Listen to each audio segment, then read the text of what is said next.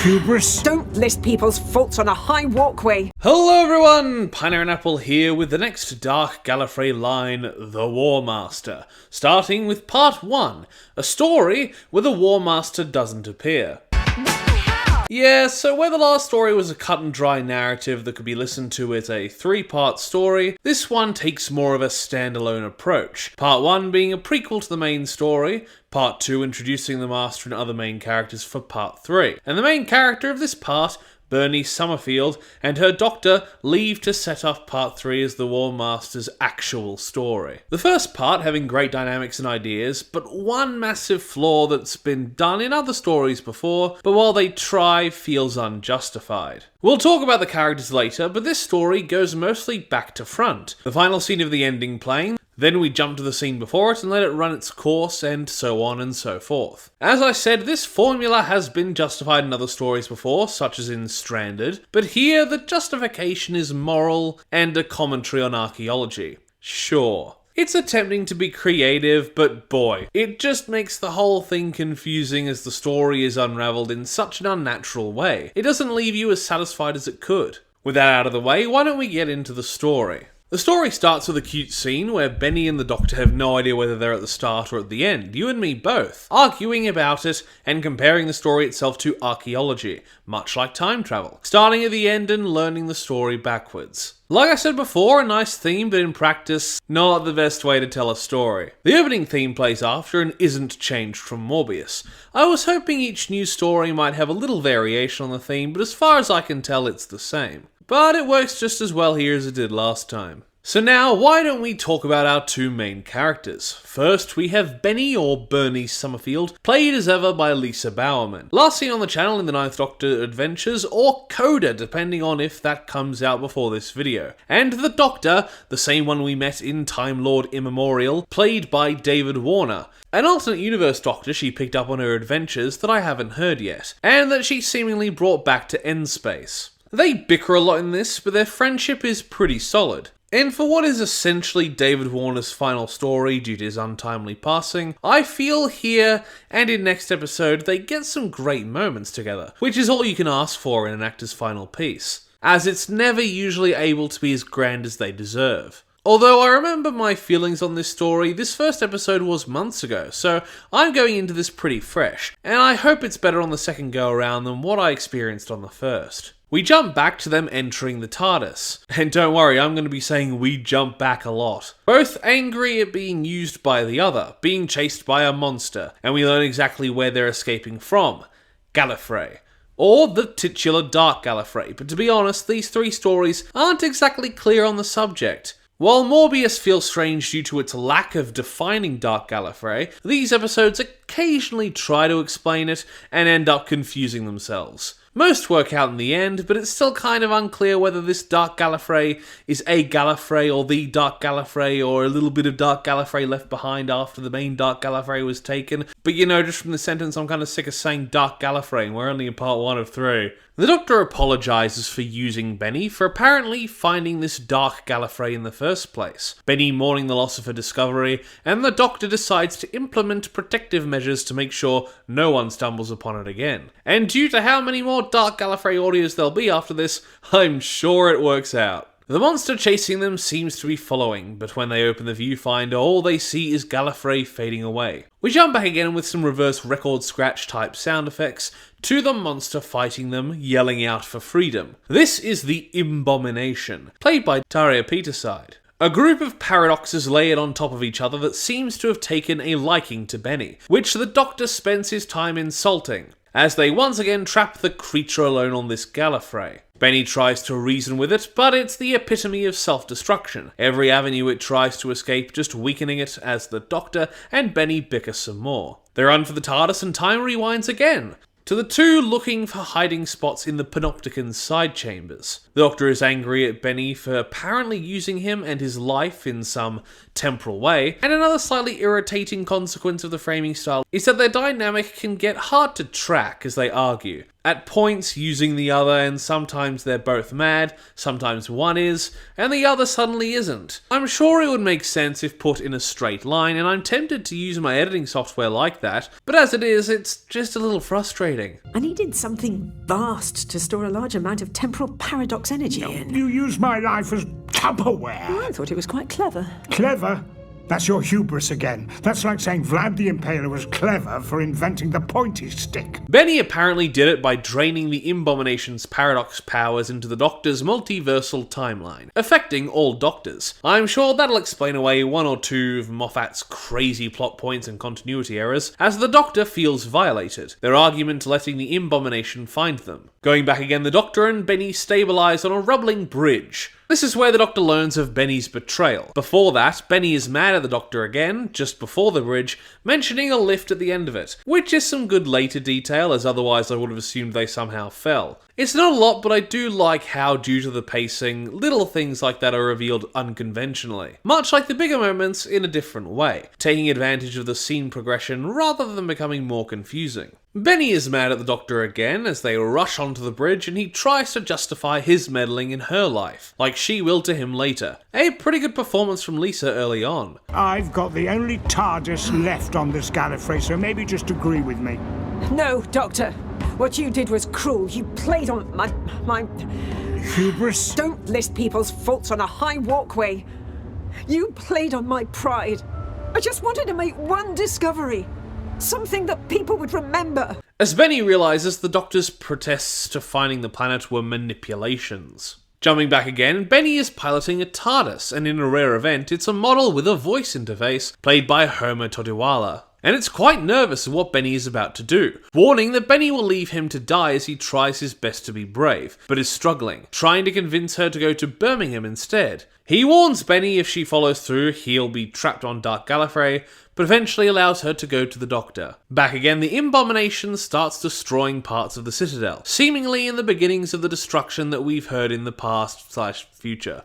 What the hell am I even calling the reverse progression here? Dark Gallifrey Days of Future Past? The statue destroying of old presidents is more symbolic, as the Abomination seeks to destroy this Gallifrey and raid Endspace, vengeful at Gallifrey. But if the Doctor theorises this wasn't even a Gallifrey to start with. Jesus, that's what I was talking about earlier. I know it's Doctor Who, but I'd like a straight answer every once in a while. The Abomination wants to leave the same way the Doctor came in, as he quotes Matthew 19:24. The Abomination somehow connects to Benny, planning to use her as a vessel. But as Benny arrives to save the Doctor, we jump again. Benny in the TARDIS bay is looking for the Doctor, but she hasn't got the right TARDIS. She's back in the talking one, which she takes some time to get her head around. The TARDIS apparently found her falling through her own time stream, picking her up as time demanded it. The TARDIS strangely goes from snarky to frigid, ready to crush himself to nothing in hopes of avoiding the situation. Benny only just managing to convince him to help her before murdering himself. Back again, Benny stands over Ace's dead body. Lovely. Apparently seeing a lot of similar visions, and not just Ace's multiple deaths, which is a canon mindscrew in itself, which I'm told is very alike to the Piskin paradox. And I have to say, with such a small cast for this story, and only 2 real main characters, Lisa can really carry a scene on her own. Of course, with the great words penned by James Goss. Benny tells us the Abomination is sending her to these tragic points in her timeline to screw with her so she can't get the upper hand. A pretty creative torture method, after a fucking strange reference to the famous for being famous protester Greta Thunberg. The vocal TARDIS making his appearance, ready to disappoint Benny. Back again, we get another great scene with Benny, far before she got used to all the death visions, as she sits, crying, holding on to who we learn in the next time jump is her mother who died, buried in Dalek bombardment. Her desperate scraping interrupted as the Doctor tries to snap her out of the obviously fake vision, causing her to lash out. It's heartbreaking. Especially when the Doctor starts pointing out that the scene is inconsistent, feeding the Abomination. You've never offered to bring me back here once. Because... Don't give me the long words. Because it would break your heart and mine. As much as I want it to, time travel doesn't work this way. Back again, we see the beginning of the vision, as Benny tries to help the younger version of her get to safety, trying to stop herself from blaming herself for her mother's death, her mother having gone back to get a toy, leading to her demise. It's a short scene compared to the last 2, but still very heartbreaking, and well acted. I just wish the beginnings of it felt a little more naturally written. Going back to the Doctor, he's in a council meeting along with the Abomination. He criticises them, still unsure why this Dark Gallifrey exists, and theorising all Gallifreys end in death eventually, and revealing the Abomination's existence as a group of living paradoxes, needing Benny to take on the responsibility as she leaves. The Doctor trying to take her place, but the creature only allows him to talk to Benny, resulting in the vision of him that she shooed away as her mother died. Back again, the Abomination confronts Benny, who just so happens to be floating high in the air, the creature being fed by the disparity between the possible dead Benny and the now alive Benny, playing with her as she can see the Doctor all the way down into the Panopticon and leading into the whole screwing around in a timeline business. Just before the fall, Benny is standing somewhere precarious, right on top of the Citadel's glass dome, unsure of what to do. The desperation and confusion performed well. She's found by the Abomination as the glass starts cracking like thin ice, a hatch just too far away to reach, as a metaphor for the creature apparently. And Benny meets the Doctor, confused as the timelines get even more complicated. Them now realising things aren't happening in a perfect order. They chat for a while, the Doctor eloquent as ever, but angry at Bernice for apparently releasing the paradox being. Back again, Benny does release the Abomination, which is done pretty cleverly. The Abomination butters her up, ready for her to release her from her cell under the Capitol. Put there by the Time Lords, even if they weren't the ones that made it. And even the Abomination isn't sure if this Dark Gallifrey even exists, so if the creature made of confusion and paradoxes doesn't know what's going on, I'm not gonna. Back again, Benny runs into a ghost who's looking for a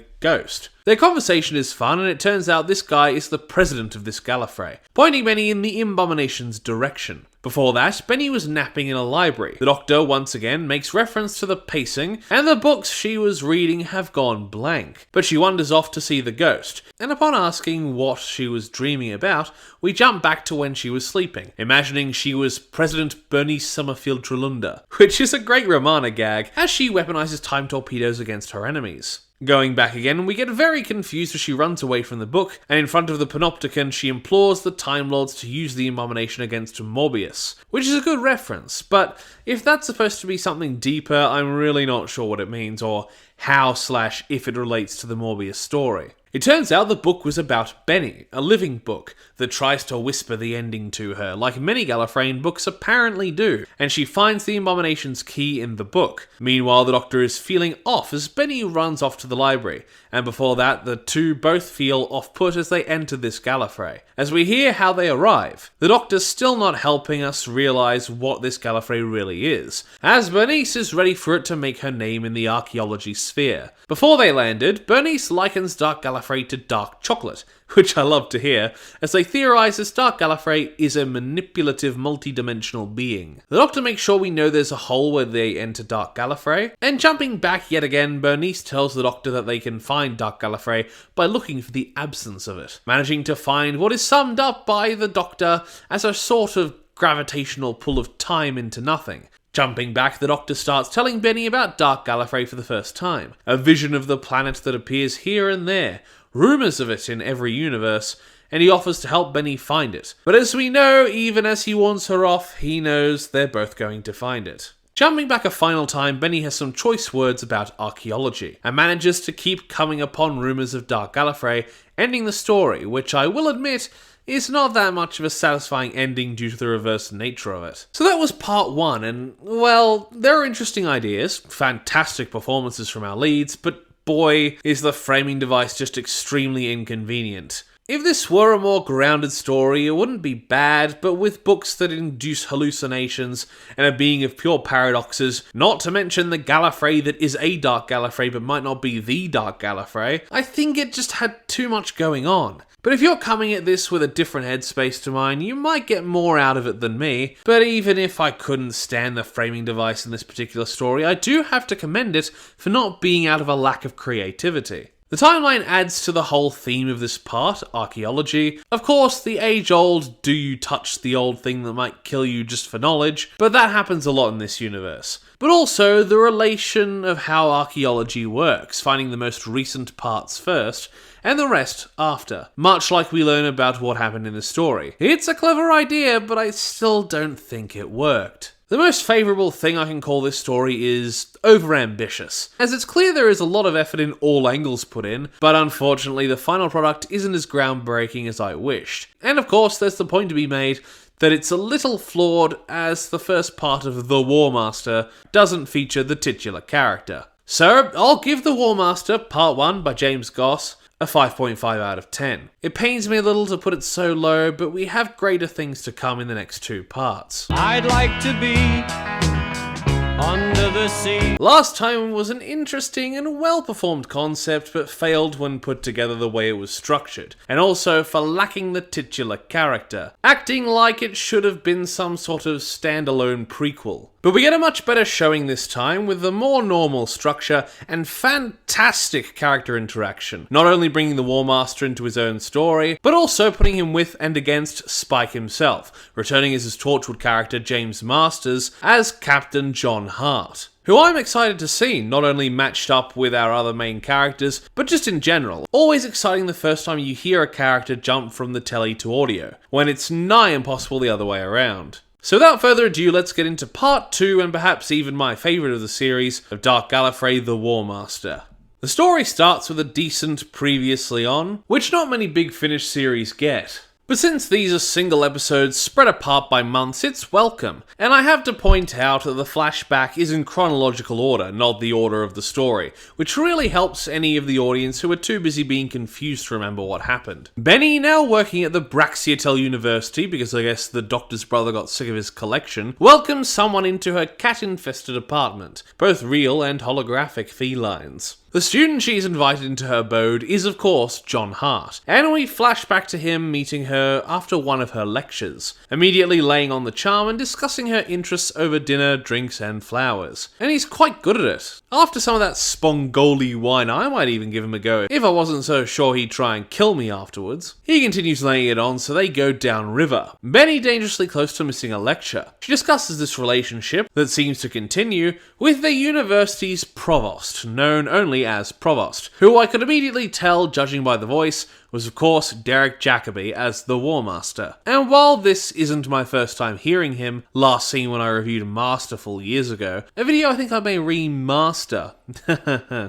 Sometimes there was a lot of effort put into it, but it probably sounds like shit with my old mic. Anyway, back on topic, I've heard him in Ravenous and The Diary of River Song, and while I'm not sure the character is always used the best, Derek Jacobi is still great in the role. Both when being kindly and silver-tongued, but also terrifying in a way the other masters aren't. He tries to dissuade her from banging John as the master alludes to him taking over the school, and thinks John might be a gold digger for Benny's wealth of knowledge from her travels. False as it may be, the friendship these two show in their little talks are great, and they don't lose their chemistry once the penny drops. Benny's cats take a liking to John as he chases after her cake. Literal cake. Not the modern day euphemism, though there might be a bit of that. Thanks to the Master's doubt, she tests John a little, who doesn't seem to be after her knowledge. So after some strange references to a Doctor Who annual, they get along better as he seems to value the person beneath, not the celebrity. They have a bit of a rough patch that the Master tries to lean in on, trying to monopolise his time with her, but John sees her again,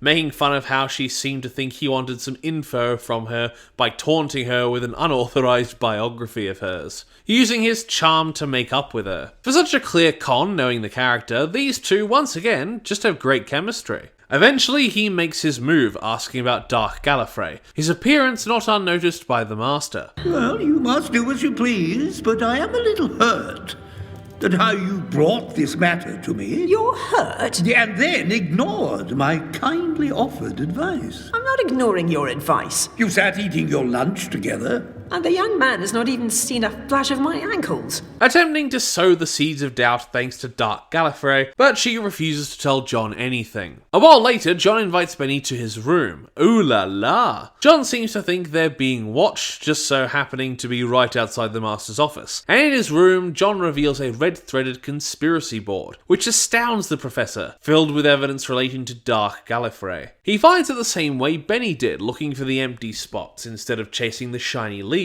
She speaks to the Master again, who, like her, laughs at the board, but at least that means he gets more info himself about the mystery, and continues to try and split them apart. The Master leaves it in Benny's hands, but offers a lot of help, only to be interrupted by John, their meeting quite fun, but boy do you feel a little threatening undercurrent whenever the boys talk. Transitioning scenes with a guitar string that makes me think Ringo is about to start singing.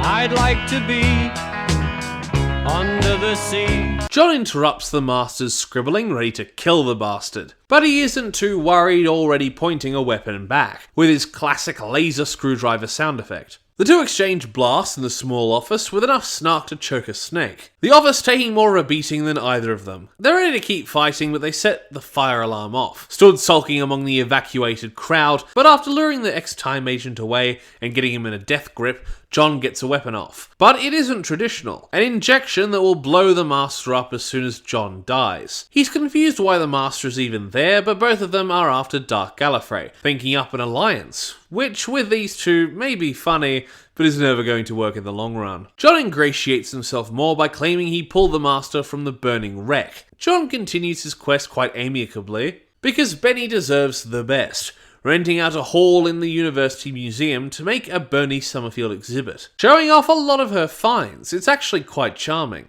Anyway, to make things better, it turns out this exhibit is going to be staying for months, which really makes it for her. But after making it sound like he was going to propose, Jesus, he could have gone a better way than that. He does propose something, but it's instead a joint expedition to Dark Gallifrey. Suffice to say, it does not go over well. Benny bursts into the Master's lecture, emptying his class, to bitch to him about John as he enjoys her floundering. Oh, God. It isn't all bad. If no one is in fact murdered, then I'll be seen as quite the persuader. I should come out of it quite well. Are you enjoying this? That implies I enjoy other people's suffering. The Master is happy she's thinking of getting rid of him after his screwing of the pooch, but in a well-built-up scene, he uses her vulnerable state to start chipping away at her psyche to get the secrets of Dark Gallifrey. He gets most of the way there in a scene that feels as sleazy and gross as it should. She fights back enough to buy time for John to come in and rescue her. In his rage, the Master reveals who he is, and is ready to use his TCE against them. John is about to take her to the spaceport, away from the Master, but she plays them both, locking them in and running away to start her escape plan. She takes a moment to hide and eavesdrop as the two murderers run around together and bicker quite deliciously, as John tries to explain to the Master what a cougar is. Benny manages to get away as the two realise they're standing around not getting anywhere fast. The Master even tries using John as a hostage, the two eventually realising she isn't even there. God, with this chemistry, John and the Master could fill a box set. They decide to go on a cat-killing spree, so find Benny in her apartment, packing her cats away. And we find out she named one of them Irving, after Braxiatel himself, which is hilarious. But as the killers break in, she jumps out the window and sends the holographic cats after them on murder mode. We haven't time for this. Yeah, but it'll be fun. I fancy a Cruella coat. She gets to the spaceport, setting up a cat sitter by dumping them on the spaceport workers, and struggling through a time-wasting guard bot. John is detained by a desperate student, so Benny makes it onto her ship as John is distracted. Unfortunately for her, the difficulty before was the Master keeping her long enough to sneak onto the ship. John just managing to get on with them before they take off. Benny begs the Master not to take her back to that hellhole, and after some fun character dialogue between the three of them, summing it up well as An omnipotent anomaly. And? Well, I heard a Chinese. They go through a warp, but still need to get into Dark Gallifrey's little pocket dimension, desperately looking for the route the Doctor's TARDIS took to get back in. But it turns out the space is protected by warships, almost blowing them out of the sky as the Master tries to guide the ship through with a nice tense score. John almost ends up kamikazing them, but they eventually made it through, the Master surprised they aren't dead. John is way too happy about it, and Benny dreads what they might find as they approach the capital. Or do we call it the Dark Capital, along with Dark Arcadia and Dark Panopticon? Is there a Dark Matrix? The Master makes a speech about how wrong the planet is without giving us concrete details, while going a little insane. John looking for Time Lord's secrets while the Master finds a way in, and starts telling Benny about how he'll kill her, but with a monologue she manages to dig a little deeper as John realises that, even just a little bit, he really doesn't want to kill her. The Master is ghost hunting in the Dark Panopticon, and they don't seem to find much, so he gloats and uses his influence to stop Benny from breathing. And in retaliation, John threatens to activate the bomb in the Master, deactivating it in return for Benny's life, sending her running again. She runs back into the ghost from before and asks him the way to the Tempo Cloisters, whatever they are. And she notices that, for some reason, this time around the Citadel is in tip-top condition. Meanwhile, the Master leads John around as the place starts affecting the killer poorly, while invigorating the Master as John starts getting scared at not taking Benny's warning seriously, as the distortions start breaking down his mind. Benny makes her way to the cloisters, but the ghost disappears as the walls start disappearing, and Benny starts lashing out, only for the Abomination to appear, who apparently rebuilt everything for her benefit, and is attempting to attack and use her again to get out. She's ironically saved by the Master, who is very confused at the way Gallifrey is moving around, throwing John through a loop. John and the Master fight as he swears vengeance, only for the unbound Doctor to appear and whisk Benny away. The Doctor having promised to save Benny should she come back to Dark Gallifrey sometime soon. He asks about the Master and John, but she cares little about saving them, as the two share a great little scene, pretty light-hearted as they go off to the university together to have more adventures. Perhaps in the audio novels range, but never with David Warner again, for real this time. Probably. The Master is salty at the Doctor as he realises they had a plan to use Dark Gallifrey as a trap, leaving whoever was looking for it in the lurch. The Master almost shits his pants as he sees the Abomination, while John gets even more confused as the creature attacks the both of them, hanging the cliff for part 3. So as I alluded to before, this episode may have its faults, like strange scene changing, the story shifting from the campus to Dark Gallifrey to start the next part there, feeling a little disjointed, but this is definitely a perfect storm of great performances and character writing. All three of these main characters have moments with the other characters, and each dynamic is different but equally entertaining. And all three of the performers put a great energy in, making the characters entertaining not only on a comedic angle, and we do get a fair bit of that, but the romance between John and Benny is endearing, and the Master's duplicity works greatly off the other two. The Abomination does nothing except set up the next part, and we don't learn any more about Dark Gallifrey apart from a way to get there. But hey, at least this part has the titular character in it. There's not much else I can praise or dislike beyond what I've already said, but thanks to its focus on these fantastic characters and actors, and I commend whoever had the idea to use these three, it's a very good story, and it makes me excited for part 3, and I hope part 3 doesn't follow the trend of Morbius and be worse, if only by a slim margin. But I don't think it'll rate lower than part 1, so I'll give The War Master part 2 a very fun 9 out of 10.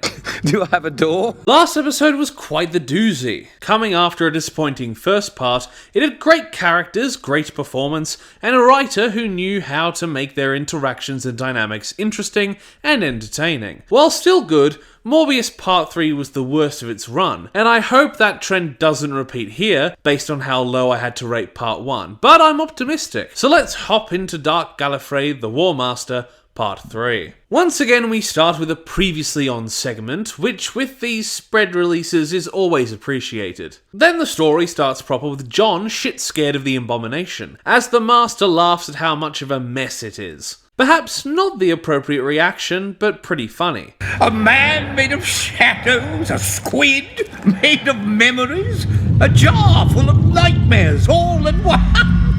Lunacy! The Master is astounded and attempts to weaponize the creature, but it decides it'd rather feed, the Master tossing John into it as he escapes. John wakes up on a sunny plain met by Benny, who explains that this Dark Gallifrey is all that's left of the original, once many Doctors dealt with it, the whole stain left being the Abomination, and that John is now its latest battery. Well, that may not explain what Dark Gallifrey actually is, but at least it gives us an explanation as to what this Gallifrey is. This Benny is an actualization, a bit out of character, but the remnant of her from her last time here. She tells John to run away from a coming threat as the Master tries to steal a TARDIS, the Abomination following him around and taunting him as what seems to be a small child version of himself. In what is not that very well communicated, but a pretty terrifying idea, the Abomination makes the TARDISes scream, as John is still travelling, but the Abomination takes on a different form and is almost coming on to him? The Master is infuriated at the caricature below him, but comes across one of the more ancient TARDISes coming face to console with the talking TARDIS from before. John is thinking he's gonna get some, but instead the Abomination starts tearing his earlier memories out to see them. Once again, a pretty terrifying idea with an okay execution, but the audio just not really getting the visual across. The Master is still trying to get away, but the TARDIS is resilient, immediately getting on his nerves and analysing him, offending the Time Lord as he tries to sit the adventure out, much to the Master's dismay. John is found after the attack by the War Doctor, and I have to say it's nice to see the War Doctor around in this story. But the cover art, if you look at the details, does give you a hint as to what capacity he's here in. Another illusion like Benny, but he's a little more independent of a memory, guiding and helping John along. Jonathan Carley plays the War Doctor and does pretty well, even if the material is a little iffy due to him being even less real than 4 was in Morbius. But he puts his all into it, adding him well to the cast. The Doctor makes an impassioned monologue about how beautiful the planet used to be, as they see it from the memory they're stuck in.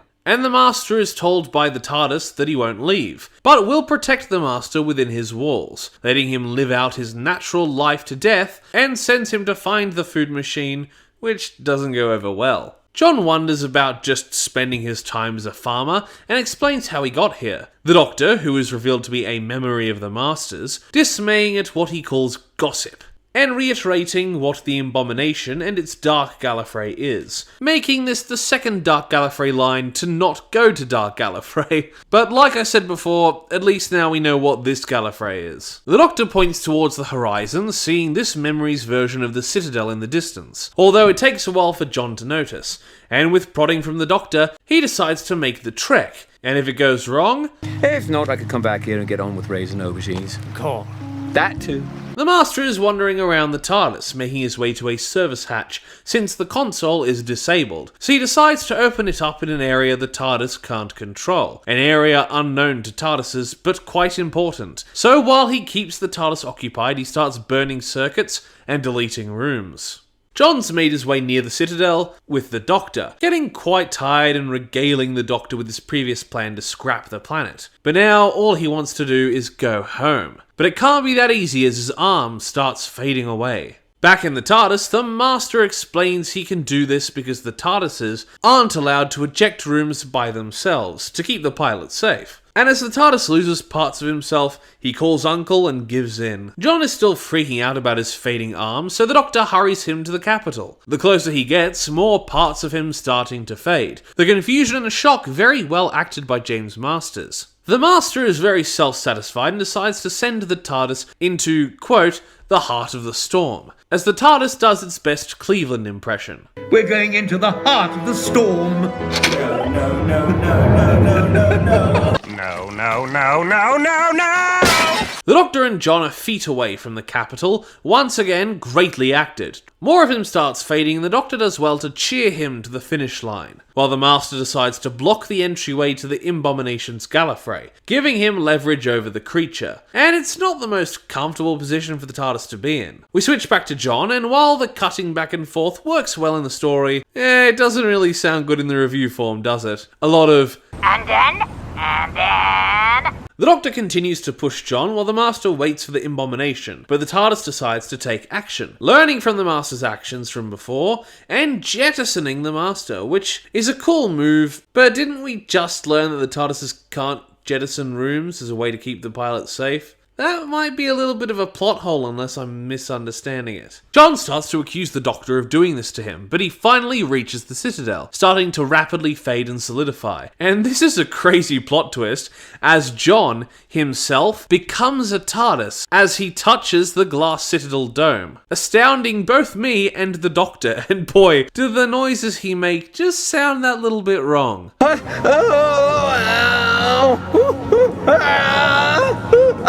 I'm a bleeding TARDIS!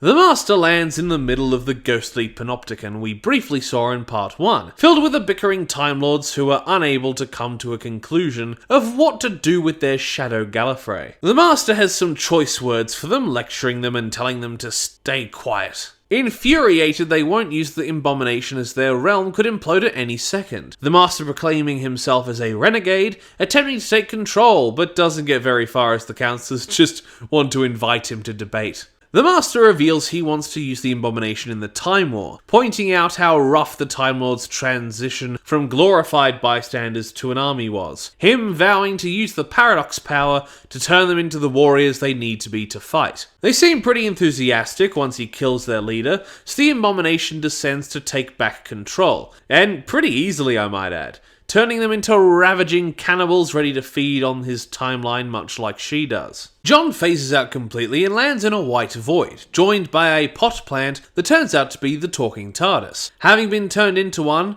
both temporarily and for an unknown length of time, as a rescue measure thanks to the TARDIS. John has some interesting observations. Just... do I have a door?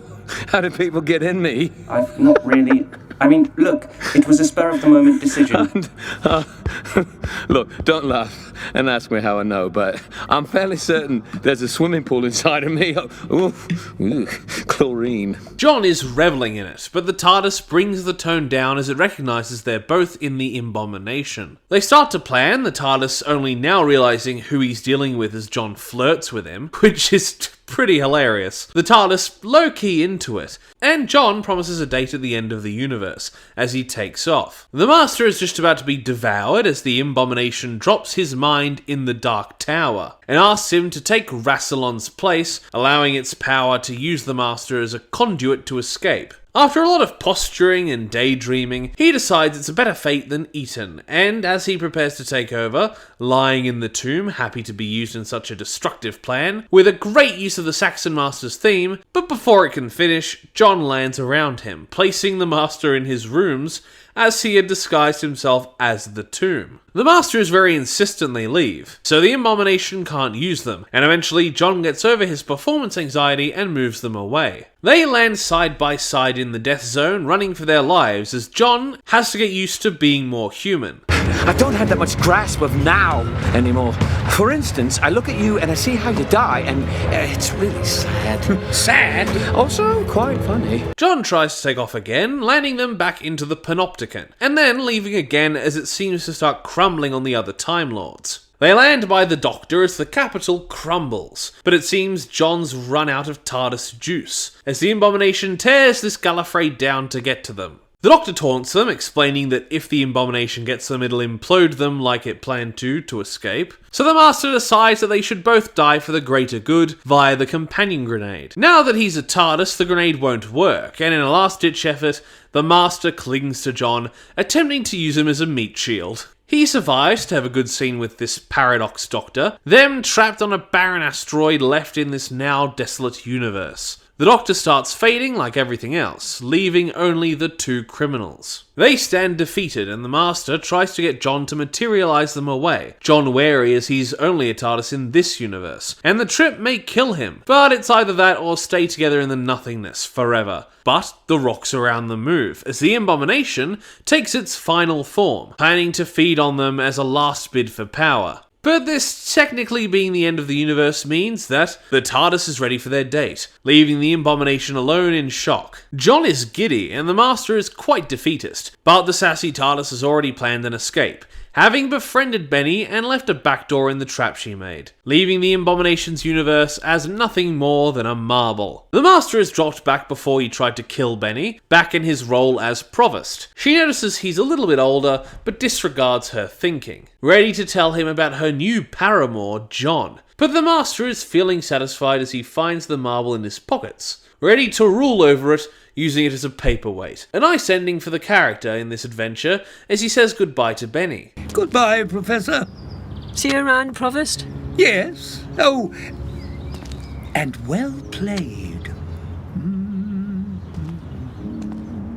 And to finish the story off, John and the TARDIS in human form take a stroll, wondering where they stand, but end up cutely holding hands and deciding to stay together with a rhyme and a snog. So that was part 3 of Dark Gallifrey's The War Master. And it wasn't bad. I didn't like it as much as part 2, but it was certainly a more digestible listen than part 1. On the downsides, there was a lot of confusing technobabble, and moments that, while great and entertaining, like John becoming a TARDIS, aren't as justified or well initiated as I wanted. But we get a proper and satisfying ending, good moments for most characters, and continues this arc's kind of explanations when it comes to Dark Gallifrey's identity. The Abomination and the Gallifrey it made being what was left behind when the Dark Gallifrey was dealt with by the Doctor. Speaking of the Abomination, the only real thing going for it was its connection and torture of Benny. It had a much more fleshed out connection to her than the Master or John, even when both trapped in its warping memory reality. I just wish the antagonist was more fleshed out. But at least this part continues the good performances and writing of both John and the Master. The Master as the main character doesn't feel that justified, honestly. A lot more disappointing than Morbius.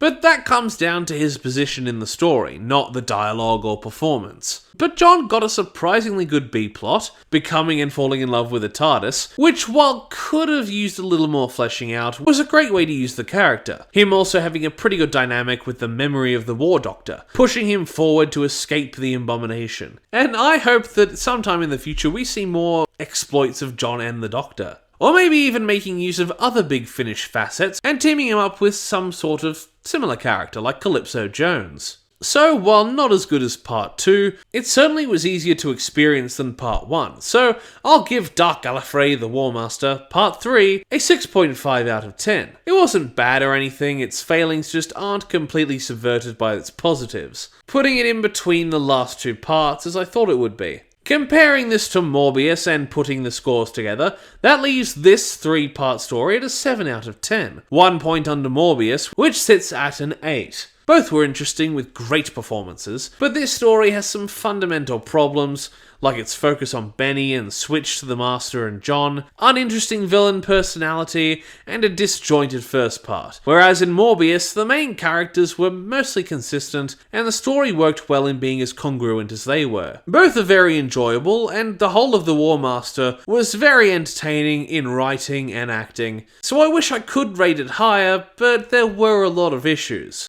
But there are no new ideas in the world, are there? Hello everyone, Pineapple here with the latest in Zygon tales from Big Finish, Zygon Century Infiltration. An interesting idea allowing for a lot of opportunities for new, interesting storytelling, and continuing to hire the writer best known for finding just the most transphobic tweets to like and share. A really strange thing to pair with the Zygons who can pretty much change gender when they feel like it. Overall, Infiltration was fairly well done, but there are clear issues here, not all with the writing staff, such as an overarching narrative that could have had a better definition, or plot elements that end up redundant. Why don't we start the Zygon Century with 1901, The Unknowing Mirror? Wait, if the Zygon's plan starts in 1901, and is fulfilled a century later, oh no. The Zygons hit the second tower. The first episode is written by Jonathan Barnes, who we last saw on the Martian invasion of Planetoid 50, and wrote one of my favourite First Doctor audio stories in Last of the Romanovs. And The Unknowing Mirror is mostly solid from a writing perspective, twists hinted at mostly well, but there are a few details that are pretty vague. I would have liked the titular mirror allegory to have been a little better explored, and the ending to be a little less abrupt. Also, it occurs to me that all 3 stories have downer endings, which feels repetitive, and is a shame, especially here, as much like, say, Jago and Lightfoot, the duo paranormal investigators here were fun enough for me to have wanted to hear them in returning roles. We're introduced to Edith, played by Patricia Allison, who is having visions of the Zygons, a particular sect called the Black Cadre. Although that isn't perfectly clear in this episode. My first listen spent wondering for half the episode whether each mystery was about Zygons or a new creature called the Black Cadre. She has regular visions of the Zygons, her stepfather Thomas Brown, played by Pip Torrens, being quite insistent that she tell him everything. Learning the Zygons have landed on Earth, populating their own island, and some possible foreshadowing. This line also apparently has its own theme. A little techno, and a little off tone-wise I think, but it's a decently hyped track. We're also introduced to duo Father Felix Cromwell, played by Jonathan Forbes, who is friends with occult investigator Herbert Scott, played by Jonathan Rigby. The two aren't amazing, but are fun in their banter, a lot of their dialogue interesting and well performed, such as Herbert's ideas on evil. Herbert also has a housekeeper / maid, Mrs. Maloney, played by Lisa Palfrey, who is a fine presence along the story, but mostly just a Chekhov's gun for the twist ending. The dynamic duo charmingly talk about Edith and her mysterious gargoyle possession, and Herbert plans to hypnotize the being to the forefront, Edith having to bluff her way through her stepfather to get to this meeting, as he seems quite, almost creepily overbearing. While she's gone, her father invokes some sort of spirit that I hope I understand better on this second listen, as I had no idea what was happening the first go around. This spirit thing isn't much help, it not knowing anything about the Zygons or what they're doing, warning Thomas that he will only invoke him one last time. Felix and Herbert conduct the mesmerism, the actors playing it quite well as they eventually coax the Zygon to the forefront of her psyche. It's referencing the titular mirror and frequencies. The mirror supposedly being their connection. The stress is too much and knocks the girl out, allowing her to have a psychic conference with the Zygon, seeing the Black Cadra's island, seeing a future where the island takes over. They plan another time to get rid of the Zygon, so plan to fool the overbearing father, feigning her having an injury, but Felix is not a perfect liar. The back and forth between the two pretty tense, and entertaining as he sees through Felix, recognizing his name, figuring what they're up to, and drugging him. What have you done? The most obvious, the most predictable ploy of all. A 10-year-old reader of the boy's own paper would hardly have fallen for so obvious a stratagem. What is it? What have you done to me? Dear me. But there are no new ideas in the world, are there? While Edith is with Mrs. Maloney, she starts dropping hints about Herbert not being all he seems, something mysterious apparently having happened to his wife, but Edith stands steadfast in her trust of the man. Felix wakes trapped under Thomas's house, being interrogated, and back with the mesmerist, Edith reveals the psychic phenomena started last year. Thank God, that means it started in 1900, not 1901, meaning no Zygon 9/11 story. Is there a Doctor Who 9/11 story? She tells us about the first vision, where much more in line with the Zygons, she saw a copy of herself as a mental projection, obviously being the Zygon. While interrogating Felix, the spirit comes back to Thomas. It's saying au revoir, and hoping his death is horrible, causing him to run off, leaving Felix locked in the basement. Edith is fully taken over for a Zool moment in flashback land. No Edith now, only Zygon. What a lovely singing voice you must have. And Herbert leaves the women alone to find some information. Thomas regrets what he's doing to Felix, but leaves him in the basement as he resigns himself to his fate. The women stay together, so Maloney finally has her chance to badmouth Herbert, telling of his history of revealing charlatans, and telling rumours of him having his wife committed to an asylum. But they cleverly hold out on that particular bit of info till later. The Zygon returns again, incapacitating the housekeeper and escaping. While snooping, attempting to find Edith, Herbert finds and rescues Felix, and Thomas is running around the streets, the spirit prodding at him, until the Zygon can track him down and kill him with Edith's hands. It's a little silly, but the ham is played up pretty well. Herbert has apparently found a legend referring to Zygons, creatures linked to the end of the world. Will any of that be explained? Nope. The next day, Edith finds the dynamic duo in her home, with little memory of either attacks, but the paper already knows about the man's death, so with all this trouble, the men decide to cart Edith away until they have the true culprit. They follow Edith's lead and make it to the island where she is seemingly possessed again, and both men are captured. Eventually, Herbert makes it home, met by Maloney, who he tells all about the Zygons in his frantic and traumatized state, and once again describing the whole mirror thing, although I think a window would be a better allegory. But Maloney takes advantage of his state, and she has him sent to the same asylum he sent his wife to. A pretty good reveal to the built-up mystery, and he doesn't have the better sense to shut up about the Zygons and their 100-year plan. He's had one woman sent there, surely he could have Maloney sent there when she tries to pull this on him. Neither are righter than the other, but at least Herbert is more interesting. Somehow Herbert has figured out Edith's visions, them describing the next 2 stories and the end of the century, and so the story ends with Maloney as head of the house, end of Herbert's coin. You go, girl. Happy that she won't live long enough to see the end of the century. So that was 1901, The Unknowing Mirror.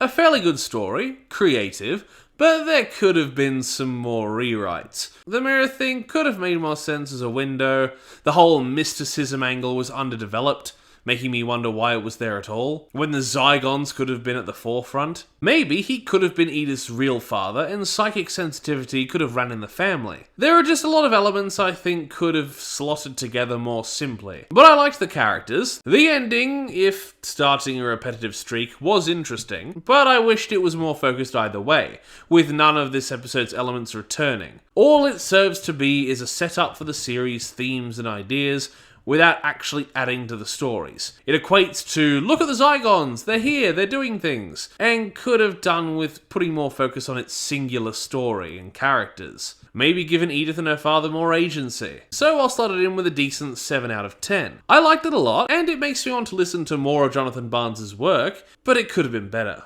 Next up is 1935, The Miracle of Pendor Cove. My favourite of the bunch, with great characters, acting, and dialogue, even if it slightly relies on its twists, but it does give them enough time to settle and affect the story more than try and dodge the audience expectations to look intelligent. Not looking at any director in particular. Written by Lauren Mooney and Stuart Pringle, a married duo that we last saw on the channel in Below There, which earned a solid 7, so that gives me hope. What was the name of the box set that episode was in again?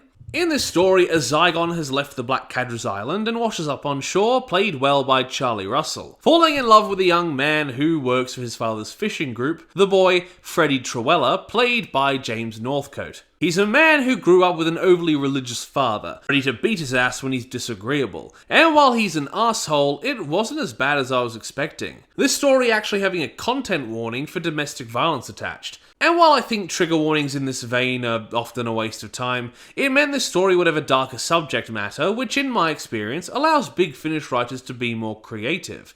And while the father isn't as bad as you think, that content is coming. Freddy sees the Zygon on the sea, and the next day is accosted by his father, Vernon, played by Jonathan Keeble. And having to attend the church where his father preaches unordained, he sees the Zygon woman on the shore, injured and confused, not knowing a lot of human things like alcohol. He tries to take care of her, and it's rather sweet. These characters, while the heel turn is a bit harsh halfway through the story, are quite well developed and interesting to hear. On some level, I'm a little disappointed this isn't a sweet love story. It is a twist later that everything isn't hunky-dory, but I feel even though I really like the story as it is, it would have been interesting to see the implications, issues, and loving moments of a real human-Zygon relationship. Freddy gives her some spare clothing and tells her of his deceased wife, helping show why she so easily slips into routine with him. And because of where she comes from, he names her Vivoran after a local tale of sirens. Freddy offers her shelter and they have fun little moments, but it gets a little creepy as she makes herself look like the story's Vivoran, him taking it to some sort of magic, something I'm sure his overly religious father wouldn't appreciate. We learn Vivoran is being asked back to the island, missed by the other Zygons, but yearns to be in the human world. Very Little Mermaid. The two have fun and Vernon bursts in ready to verbally abuse his son, thinking it improper that Freddy be with another woman, not his wife, basically calling Vivoran a whore, and is already ready to beat him, but Vivoran claps back, making sure Vernon knows he ain't a real preacher or ship captain, just a little man acting big and tough, using the Lord as his excuse, sending him away with his tail between his legs. Vivoran sees a picture of Freddy's wife, but they're heard from outside, but neither focus on that for too long. To make Freddy feel better after a little spat, Vivoran shifts into his wife, Elowen, making things quite strange between them. A door-to-door salesman tries to interest Vivoran, being quite insistent, and with an underlying tone that he knows something sketchy is up. implying he knows something about her, and that she's in danger. Freddy also having a secret. The two get a little comfortable with the husband-wife stuff, and they go into town to see the Bride of Frankenstein. And while their trip starts off good, in the roads she runs into a woman and a little boy, the woman being Elowen, now a beggar. Vavorin chases them when they flee, the woman hiding in fear from Freddy when he comes near, warning Vavorin off with extreme emotion. And for some reason, he immediately flips, already manhandling her. It's the only badly written bit of their relationship from a critical point. He didn't know Elowen told her initially, so he had no reason for the heel turn. I just wish we got to see more of his underlying evil rather than him being short with her like twice or less, and then suddenly ready to beat the shit out of her. They return home, but no matter how much she tries to calm him down, he starts to drink. Vavorin confronting him about Elowen, and he almost immediately tells her to shut up and bang him. All very upstanding stuff. To my bed. To my marriage bed. Freddy, please. For marriage should be honoured by all, and the marriage bed kept pure, for God will judge the adulterer. Please. Hebrews 13. So, if you're asleep upstairs in the marriage bed, you must be my wife. You must be my Elowen. Things even get worse, using her abilities to bang and abuse his wife. And the same with his father. Well, not the banging, but... Later on, she is far more haggard, the performance very well played, and the salesman returns, ready to rescue her. But Freddy chases him off, and then decides she shouldn't leave the house from this time forth. And like a proper abuser, makes his worry about her safety her fault. There's more abuse, and eventually Vavorin calls the other Zygon back. Freddy discovering and ready to kill her, claiming she's a spy. Another piece of trauma from his father, using more Bible quotes to justify his actions. Ready to burn her to death, because, you know, witches. He sees her true self rejecting her, and as Vernon bursts in, she shifts into Freddy, and goads Vernon into killing the witch, which is in reality the real Freddy. The trope is overdone, but with the character dynamics, it's a great moment here, in which you actually end up rooting for the Zygon to kill the humans by framing it in an abusive situation. What devil's trickery is this? It's the girl, Father. She's some kind of thing, a witch. She can change her shape. I'm Freddy, Father, please. She's lying. She's taken my face. Help me. That's her. I'm the real Freddy. Vavorin regrets her time on land, wanting nothing more than to go back to her people. And the salesman captures her, apparently knowing all about Zygons and coming from the British government, to extract information, apparently having noticed them at a carnival around 1925. Which is kinda stupid because I can't find a story that this is a reference to, if there is one. With these stories being in chronological order, it should be here if it is ever made. And I guess I understand why they make the British government the organisation to find the Zygons, because they want the Zygons to influence them. And if it were an organisation that actually knew about aliens, they wouldn't be dumb enough to be under Zygon rule for long. Torchwood would probably just nuke the island, and the countermeasures in the unit won't be invented for another 25 to 30-ish years. So like I said before, this is my favourite of the stories. Its only major issues are a lack of dropping real seeds of Freddy's personality, and sure, with the sudden turn it makes you feel more shock, but it's a little more unrealistic critically. And that whole deal with the UK government. But there is a lot I love. The Zygons are given the sympathetic role here, something they don't always get, but something that really fits with them. And showing that the conflict is more than evil alien, good human, it personalises the individuals and shows the cycle of violence from a new angle. Man beats boy, boy beats wife, human beats Zygon, Zygon beats human. It's creative and added to the interesting and well-performed characters, refreshing common tropes. So with little issue and interesting subject matter, I'll give this story a 9 out of 10, and I'm excited to see more content warnings from Big Finish if the rest end up being this good. Also, while I was listening to the credits, the credit reader turned into a Zygon halfway through, which is a clever and fun detail. Elowen, Kimberly Cochran. Archie, Tom Kitely. Other parts were played by members of the cast. script editor Jonathan Barnes. And lastly, we have an actual Doctor story, Zygon Sentry 1957, Double Agent by Trevor Baxendale, which takes the form of a more typical Doctor Who outing, but follows on from the whole government agent thing from before, and both uses more of the Zygon lore while misconstruing them on a base level. The story opens with some secret agent action as an agent, Caldwell, played by Joshua Manning, to stop a Soviet agent from blowing up a power station reactor, misconstruing it for a plutonium reactor across the river, which is just kind of hilarious. But the Soviet is killed before he can be interrogated, making Caldwell's boss, Dawson, keep him on the down low. But now that he's ready to get back into action, Caldwell has a special mission to survey the Zygon Island, meeting a professor stationed there. Dawson doesn't do much, but is good while he's here. The wind-scale business was rough, but damn it, that's the game. I need to get back in the action, sir. I need... What you need to do, Agent Caldwell, is sit down, shut up, and listen.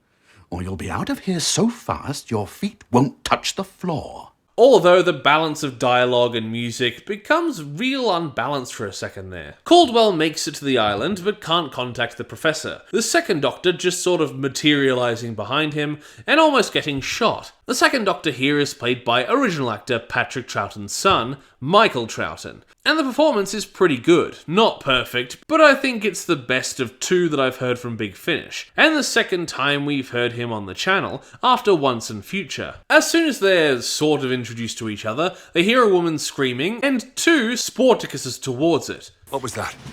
Hey, come back! Someone's in trouble. Someone's in trouble. They save a woman named Harriet, played by Beth Lilly, who has boated from the mainland, and was attacked by a Scaracen. Caldwell managing to shoot it in the eye. Two deduces Caldwell's purpose easily, and they examine the Scaracen, it being the Doctor's first encounter with the creature. More are about, so they scamper away with the corpse towards the Professor's abode, known by Harriet, a marine biologist, Professor Venix, played by Nicholas Pegg. They do introductions and are all on the same page, though what they're looking for are definitely extraterrestrial. While 2 continues to be aloof, although it's not like he knows much either. Him revealing later this is during his post-war games CIA days, and being sent to investigate without much information. Venix also knows about the Zygons, seeing them feed on the Scaracen, and apparently has truth to give Caldwell, for the government, ready to destroy the island, frustrating the Doctor as he's here to protect it. Caldwell threatens to shoot 2 again, and is now getting paranoid, so 2 tells everything he knows. The island having a strange effect on the development of the Earth, and I'm pretty sure at this point Harriet has asked half a dozen times for an explanation, but still isn't quite getting it, when we cut to Dawson back at HQ informing his higher-ups he made a move on the island business. Caldwell is just waiting to blow the island sky high, but 2 tells him if he does, the island's radiation field will become dangerous to both species, which also explains why the radios aren't working, and how it stayed so isolated. They're attacked again and only just manage to escape, Caldwell burning the Scaracen alive, and taking Venix's research with it. But his attentions are turned quickly as one of the Scaracen poisons the bloke. 2 and Harriet share a nice scene, but as he questions why she's here, I somehow immediately clocked her as a Zygon. No idea why, there aren't really any tip-offs, I just had the errant thought, and it turned out to be correct. They find a tracker on Venix, Harriet feeling ill as the Doctor blocks communications. Not suspicious at all. But before Caldwell can shoot Venix in the head, putting him out of his misery, the Doctor elects to take him to the Zygons and have them cure him. They easily find the Zygon base after a great verbal dick-measuring contest between Caldwell and 2, but as soon as they get there, they're caught by Section Chief Crozon, played by Joanna Monroe. 2 tries to be diplomatic, but the Zygons aren't exactly receptive. Caldwell similarly argumentative when Harriet reveals herself, which gets himself almost knocked out for a second time, as Venix is set to be cured. Caldwell goes full racist, while Harriet tries to be personable, and 2 tries to warn her about the radiation again, wanting to save both races. But not much gets through, so he starts analysing the body print machine. Jorost, the Zygon acting as Harriet, reveals Harriet is alive, as they're working with live body prints, and she seems to really care for the girl, having and seemingly empathising with her memories, having been her for months now. While once again trying to empathise, Caldwell gets all murdery. Crozon freaking out and taking over from Jorost, leaving two to be body printed and personally interrogating Caldwell. Crozon and Caldwell are a bit boring together, just another dick measuring, but less entertaining than before. Two tries to talk Jorost into making the right choices, and we see Harriet out and about, Jorost happy letting her wander around as herself. And she's worried that Crozon is ignoring the whole radiation deal. But Crozon is apparently suddenly killed as Caldwell runs into the room with his gun. But since he was never printed, it's the real man. Jorost decides to let them flee as she delays the others, showing them the way to rescue the Professor. But Caldwell kills him, it turning out the Professor was a Zygon. Two agreeing the deception was obvious. That has to be embarrassing. I suppose that isn't your name, is it?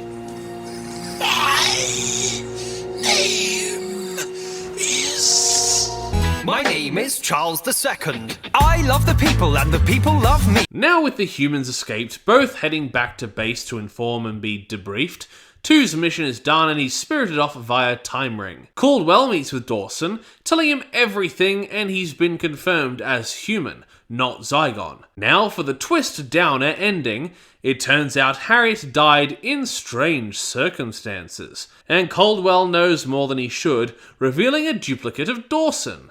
Because Crozon used brainwashing tech on Caldwell, them now advancing their plan to take over by infiltrating the government. Wow, what cheap shit. By removing the duplication as a factor and replacing it with a brainwashing device, it makes the Zygon's inclusion pointless. They might as well be the Daleks, Cybermen, or even the Master. Each one having Robomen earpieces and hypnosis that don't cheapen their own unique aspects. That if written as generically as this, would never have become returning villains. Sure, the ending where Caldwell comes in and as a Zygon agent and takes over could work, but not when it's directly in conflict in multiple points with its own story. So not only did the second episode's ending feel a little cheapened setting this up, but this ending was cheapened by taking one look at what makes the Zygons Zygons and throwing it in the trash. This ending seriously annoyed me, can you tell? Overall, this episode is the worst of the bunch. Not terrible, a serviceable second Doctor outing, but Caldwell was very one note,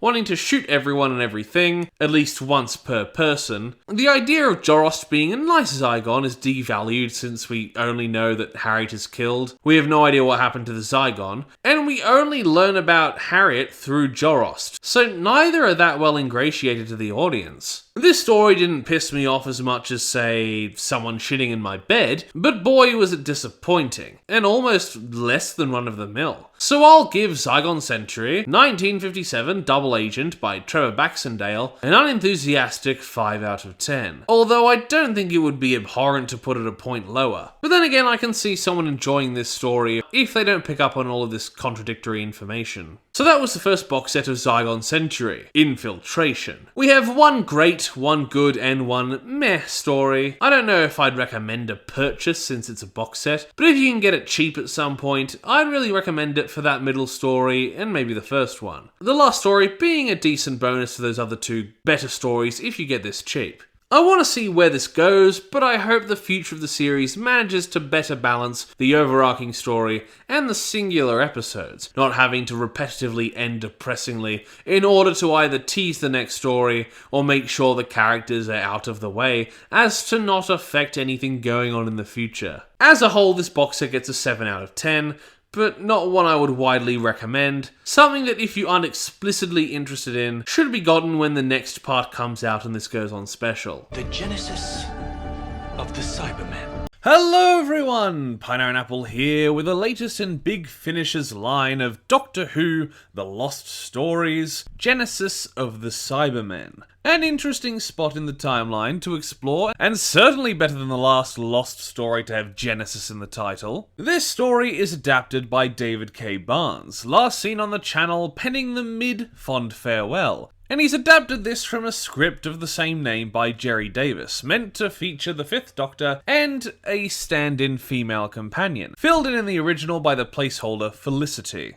Meant to have landed on a pre-Cybermondas and explore how the people of the world became the Cybermen. Although the script was left alone, the idea was explored later on in the show and in audio, in critically acclaimed Spare Parts, and a similar event being shown in a parallel in Well Enough in Time. This adaptation instead uses 5, Nyssa, Tegan, and Adric, reminiscent of those previous stories, basically taking the place of Earthshock in this timeline, meaning to be as non-canon as a Doctor Who story can be, much like the rest of the Lost Stories, possible adventures, and I thought it was quite well done. Although I listened to it years ago, I do recall Spare Parts being better on a plot and emotional level, being helped by not having to juggle 3 companions. But this story carries itself quite well, often giving all the characters something to do either physically or emotionally, making you invested in the Mondasians, and seeing how, if not for a lack of interest and budget, this could have been a good story. Although unlike Earthshock, this story doesn't kill Adric, which I did spend the whole of the story waiting to see how they did it differently. But enough of the background, let's talk about how the story actually goes. Part 1 is all about setting up how the Mondasians were pre-en masse cybernetics, and getting us invested in our sidecast. Mondas, unlike Spare Parts, displaying itself as a blend of medieval and technological, meshing pretty well, as the TARDIS team think they're on Earth thanks to Adric's shoddy piloting. And the next 3 parts are after a TARDIS jaunt, dealing with the titular Genesis. Specifically, the Genesis of the Cybermen. And escaping, setting up how the 10th planet will occur in the future. Even referencing one of the Cybermen from that episode, which I'm not sure, but I think Spare Parts or at least another Cybermen audio does that as well. In the sidecast, we've got a dying king, not really a character, but really important are his 2 sons, Sylvan and Dager. While Sylvan is the first in line, played by Noazet Diaz-Cano, spends his time with Meta, writing and performing plays for his people, as Dager hides away in a lab using any method he can to save his father, and once helped by Nyssa, unknowingly takes his first steps towards creating the Cybermen. The planet itself is under threat, which helps you empathise and understand better than if it were just a personal problem why the Cybermen come to be, as Mondas is in a decaying orbit, gravity increasing without the people adjusting, meaning in a few generations, none will have the energy to get into adulthood and then extinction. Sylvan is scared of his responsibility and brings us into part 2 by hijacking the TARDIS, sending them into the future where Dager is king, and he has Meta as his king, and the Royal Guard have become Proto-Mondasian Cybermen. There are other members of the cast playing a resistance movement, although none with amazingly standout personalities, but there are some emotional moments that Adric is witness to. But honestly, I don't think they hit as hard as I remember in Spare Parts. Still good, just not measuring up. When it comes to the main cast, even if not all of them have a lot of actions to do, they all feel needed. While Janet Fielding as Tegan doesn't have much to do in the way of science or whatnot, she gets some of the best reactions to the horror of the Cybermen, and her interactions with the sidecast help flesh them out. Matthew Waterhouse as Adric, while still being frustrating, because, you know, it's Adric, helps build a following for Sylvan against the Cybermen, getting some funny moments as well. Face it, Controller, you've lost. The principles alone would take you a century to calculate. Only a mathematical genius could solve the energy equations.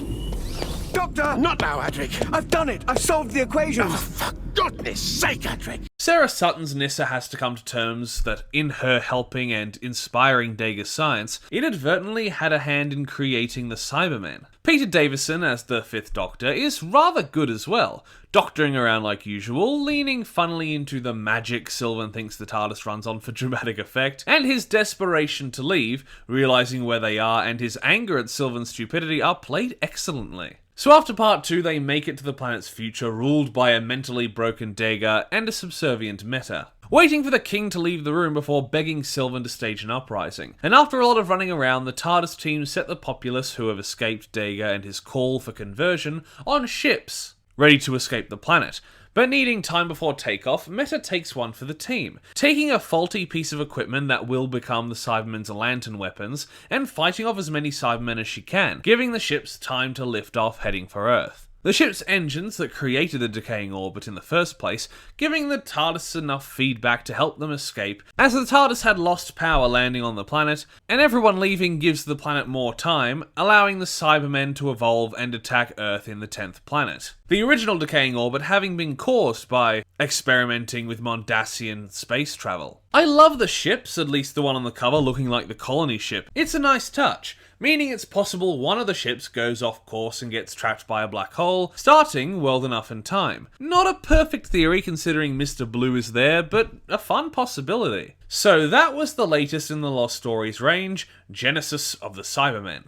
Overall, probably not as good as some of the stories it takes from or the original inspired, but still a really interesting piece, and even if non-canon, I love seeing stories adapted from unmade serials. I think the closest we've had to that in the TV show is Human Nature, and when Wizards vs. Aliens did the 13th Floor. So I'll give Genesis of the Cybermen by David K. Barnes a pretty good 9 out of 10. The only other reviews I've seen for it are 10s, and while good, I don't think it gets that high. Number 9.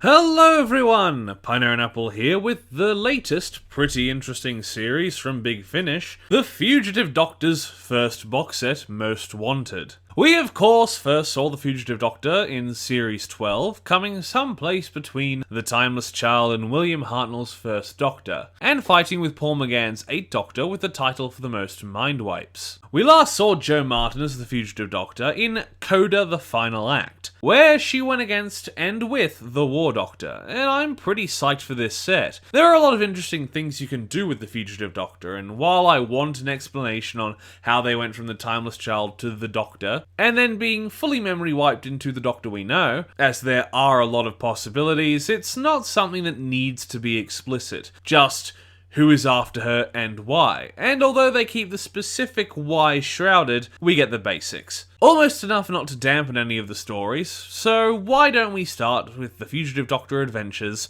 Episode 1, Fast Times. So, Fast Times, not so much at Ridgemont High, is written by Robert Valentine, who we've seen a few times on the channel, but mainly some decent stories in the 9th Doctor adventures. This story bounces around a bit, from an initial assassination plot to a space prison to escaping some nice-looking Daleks. It does feel a little all over the place, maybe needing some more connective tissue, but on the whole, it was an enjoyable action-packed romp. The story starts with what I can only assume is a meeting of the higher-ups of Division, Tecteun somewhere in there, and they all theorise that since the Doctor is apparently showing signs she is recalling past events they erased from her, they need to capture her and make sure those possible memories aren't threats to them. Wow. What a bunch of assholes. Is she remembering? Looks like it. Well, let's just hunt her down to make sure she can't leak any of our secret info.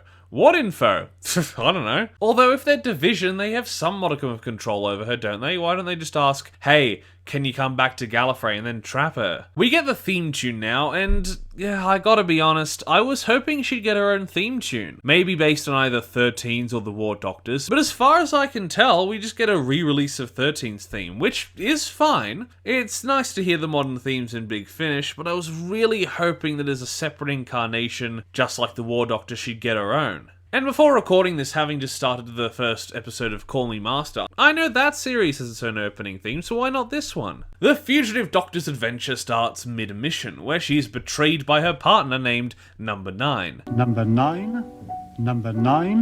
Who for some reason, and this was pointed out by a few people online, goes uncasted. I guess people really like Number 9. He is ordered to double-cross her and drag her back home. He's pretty easily escaped though, as she sets the locals on him. But thanks to some of Nine's quality tranquilizer, she passes out and is captured by a passing bounty hunter, leaving her in a space prison to await Division picking her up. The prison ship Punishment. Punishment itself isn't a great location, but a lot of the characters and moments are fun. But it's pretty much just your generic prison in space. The Warden is already annoyed with the Doctor as she arrives, and she does what any would do, entering a new prison, walking up to the biggest guy in the yard and making him her bitch, having him named Tiddler from this moment forth. This unintentionally has her saving another inmate from abuse, Fade, played by Leah Harvey, who is very thankful to the Doctor, and ends up speaking to her later. Much like her, Fade is only here to be shipped off again, and has a plan to escape, but thanks to the Tiddler's injury, it's up to the Doctor to fulfill the plan. And while hesitant, Fade is already breaking her out, so she has little choice, as she is the Doctor at her core, unable to keep her nose out of it. Relations are rough between prisoners, but in another cool and funny moment, the Doctor pretty easily gets past the guard, after a load of build-up just to call the guard away from the intercom. Just as they're about to get in their escape ship, the Doctor splits up to get after the TARDIS, Fade following after things start going wrong, thinking the Doctor is her best bet out. Punishment is being attacked as they escape, the fugitive Doctor reluctantly deciding to take a detour to save some suffering people, including the Warden, who gracefully allows them to escape as he moves everyone to the escape pods. I really like this aspect of the story. As the fugitive is a more abrasive incarnation of the Doctor, this story works as a pretty good baseline, her wanting to stay tough and out of other people's affairs, but is at her core just physically unable to not save people, which is why she allows Fade to come along while saving her own skin at the same time. Of course, the attackers are the Daleks. What is a Doctor Who series without them? And yeah, they don't need to be here, but they don't overstay their welcome either. This story is more about the other aspects. The Daleks only introduced 22 minutes into the story, as the story is more about setting up what the Doctor is going to be like, and the whole background with how she went on the run. Also, I love the use of a more Dalek movie type design. The Doctor helps the ship land without killing everyone, the escape pod's unable to fire, and there's a little too much technobabble, but the sequence is fun. The Doctor calls the Daleks to stop attacking, and it turns out they're after Fade, who is a rebel element in one of their conquests. And of course, they identify the Doctor as their enemy. Her very confused, but she tries to escape anyway, as Fade explains the hateful creatures to her. Fade contacts her superiors and has sensitive info to deliver, the Doctor going along with it, well, after a bit of complaining, attempting to shake the pepper pots. Meanwhile, back on the planet, the Punishment crew have survived and are found by a Time Lord, Cosmogon, played by Alice Krieger, very disappointed that the Doctor and Tiddles are gone. Possibly dead, not knowing much about the Doctor, but able to follow her time trace. Once again, a lot of possible technobabble, the Doctor leads the Daleks around but is unable to shake them. Well, not for good as they try to pass the info off at a meeting place only for the Daleks to arrive, sending them on the run again, while Cosmogon hunts Tiddles. The Doctor tries to learn about her connection to the Daleks, but is interrupted just before they can get any real info. As you well know, Yes? you are the Doctor. Yes? And you have been the enemy of the Daleks ever since. No! Not yet! Doctor! Bloomin' brilliant. This leads them on another chase, which is still pretty good, interesting once they involve time travel, ending with them landing in the middle of one of Oppenheimer's tests, and leading the Dalek ship straight into the nuke. Okay, that's fucking cool. It also makes me wonder if the Doctor's done this before, just dumping some shit they need destroyed real quick. Oppenheimer gets his moment of, oh, what have I done? And the Doctor finally gets Fade debugged and to the Rebel base. Cosmogon not far behind, but in a badass moment in return for the save, the Rebels hold Cosmogon, or as the Doctor calls her, Cosmo, until the Renegade can escape. So that was fast times, and it was a really solid start. Not amazing, but much like how the pilot uses the Daleks, they didn't overstay their welcome. All the side characters were interesting and played well, and this story sets up the rest of the line well by showing us who the fugitive Doctor is going to be, starting off her life on the run from the Division, and Cosmo's attempts to capture her, which will reappear in this set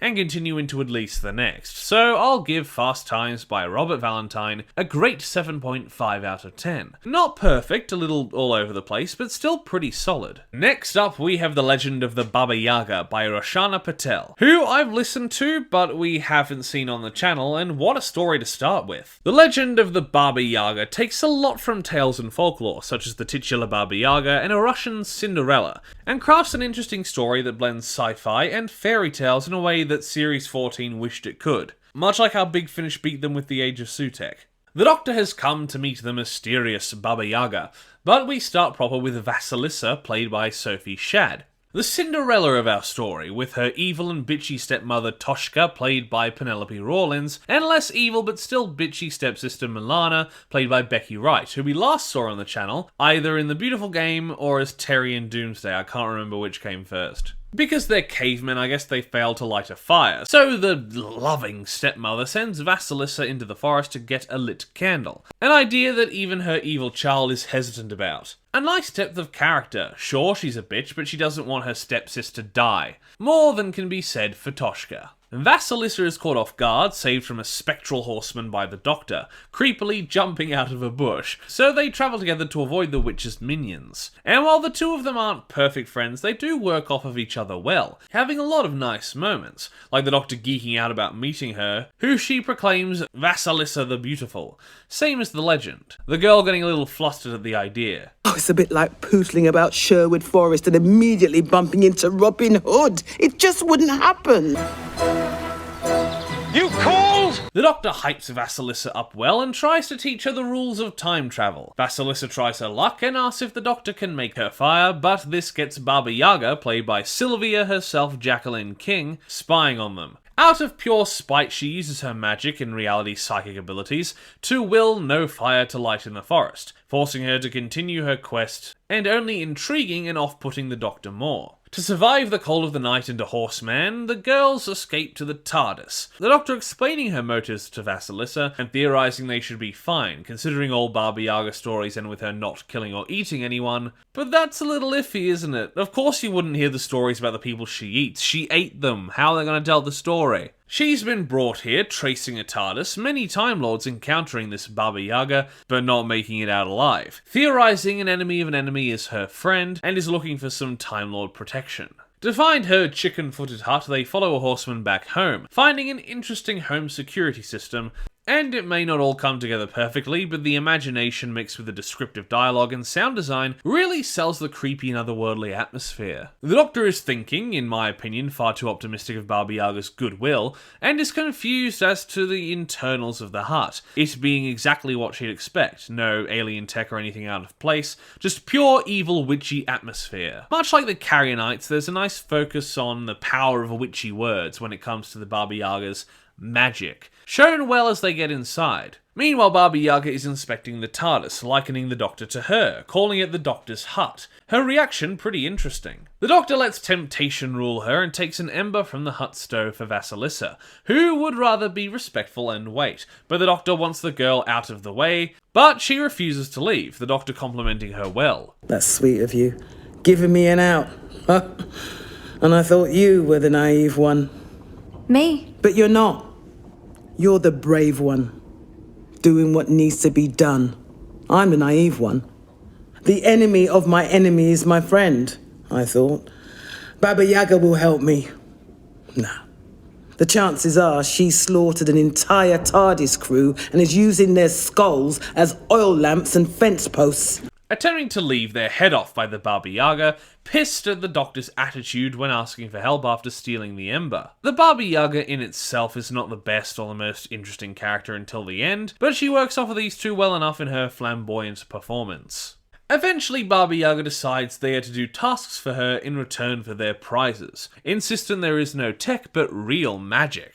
The task is to clean her garden by sunset and feed her, the Doctor letting Vasilisa do the work while she spends time doubting magic. Of course, there are caveats to the challenge, the horsemen dirtying the yard all over again as it dies, as they have done in the story before. But the Doctor finally does something useful, using one of the flaming Time Lord skulls adorning the place to burn the unwanted away. Baba Yaga reserved in her judgment, but eventually, after some more of the Doctor's pushback, the witch gets her dinner and gives Vasilisa her fire, but only gives the Doctor her ability to walk out of the door. They make their way back to Vasilisa's home, giving them the fire. Perhaps Toshka might care about her now. Nope. Milana is actually happy to see Vasilisa, but of course there's another trick. The flames springing alive to exercise karma and burn their family to death, as in the story. But thanks to Vasilisa's heart and the Doctor's guidance, they put the fire out. The Doctor heads back to face Baba Yaga, urging Vasilisa to leave and make her own way in the world, and she deduces who Baba Yaga is.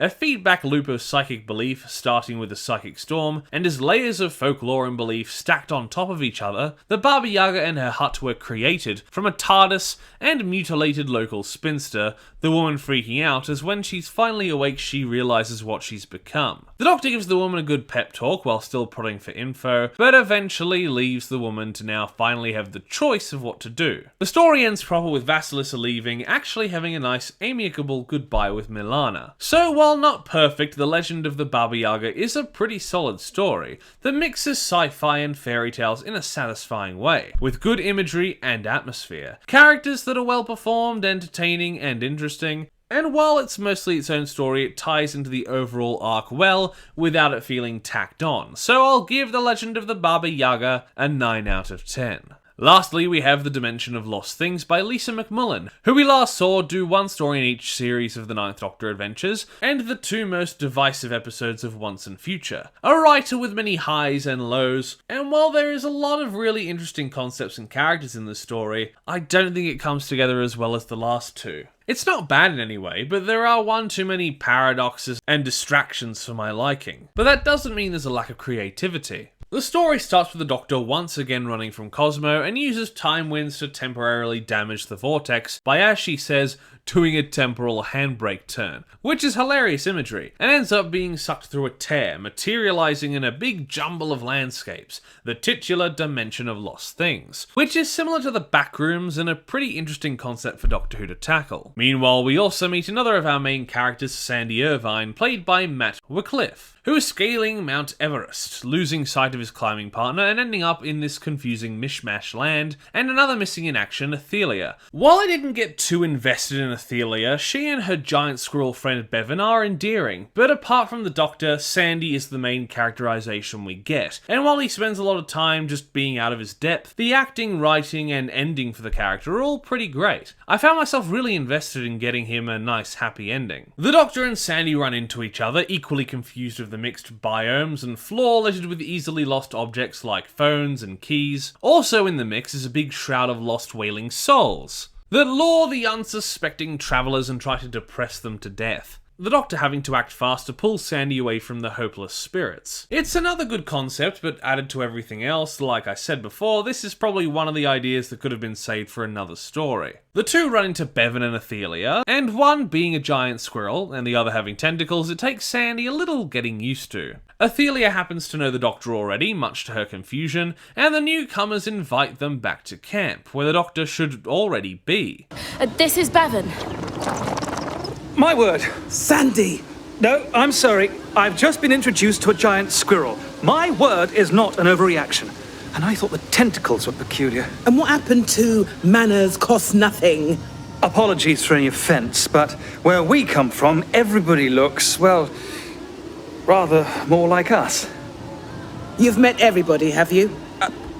No, I suppose not. They get to the kind of refugee camp and they run into another Doctor who's been here for a year, and we assume this is a sort of future Doctor. Our Doctor having to live through the event and then be pushed back a year and then live it again, which is actually a really good deception. As it turns out, this Doctor is in fact an earlier version, hinted at well with subtle cues on a re-listen. They explain the whole backrooms-ish quality of the dimension, and as they talk, Cosmogon lands with a group of time agents and chronojumpers, who are basically time-sensitive teleporters. So the Doctor, along with Sandy, Bevan, and Athelia, escape via vehicle. Their troubles only get worse as time pockets appear around them. So with the chronojumpers around, they drive right into a valley, which is also home to the Lost Souls and the Mind Wind, which is a bit of a stupid name, but utterly horrific as Bevan gets hit by the wind, and it affects them so badly they eventually forget how to breathe and just die. Jesus, it's gruesome, but also another great idea that could have fitted well in a different story, maybe one with a darker tone where the utter horror of that could have been well explored. The Doctors talk about their missing memories, perhaps being able to find them here, and we get a couple of flashbacks. Flashbacks that, much like others, kinda don't fit that well into the story, but are also repetitive and boring, as nothing comes of them. Sure, they do work as nice teasers, but the story just kinda stops so that we can get them out of the way and nothing comes of them. Sandy and Athelia interact together well,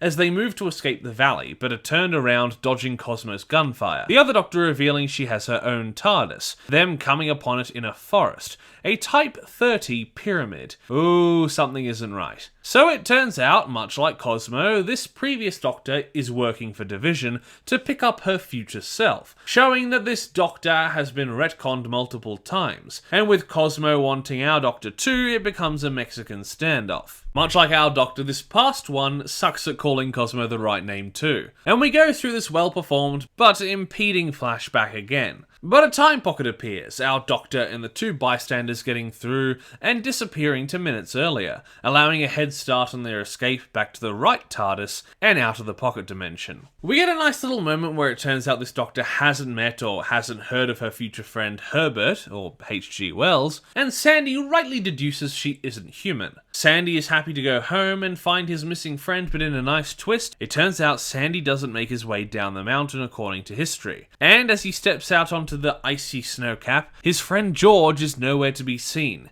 having disconnected from Sandy moments before he was taken, having slid down a ravine, body to be found like 80 years in the future. Sandy and George being revealed to be real-life explorers. Mallory's body truly found in 1999, and Sandy's remains apparently partially uncovered in 2024. But the Doctor gives him a choice: try and defy history by trying to head down the mountain, or disappear as accounts aren't sure if they ever find him, and he goes off to explore space with Athelia. It's a great ending, sad and hopeful. On to the next great adventure. And so the Doctor leaves as she continues to have her repetitive flashbacks. So, that was the dimension of lost things. And while there are a lot of tangents and ideas that would gel better in their own stories, there was a lot of good here. The dimension's concept was interesting and creative, the ducking of conventional multi-Doctor tropes is great, and the minor characters are all great in performances and writing. Bevan's death heartbreaking, Athelia endearing, and Sandy's story a standout of the episode. So while it's probably my least favourite listen of the box set, I will give it a solid 7 out of 10. And with a rating like that, this box set, the first of the Fugitive Doctor adventures, Most Wanted, sits at a 7.8 out of 10. So although I'm not a big fan of Big Finish's price points, if you're a big fan of the Fugitive Doctor, this is a great box set to get.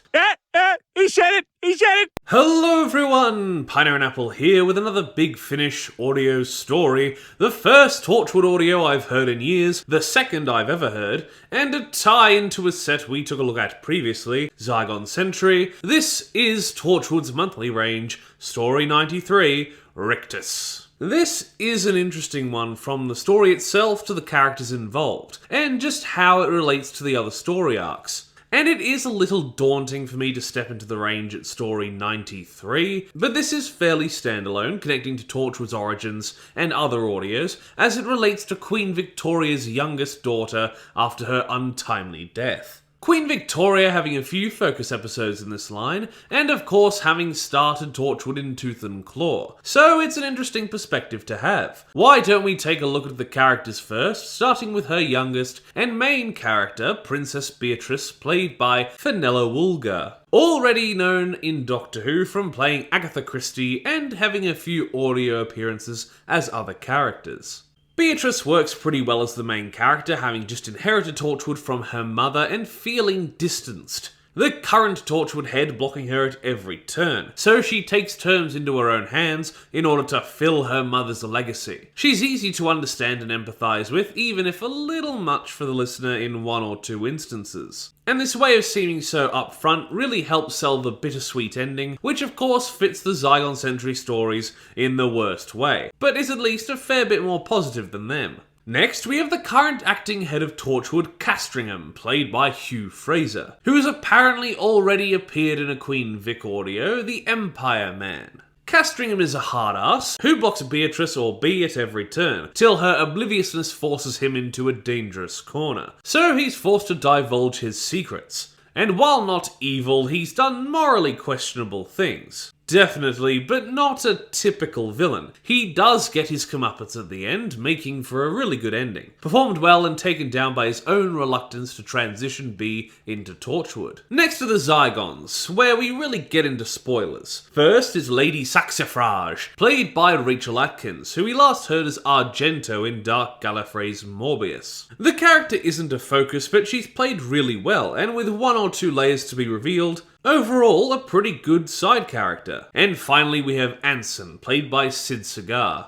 A character with a really interesting story. A Zygon child experimented on, going a little crazy, and honestly, his acting both as the kind facade and the hurt abuse victim are pulled off brilliantly as he escapes captivity and his instability spreads to the Zygons populating both high and low society, going mad with Joker grins on their faces and sometimes committing acts of violence. His story is really effective, and the gruesome body horror imagery that spawns from it is really creative, and while not utilised as well as possible, really helps give the story variety. So, the story itself plot-wise is pretty interesting, but also a bit full. B is desperately trying to get Castricum's approval so that she can run Torchwood effectively, and wanders into a mystery. A murder witness who died before B met him when he showed her to the murder scene, and she finds a vault, her snooping deeper and deeper into the mystery, revealing to a group of Zygons in London's higher echelons and common folk to realise Torchwood no longer has the leverage to keep them in line. This leverage was a Zygon youngling that Castringham had captured and experimented on. The child going insane under the experimentation, and physically unstable, creating these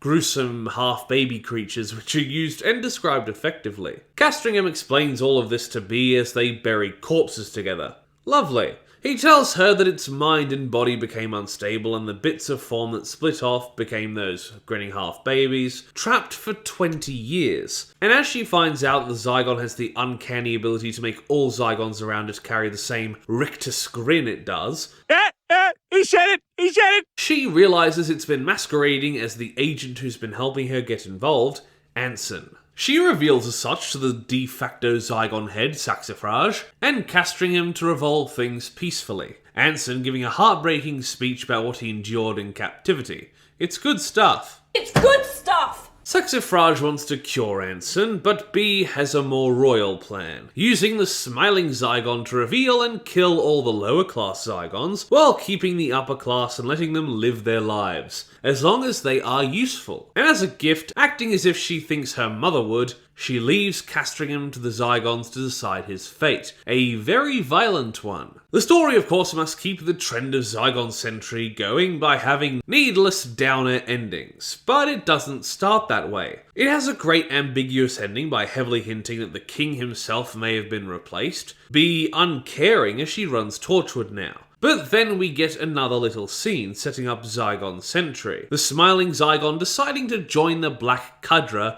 because, you know, insanity. Now, while I think that this explains why Torchwood is off the board in Infiltration, seemingly believing that they have a hold on the Zygon movement, it feels a little tacked on and unnecessary. And if they wanted to tie in the Black Cadre more than just mentioning him once, they probably could have done it earlier in the story. And it of course brings up questions as to why the Rictus Zygon and the smiling phenomenon doesn't make any appearance in Zygon Sentry itself. This is a good story, even with a bit too much going on and a slightly disappointing ending. I can't give Rictus by James Goss any more than a 7 out of 10. I liked it, but it wasn't exemplary, and I'm not sure if this will be a well-liked story, as I don't think I've had anyone really take a look at it. But even with the problems, I was invested the entire time in characters and imagery, and I'm excited to eventually hear more ye olde worldy Torchwood audios.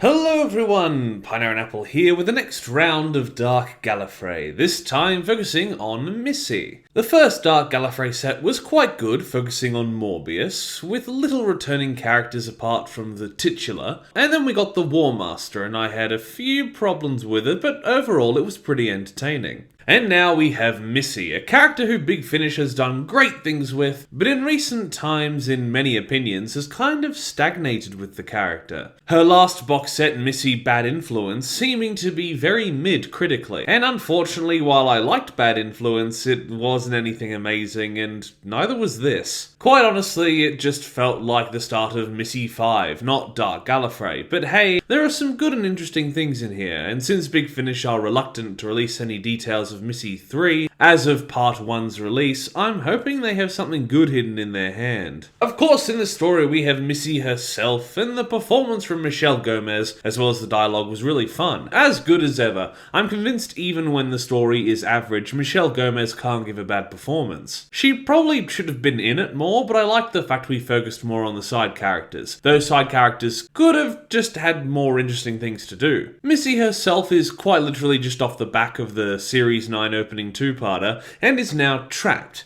You're trapped.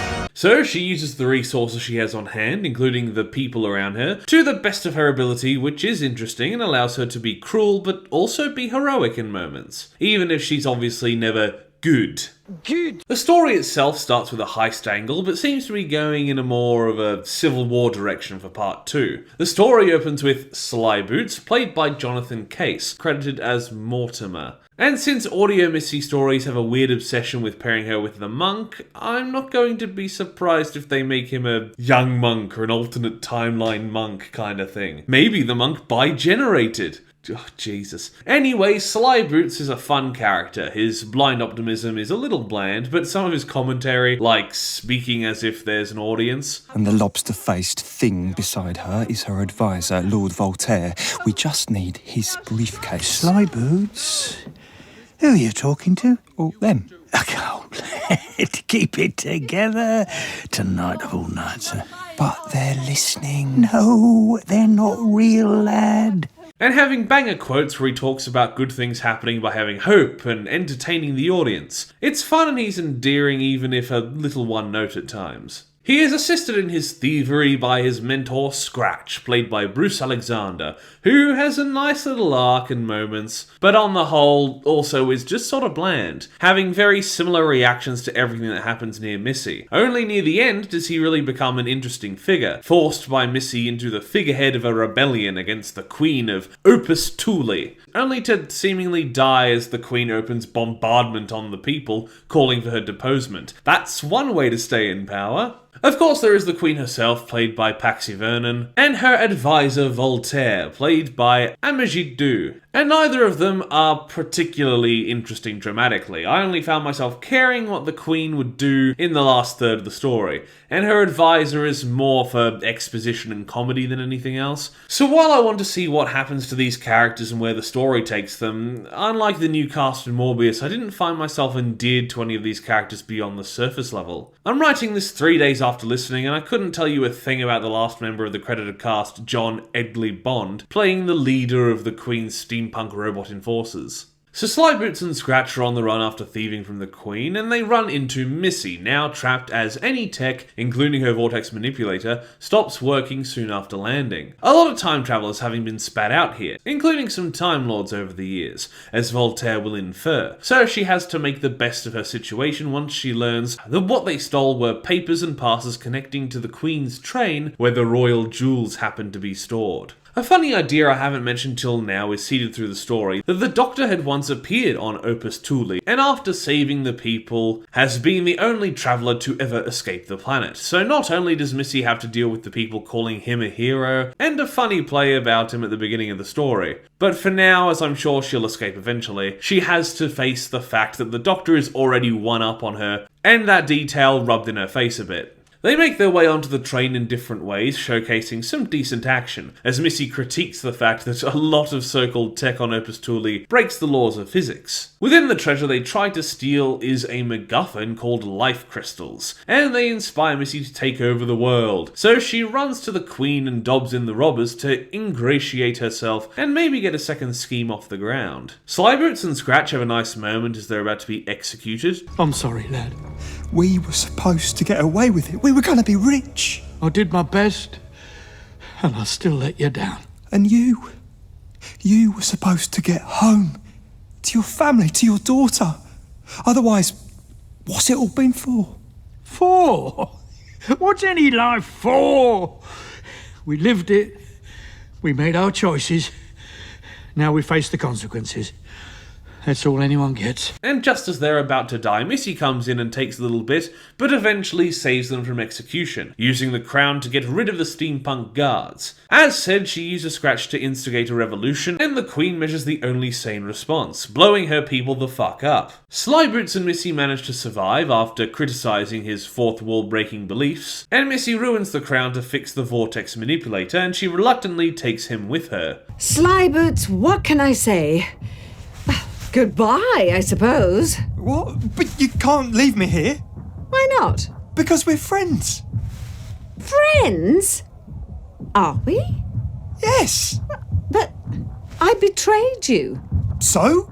You were trying to overthrow the Queen. They try to escape, but some deep-voiced force keeps them there. The duo ending up in a cargo hold on one of the Queen's battleships, and the episode gets a great cliffhanger as they find the TARDIS sitting in the hold. So, decent characters, a good Missy performance, and a really intriguing cliffhanger start this Dark Gallifrey line off to a middling start, as the story shifted from an Ocean's film to political intrigue not very well. Even if the drastic action taken by the Queen was planted well beforehand, this just doesn't seem like Dark Gallifrey, even if trying to be more Morbius than it is the War Master, with what seems like it will be a fluid 3-part story with no drastic jumps in between. But while I'm still excited for the next 2 parts, this one kinda came and went with little impact, my brain only retaining bullet points and little to no striking moments. Dark Gallifrey doesn't have to be bonkers timey-wimey jargon like the War Master, but I was hoping for a solid story that satisfyingly unravels while pulling you in, just like Morbius. But hey, I'll still be continuing and hoping it gets better, but for now, I'm gonna have to give Dark Gallifrey Missy Part 1 an above average 6 out of 10, but seriously bordering on a 5.5. Part 2 manages to exceed expectations, building on the setting foundations well, and not only creating a nice idea for the story, but both Missy and the incoming Doctor work perfectly off of each other, culminating in a devastating end, and the story allowing it to happen with little consequence. First of all, we have Missy herself. Now, there were 1 or 2 small moments I think she was a bit much, but most of the performance was really compelling, especially in the palpable chemistry with the Doctor, but a lot of her jokes and moments work quite well, and the balance between her pure evil and edging towards her Series 10 arc of morality and how her twisted view affects the Doctor were handled greatly. And I'm excited to see where she goes after everything that happened here. Her actions by the end would really allow us to see something in Missy that explores why she took such a turn when confronted in extremis. Of course, to match Missy, we have the Doctor, but probably not the one you were expecting. Not the one she was expecting, and not even the 7 we usually see, because much like the last 2 stories in Dark Gallifrey, we continue the trend of the Doctor in these not being the true Doctor. And that fact is used really well here, as Missy, well, you know. Yikes. Beyond that, this Doctor being the one to confront Missy not only allows the great actors to play off each other, them having met each other in a previous audio story, but Seven's grey morality along with Missy's perspective mesh greatly, especially on Opus Thule and the planet's unique placement that we'll touch on later. Slyboots, or Mortimer, and I'm less and less sure that he has anything to do with the monk, returns, reprised by Jonathan Case. And while I liked him for his eccentricities last episode, here he really gets a ton of extra layers to explore as he is put in his own past, and disregards Missy's warnings about meddling with time. But hey, it's not like that matters in the end. But even with the plot's caveats, the way they go about exploring the way his actions affect not only him, but his dead family and Scratch were really interesting. And I'd like to see what's next for him if he comes back in the final part. Sure, he worked well as Missy's pseudo-companion for a bit, but he is left in a really interesting position that could be interestingly explored. Thanks to time travel, Bruce Alexander comes back as Scratch, years before being blown up by the Queen, but a lot of his traits still present. He's just about as good as he was in the last part. Sure, he is a little frustrating to listen to here, as just like in the first part, he sticks to one argument and repeats it over and over to death. Not literally this time, but by the end his character breaks free of that little curse, and while not the Scratch that got to know Slyboots, he is a nice fatherly presence in the end. The acting is great, but I'm still a little underwhelmed with him. Voltaire returns, the first casualty in the story, played by Amarjit Doo again, and he was as nice as he was the last time. I don't really have anything more to say other than he was performed well. This story really focuses on Slyboots and the Time Lords more. Paxi Vernon plays the past version of the Queen, the Princess, and while very similar to her future counterpart, she is much more likeable here, if a bit bitchy, as instead of firing on her own people, by the end she's leaping into action, battling the malevolence in the streets to protect them. I like the heel turn, as the way this story plays with time travel and the consequences, there being negatives and positives, is explored well in the ending where she gets her character shift, and Slyboots realises that things may be better for the younger version of him and his family, but he doesn't get his prize. John Edgley Bond returns as the automatons and once again has a nice voice, but they barely do anything, seemingly mostly there to explore the life crystals as a concept, and to be vulnerable to mind control so the heroes have bodies to fight against, so that the malevolence has a physical presence once it possesses them. So what actually happens in the story? After a lengthy previously on segment, the evil voice that seems to be the malevolence, the ancient evil that the Doctor supposedly beat all those years ago, drops Missy and Slyboots on the ship where the final battle takes place. The Princess Not Yet Queen is tasking the Doctor to beat the malevolence, but Missy is a little concerned which Doctor's here, going so far as interrupting the opening theme to ask which one is involved. But bursting into the room, she finds one of the sexy ones, as she calls them, Seven. There's a lot of impact and import put on the whole not crossing the time wall thing, but over the story, she and the Doctor realise that Opus Thule is exempt from the web of time. Slyboots won't fade if he changes history, as he wants to do when he realises the ship is the one that destroyed his home, and that should a Time Lord regenerate, without a connection to the vortex, they'll succumb. But luckily, since time isn't rewritten, a version of Seven already left, as said in the play at the beginning of part 1. So his burning to death at the end of the story, as shown before, doesn't mean diddly squat for the universe, as thanks to Missy's creation of timelines, Seven both dies and escapes. Missy is locked up, and after a lot of really good verbal sparring, seriously, they have great chemistry. And your accomplice, didn't he call you Missy? Yes? Short for mistress, I imagine. After all, if you're a woman, you can hardly keep calling yourself... What are you doing? Let go of my cheek. I'm removing your mask.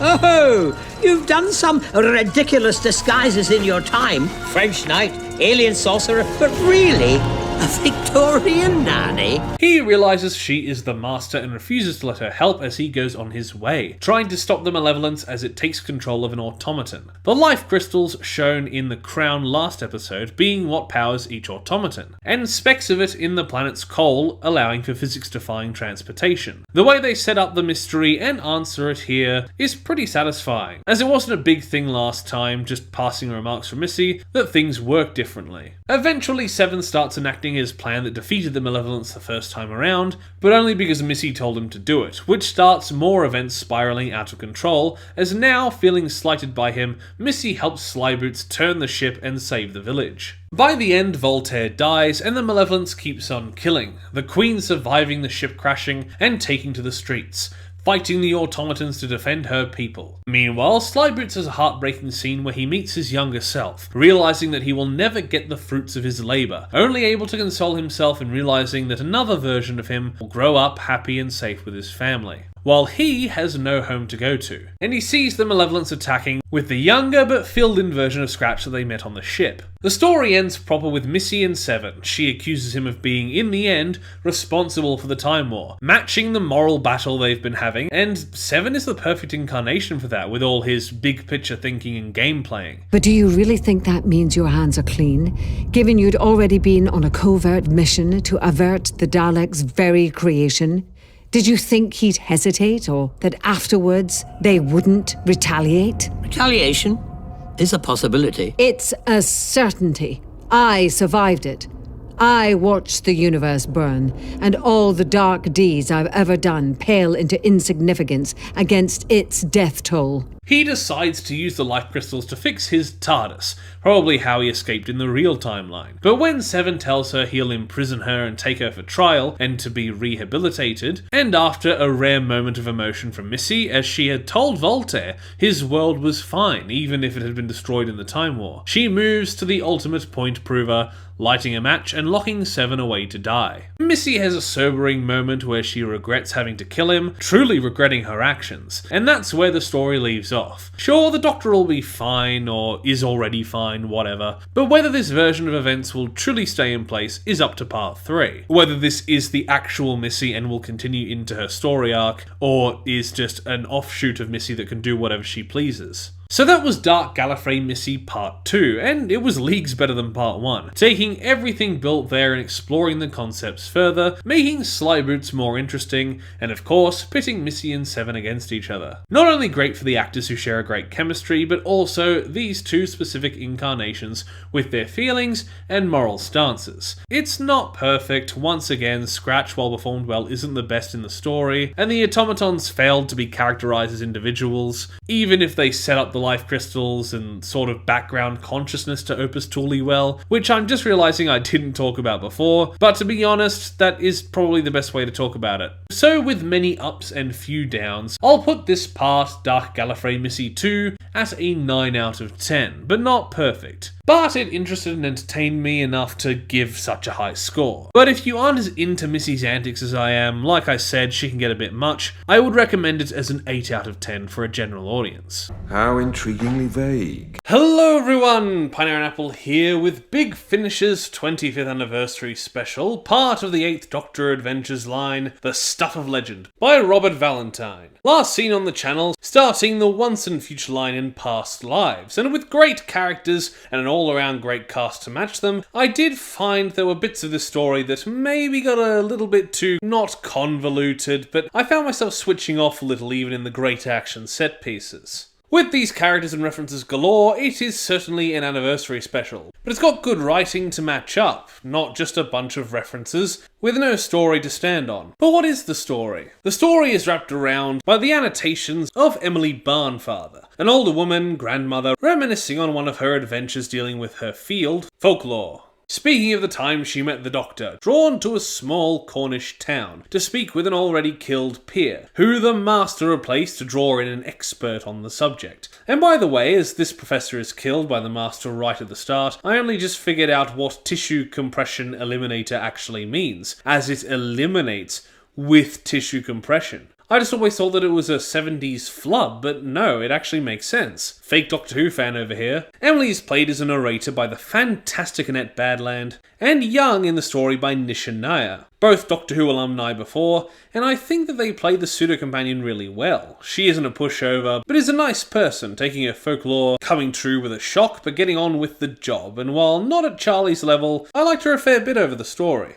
The Master himself was trapped by a being of Cornish folklore, hence needing an expert, and by the time he's woken up, the Daleks have taken residence under him, taking residents from the town to be robotized and mine for them, as they plan on harnessing the energy force of the Earth for themselves. A sort of vague power connected to the folk beings, the Baka. The idea of a force binding and representing the planet is an old one.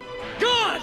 Collective unconscious! And is used well to make this both a personal threat and a threat on the level of a planet-wide or galaxy level. And the Baka themselves. One an absolute sweetheart and one rageful are really interesting and encapture the duality of the Master and the Doctor, while obviously pretty well. I love this incarnation of the Master. And while he interacts with other Doctors, and 8 was debuted with Eric Roberts' Master, in audio this Master is 8's nemesis. Working really well together, Alex McQueen balancing evil and playful well, and just like Paul McGann as 8, has a satisfying audio voice. You didn't get all this from radio rentals. Impressed, Doctor? Moderately.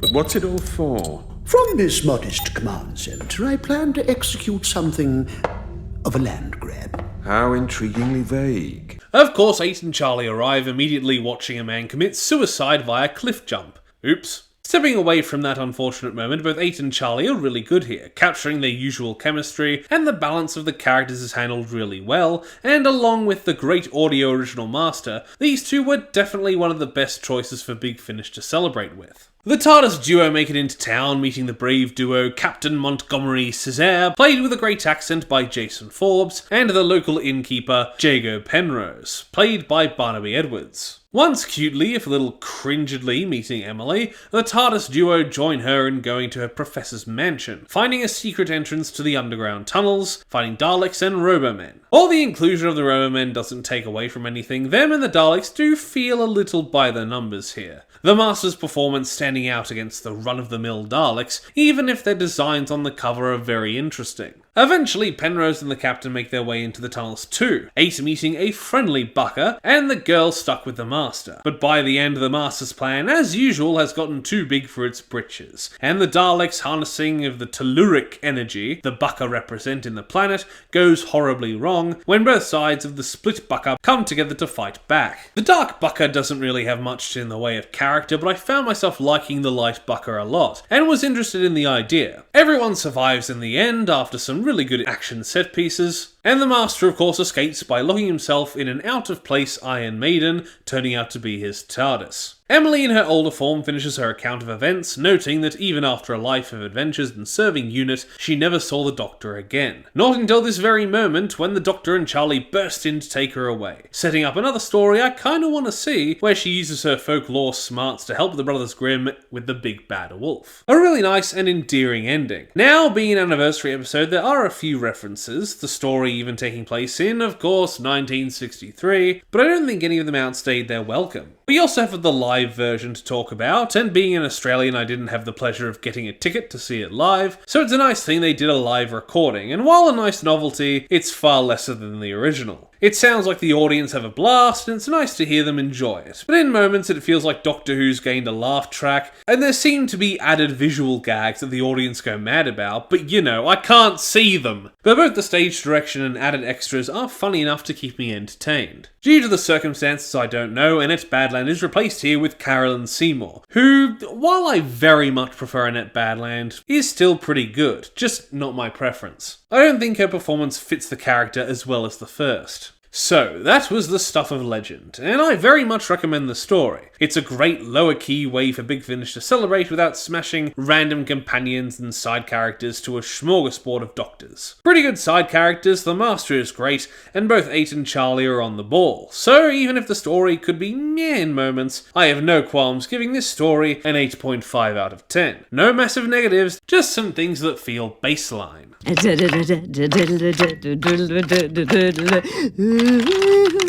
The series started off a little boring, but using its setup and the fantastic character work of Part 2, Part 3 finishes the story by tying all the loose threads together. Doing some more great character exploration, but not without making at least one big misstep that, while sure isn't going to turn everyone off, is a bit frustrating. As usual, let's start off with the characters, although we have a few new, or I guess old faces than we thought. Of course, we start with Michelle Gomez as Missy, both of them. But first of all, we'll talk about the second Missy. This part confirming my thinking in Part 2, as only one Missy needs to leave the temporally severed Opus Thule, this Missy being a lot nastier than our Missy from the last 2 parts, and going to pop back up in extremis. She's acted well and used well in the story, of course, but I found when following, I don't know, let's call the time-severed version the Queen. When following the Queen, I was far more enamoured in her character arc of redemption. Having to deal with the thought of the possibility of having erased the Doctor from reality, had they been wrong about the time-severing. So whenever we jumped to a Missy that was more of a pre-Series 9 Missy,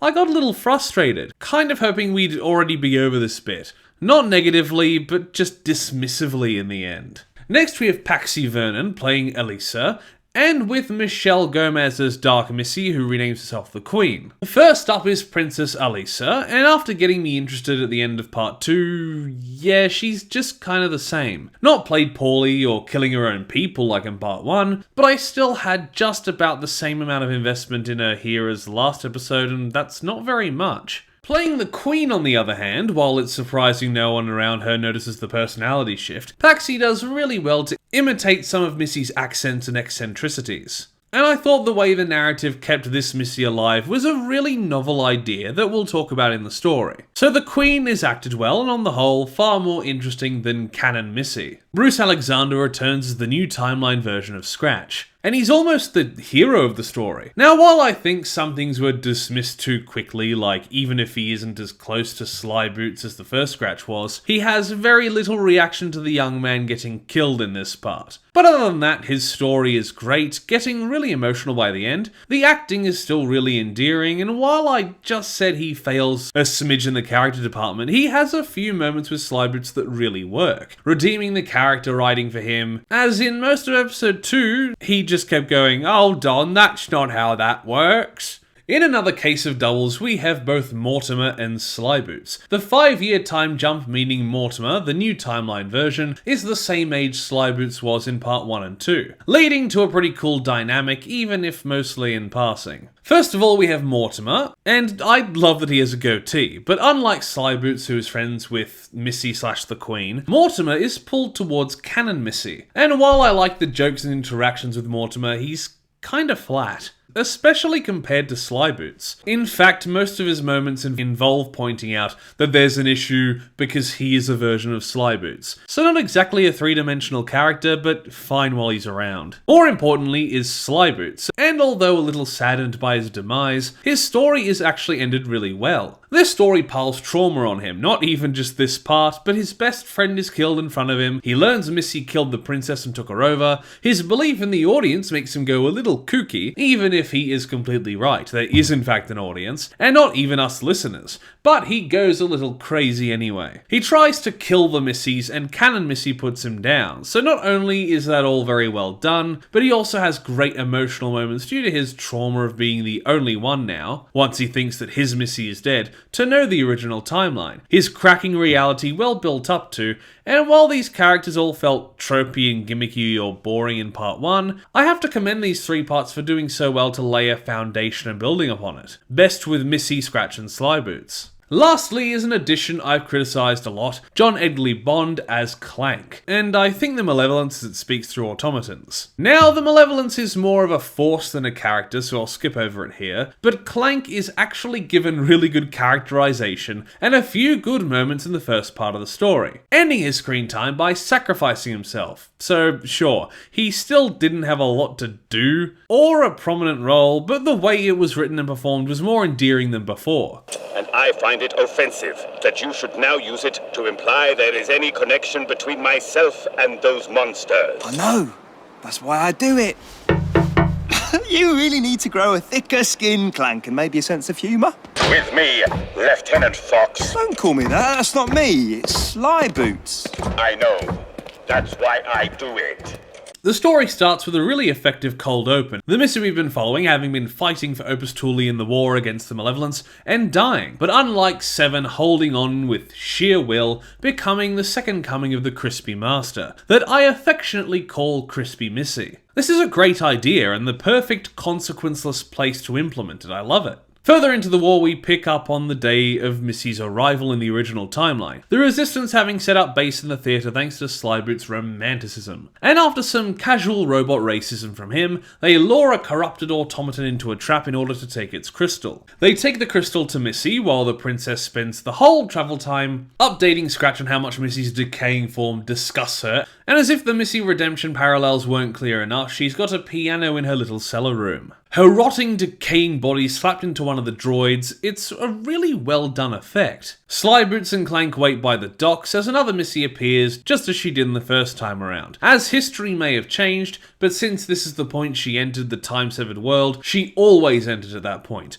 Ergo, 2 Missies. She's very quick to try and escape, but is, like the others, trapped here. So goes with the flow until she meets herself, disgusted with the new decaying and more moral version of herself. She learns the whole time-severed concept, learns of Seven's death, and then as Moral Missy tries to body jump to her, she kills her and takes Clank's crystal, having enough to make the crown, much to Slyboots' despair. Slyboots freaks out and runs into the rain like a dramatic movie, with Scratch's comforting words mirroring what he said at the same time in part 1, which is quite clever, as the young man yells his damning of the audience into the sky. Like I said before, some really good character work even if part 1 was mid, but what it laid was built upon really well. Missy makes the crown while the princess kicks her other self's corpse, and in revenge and just general evilness, she uses the crown to bring the nicer Missy's consciousness back to life. Before she dies, they explore upon the concept of the whole living body of souls the malevolence and the spirits powering the life crystals come from. That was set up in part 2. The group of souls, or the audience,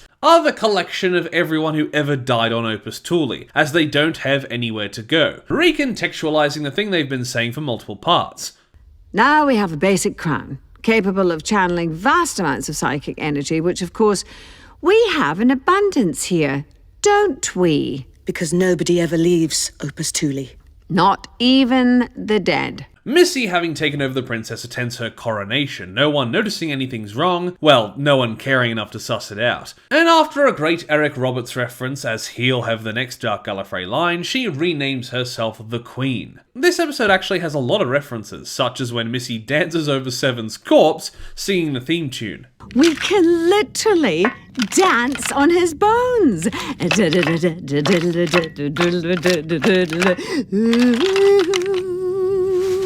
And they all work pretty well. They can be a little gratuitous once or twice, but they're all really fun and don't take you out of the story. Missy enlists the subservience of Mortimer, while the Queen warns her that killing the Doctor isn't as fulfilling as she thinks. And as games of, snog, marry, kill go, it's not the result I expected. I always thought snog 5, marry 7, kill 9, and 4, obviously. Probably 6 as well. And as for 10, well, woof. How long have you got? Going after the Malevolence, they decide to ram their ship right into his base, while the Queen explains that Opus Thule, the name itself, hinted at the existence of the audience as well. While it started boring, I once again have to commend this story for its forethought and intricate layers, feeling like you learn a lot more every episode without feeling completely lost. The fighting breaks out, and the Queen sends Slyboots after Missy, and although strong-armed into it, Missy uses the crown to win the day. But Slyboots still isn't too happy, holding Missy at gunpoint and eventually freaking out and claiming he's the audience's hero, the slayer of monsters. But that doesn't end so well as Missy just straight up kills him. The Queen is distraught, and Scratch could care less, but they all escape the day one. Finally, the Queen warns Missy that she'll be happier when forgiven, a nice setup, and she takes Scratch below the royal palace, showing him why his other self was bombarded so quickly in part 1, as the royals kept a tear under the castle, able to take someone literally anywhere and anywhen in the known multiverse. Shoving the other Missy through with no knowledge of it because we know what she'd do if she knew something like that existed.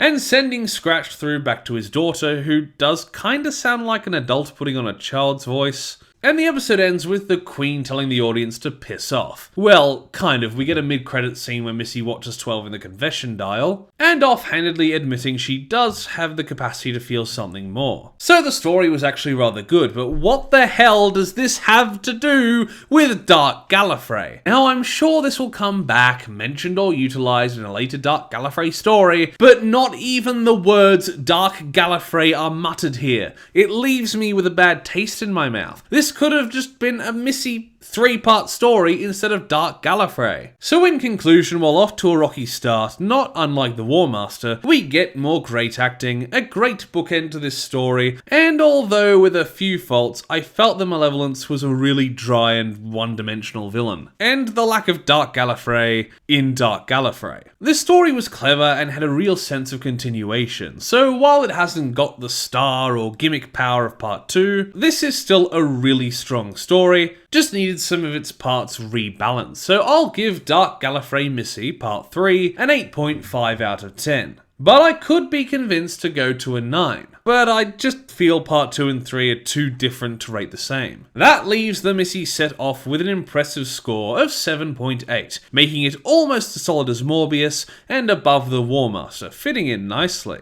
It's egg time. Hello everyone, Pineapple Apple here with an exciting story. As if you haven't already read the title or seen the thumbnail, today we're looking at the first of the 13th Doctor adventures by Big Finish, Vampire Weekend by Tim Foley. This marks the first appearance of 13 and Yaz in Big Finish, and this is actually a pretty great start, on its own, but also at fitting in between Revolution of the Daleks and Flux pretty well. It's interesting that this, both by writing and acting, feels very much like a good balance of a 13th era story, except it's written fairly well.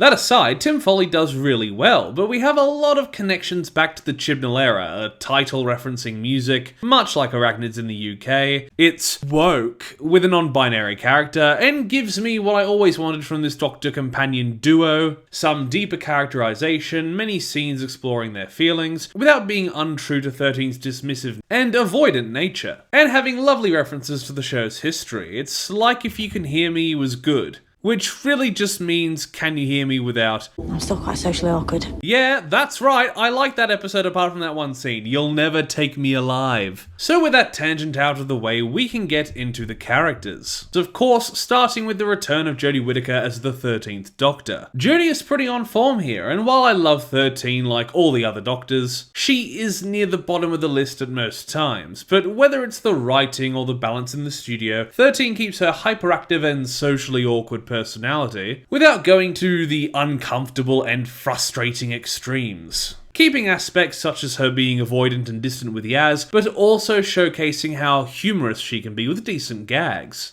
Like carrying around the chickens Ian and Barbara, yelling at them like a maniac. You lot, play nicely!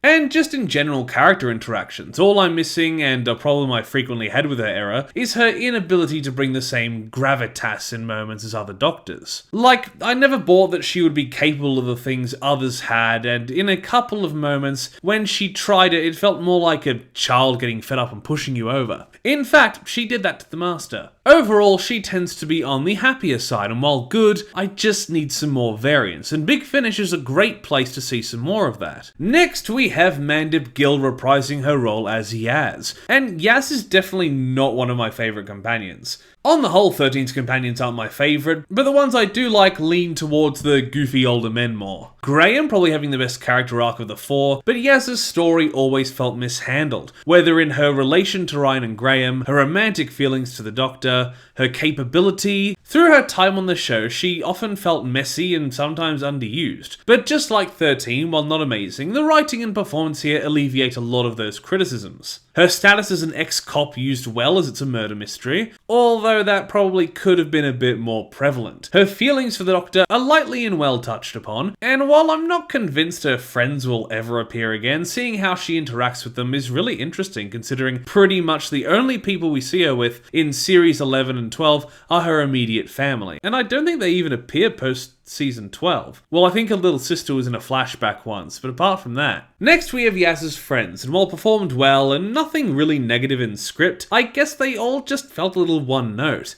Anna Critchlow plays two characters impressively different in delivery. I never noticed that they were the same. First, Kat, who is taken out of the story almost immediately, used more for Daryl's character moments than hers, and Zoya, who fits the character in the horror movie that makes stupid choices for no reason other than feeling insecure. Both are fine, but none of them really stood out to me at all. They serve their roles and that's about it. Just kinda underwhelming. Next in the friends is Mason, played by Jeremy Yang Jones, and apart from one bit where he's given truth serum and talks about cheating and fancying Gina's, the bride-to-be, as the episode takes place at a hen do, husband, he's just a moody bitch for the rest of it. No real characterization to speak of. Daniel Wolford plays the titular vampire and the last of Yaz's friends, Daryl, and thanks to Kat being taken out early, their dynamic with Yaz is probably the best of the side characters, even if not even close to being worth writing home about. Daryl has come out as non-binary while Yaz was away, and that causes drama between them and Kat. As well as some nice emotional moments with Yaz as she regrets not being there for them. Not amazing, but the best of a mediocre bunch. Lastly is funnily only known as Gina's mum, played by Mandy Simmons, who was really fun in performance, had a nice if underused emotional background, but apart from the intrinsic gag of her character, she's almost as one note as the others. So while all these characters are decent and have good moments, they could have been a lot better. But I'm sure they don't really drag the story down, just don't do it any favours. We start the story from Yaz's perspective as her, Daryl and Kat travel to the Hendu, and once they arrive we get our short characterizing introductions to the characters, and Boo Boo the dog, with some foreshadowing and setting up the great joke that no one remembers Gina's mum's name. Although in the beginning the score is a bit obnoxious, sounding like someone tried to play Tom Petty's Free Falling and got stuck at the intro, deciding to loop it until they remember the lyrics, forgetting again, going around the loop again. It's not bad, but even on my first listen I found it a bit odd. Things get a bit rocky immediately, but of course things aren't chaotic enough without 13 turning up. Doctor! Yes! What are you doing here? Why'd you have chickens? You said it was a hen do. Taking us into the Chibnall era credits, and boy is it satisfying to start hearing newer themes put in Big Finish. Yaz is hesitant, with Boo Boo running around, supposedly after the chickens, and some gay panic. 13 gets some cute moments, and it turns out the bride-to-be isn't even coming, thanks to Zoya's poor planning. Which, of course, after this little moment of self-realization and guilt, she will immediately shove the blame back to Yaz for the rest of the story. Yay! They find a force field shielding the area, and Kat is taken out first, starting the methodical murder mystery theme. Kat found babbling and unconscious, with 2 very specific bite marks on her neck that the doctor manages to heal with eggs, deepening the connection between vampires and chickens that I never knew I wanted. Twilight would be a far more entertaining franchise if the wolves just started piffing eggs at the vampires. So, what now?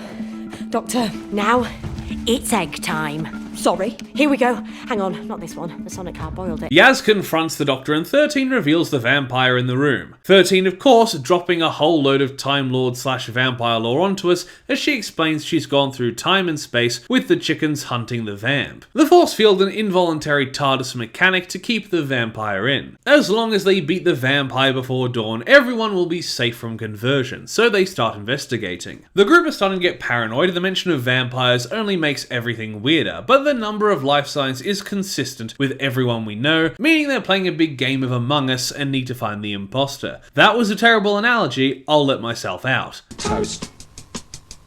A little piece of toast. Boo Boo the dog is utterly destroyed, leading 13 to conference with Ian. I agree. Totally hear ya. Good idea.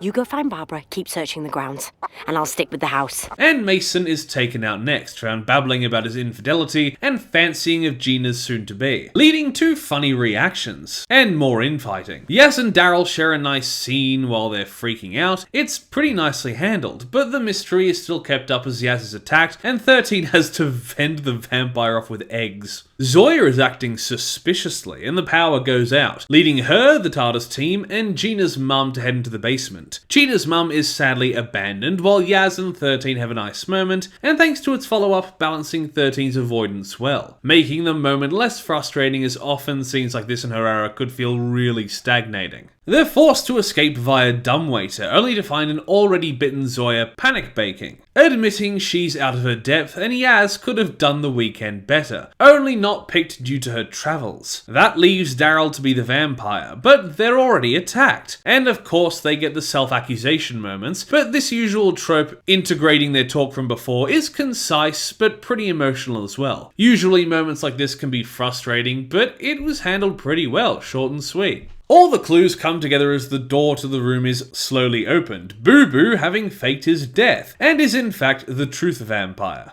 A fight breaks out and 13 is injured, but it's enough to get a sample. So they leg it to the TARDIS, apparently in the middle of a maze on the ground, just because. Yeah, that really could have done with some foreshadowing. I do not recall them mentioning the maze once. Maybe at the beginning, but I don't think so. While I hope there would be a little more, 13's involuntary truths are done pretty well, and eventually they make it, thanks to Ian's revenge, Barbara having been killed earlier. 13 leaves Yaz and takes off without her, Yaz keeping the vampire at bay as it monologues and intimidates, revealing it's been time travelling thanks to a mysterious being. Can't tell if they're called the Tall tallest or the tourist, but TARDIS Wiki says tourist, so I'll go with that, which I assume is the start of a story arc. Hopefully, unlike The Boss, it'll pay off. Turns out the reason 13 left Yaz was so she could distribute the cure throughout the force field. Everyone all nice and dandy and the truth of vampire wasted. The whole thing is covered up really funnily with some memory loss, 13 getting Ian a place to be,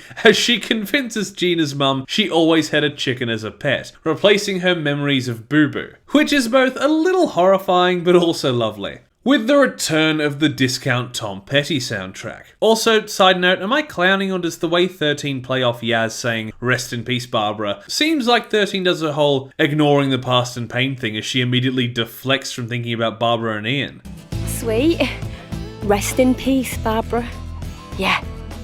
In the end, everyone is on better terms. Well, actually, I don't recall Mason getting any payoff, as 13 pops out to grab Gina, ending the episode. So that was Vampire Weekend, and yeah, I had some hang-ups, the characters were a tad underdeveloped, Mason most of all. The score was a bit in your face, and while the additions to Vampire and Gallifreyan lore aren't bad, it is kind of funny to imagine Rassilon commanding a bow ship with a chicken under his arm. There's a decent murder mystery, and while not amazing, both 13 and Yaz get moments better than a lot of their screen time. So this is a really strong start. And if we get as good or better, I think we're on the track to 6ing 13. Hopefully exploring 13 and Yaz's relationship, or lack thereof, better. And as said before, while not here, I hope 13 will get some darker moments later on. But this was a nice safe start. So for pretty good but not amazing, I'm pretty comfortable giving the 13th Doctor Adventures, Episode 1, Vampire Weekend by Tim Foley a solid 7 out of 10. I'd definitely recommend it, it's a good opener. But it doesn't really stand out in quality among Big Finish's catalogue. I keep telling her that I don't want to watch Titanic. I was there. It was traumatic. Hello everyone, Pineapple here with the first of the 9th Doctor's new audio series from Big Finish, the 9th Doctor Adventures Series 4 Episode 1,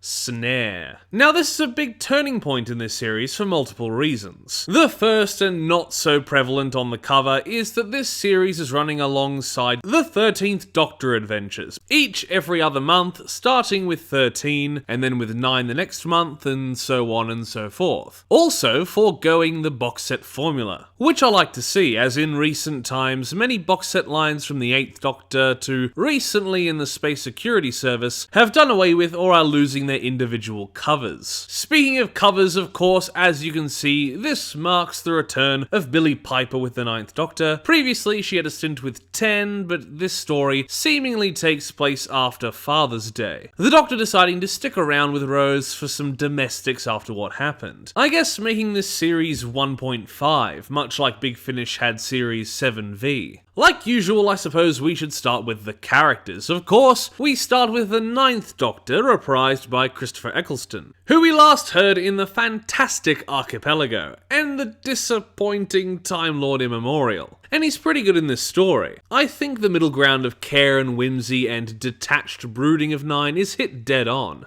Even if there are 1 or 2 lines I thought he should have acted a little differently. But even though he hits the alien side very well, his interactions, both positive and frustrated, are handled pretty well, especially with Rose and Jackie, even if he can be a bit too rude. By the end, I think his little emotional arc where he respects Kevin's situation is complex, and although having criticised Kevin before does make an act of kindness, even if not crediting from it, is wrapped quite well. And I'm hoping we get more like this in the future. Our second Doctor actor of the set is Billie Piper, returning as Rose Tyler. And while it's been a while, I do remember not being that impressed with her previous run of stories. In fact, I recall liking the stories less and less as the trilogy went on. But here, Rose is used pretty well. Not only is she played well, but she's written effectively and given a pretty good emotional arc for the story, based around her coming to grips with her character development and how she recalls not being such a bad kid, only to be confronted with the truth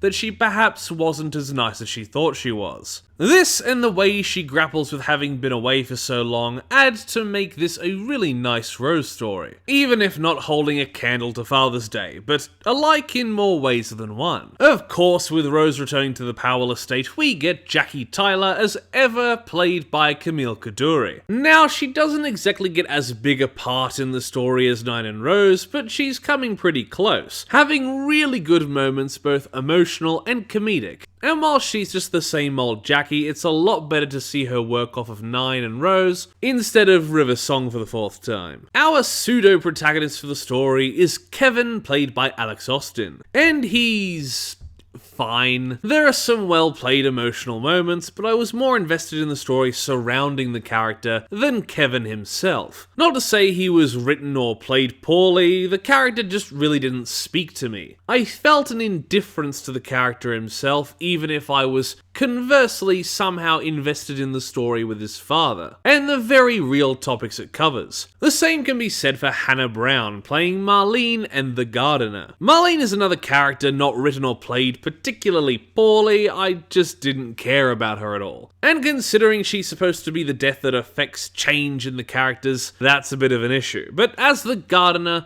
getting less lines for most of the story, but having a very emotional part in the 3rd act was handled fairly better than the annoying Marlene. The story itself starts with Kevin returning to the Powell estate, bringing his half-nice, half-utterly pretentious photographer friend to take pics of his dead dad's flat, finding unexpected alien plants. Not knowing what to do, Kevin comes around to see Jackie. Now we get drip-fed Kevin's backstory through the episode as to why he is so close to others and the Tylers. Turns out his dad had serious mental issues, and the episode takes a great, almost Torchwood-like turn with it, where Kevin, once learning about aliens, tries to explain his dad's illness away as a side effect of the mystery. But the doctor confirms that that's just not true. Kevin's father was just a very sick man with severe mental illness, and in a fairly low-income area like the Powell estate, where there is the lower-class families like the Tylers, having a man like this left to care for his child, the nice people around caring for the boy but not calling British Child Services or anything, feels like a very real and possible situation. And I love that it's explicitly told that this is just real, and the way it unfolds in the story keeps momentum pretty well. But the realism and the true horror of a situation like this feels very much like a Father's Day type story, settling it in timeline-wise nicely. Nine and Rose happen to be around, Jackie torturing Nine with her iconic food, and topless Kate Winslets. I tell you what it is, though. What?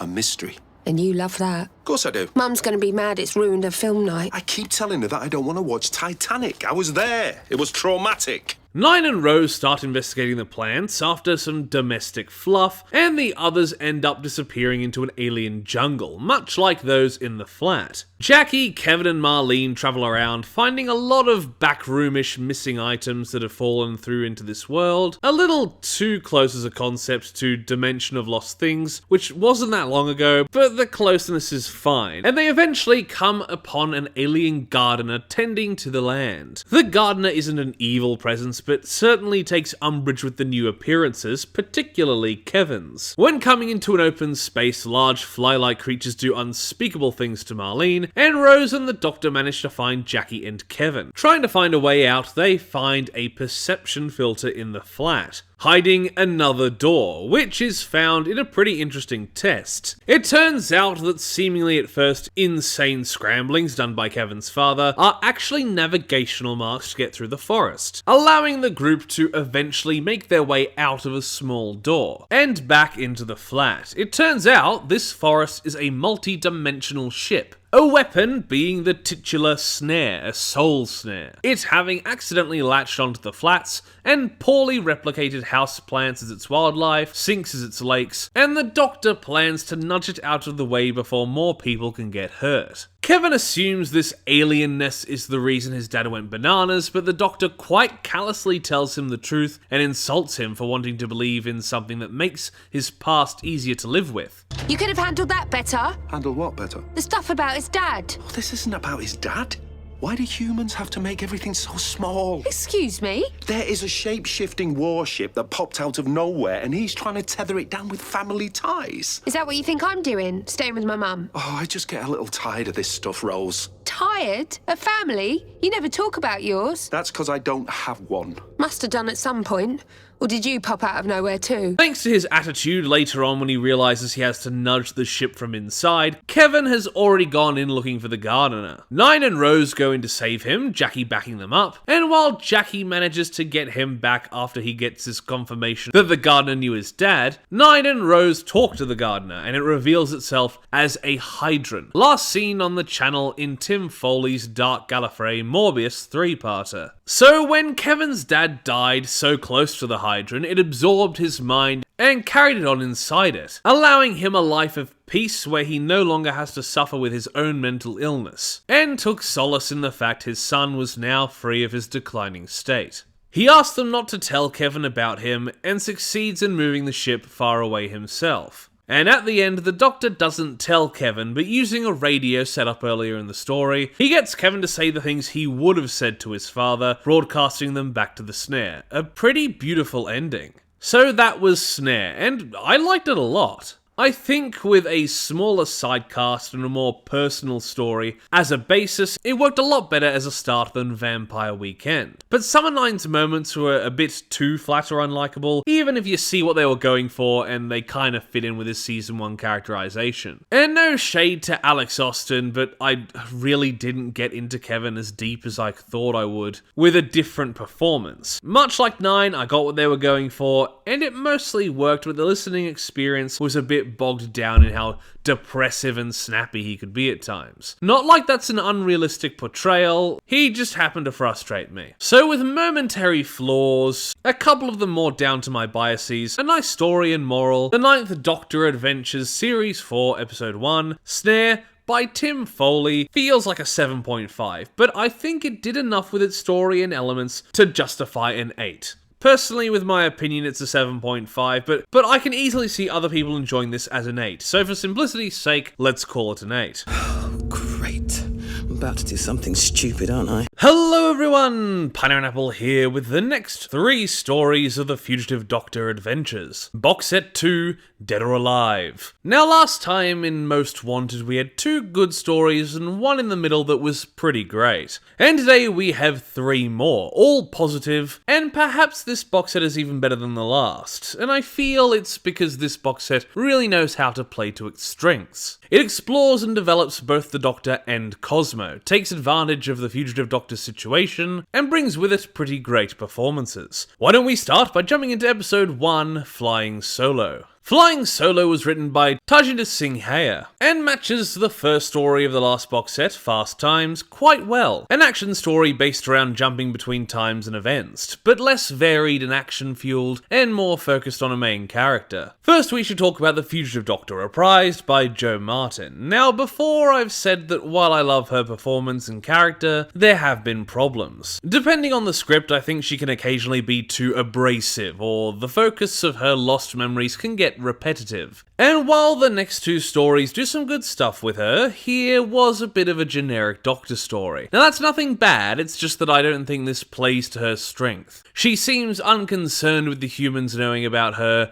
interactions with Cosmo and nothing new, but I do like the way she talks with the main character Mahinda. Mahinda is played by Raj Ghatak, who we last heard long back in Monsters in Metropolis. And while he could be a bit abrasive at times, and the whole "do I have the right aspect of his character" wasn't as well explored as possible, Mahinda is a well-built character, as we do learn about him early on, and he not only does well as a mouthpiece to teach the listener about history, but with his debilitating mental state, even if you know he won't interfere in the timeline, the character drama is played really well, so is interesting to hear. Finally, we have Cosmo, reprised by Alice Krieger, and while I like Cosmogon in this set, this really is just the baseline Cosmo. Sure, she has more of a character than in either Fast Times or Dimension of Lost Things, opening the door for her in the next 2 stories to be more complex. But here, she's just not that interesting. Just there to set off the plot and be a ticking timer for drama, even though we already have a couple in the plane's fuel and Mahinda's debilitating mentality. So while I'm not amazed by the character characters, the way the Doctor and Mahinda are in the plot was pretty interesting. The episode starting with Mahinda being disciplined, his British superior critical of the Indian sentiments against the Brits' ingrained but low-key racism. Meanwhile, Cosmo attacks the TARDIS with a time disruptor, causing an anomaly that sucks Mahinda's Spitfire up and spits him out along his personal timeline in India's past. The Doctor isn't up to the task, but knows what she needs to do. My ship is damaged and I'm being hunted. It's too risky for me to even try. I understand. Great.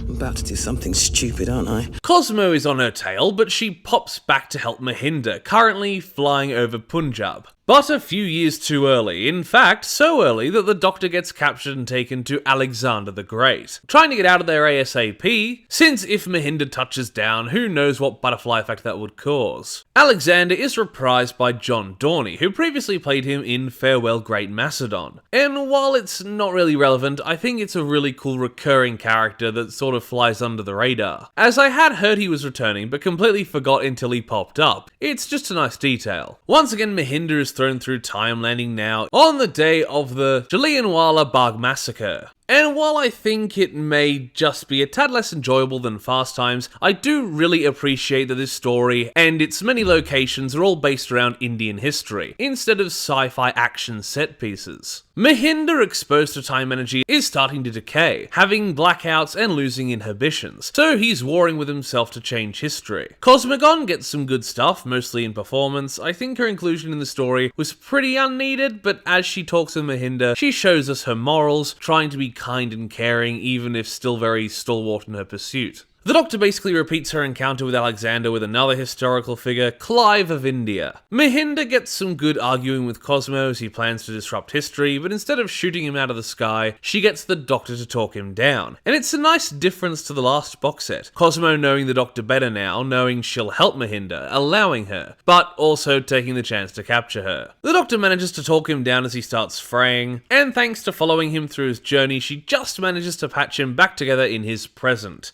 The story ends with Cosmo taking the Doctor away, only for Mahinda to pay the Doctor back for her help, using the properties of his Spitfire thanks to the time travelling to sever the link between the TARDISes, allowing the Doctor to escape, which is probably one of the best representations of the Doctor's personality for Cosmo. She helped someone, showing her innate goodness that Cosmogon doubted last time, and in doing so made an avenue for escape in the shape of a friend. So that was Flying Solo, a pretty interesting story, but Cosmo probably could have been used better, and while visiting the different times was fun, the Doctor meeting Alexander was nice to have, her then meeting someone else and doing basically the same thing, while doing well to inform us on history, was a little repetitive, and in little moments boring. This is a pretty good start to the box set, and I'll give Flying Solo by Tajinder Singh Hayer a good 7 out of 10. Next up is The Junkyard Loop by Aaron Douglas. This is a pretty interesting story for both the Doctor and Cosmogon. For Cosmo, it starts showing more of her depth, as she will do a lot to get the Doctor under lock and key, but paired with a more rogue division agent. What exactly she won't do in the pursuit of her target, where her moral limit is, building on her very little moments in the last episode, is really interesting. But the Doctor is front and centre, and much like Dimensional Lost Things, although better than that, it takes advantage of the Fugitive Doctor and her story arc. Not only does it start teasing the existence of some of the information people from Division want, there being a man in a grey suit also teased next story, but that's not where the line is drawn for the use of the story arc. The Doctor herself is played well again, but the script and acting both show this Doctor's moral side clearly, and who she thinks is worth saving. How far will this more aggressive and at times a little nihilistic Doctor go until she prioritizes herself? And it's a very needed and interesting way to explore the Doctor. We have two other main characters. The first is a friend the Doctor remembers, but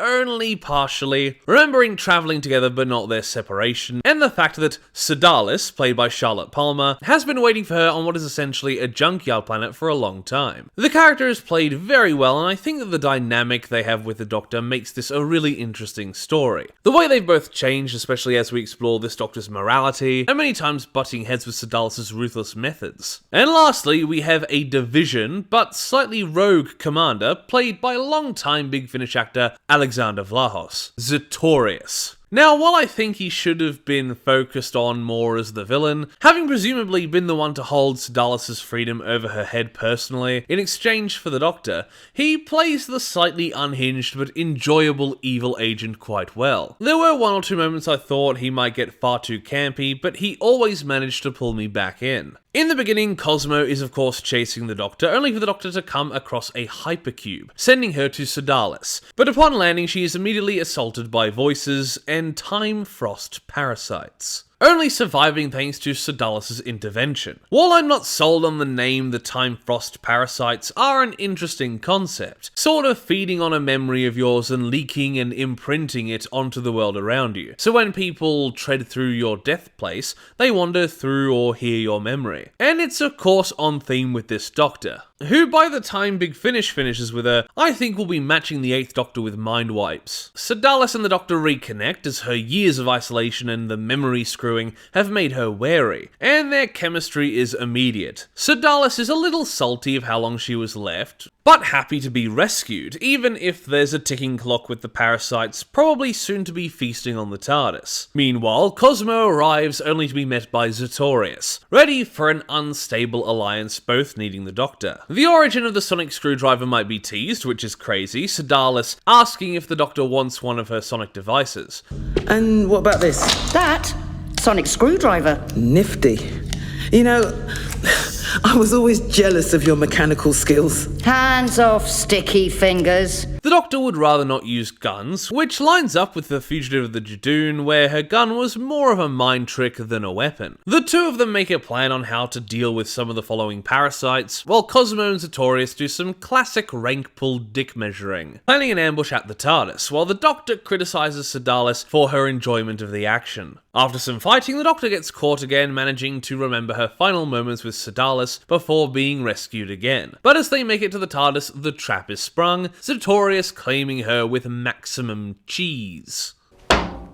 Cheese. Zetorius reveals that Sedalis was part of luring her here, and Zetorius wants to know information on the Man in Grey. But she doesn't know anything, even though Cosmo tries to take the Doctor before Zetorius can go nuts. Come on, let's get nuts.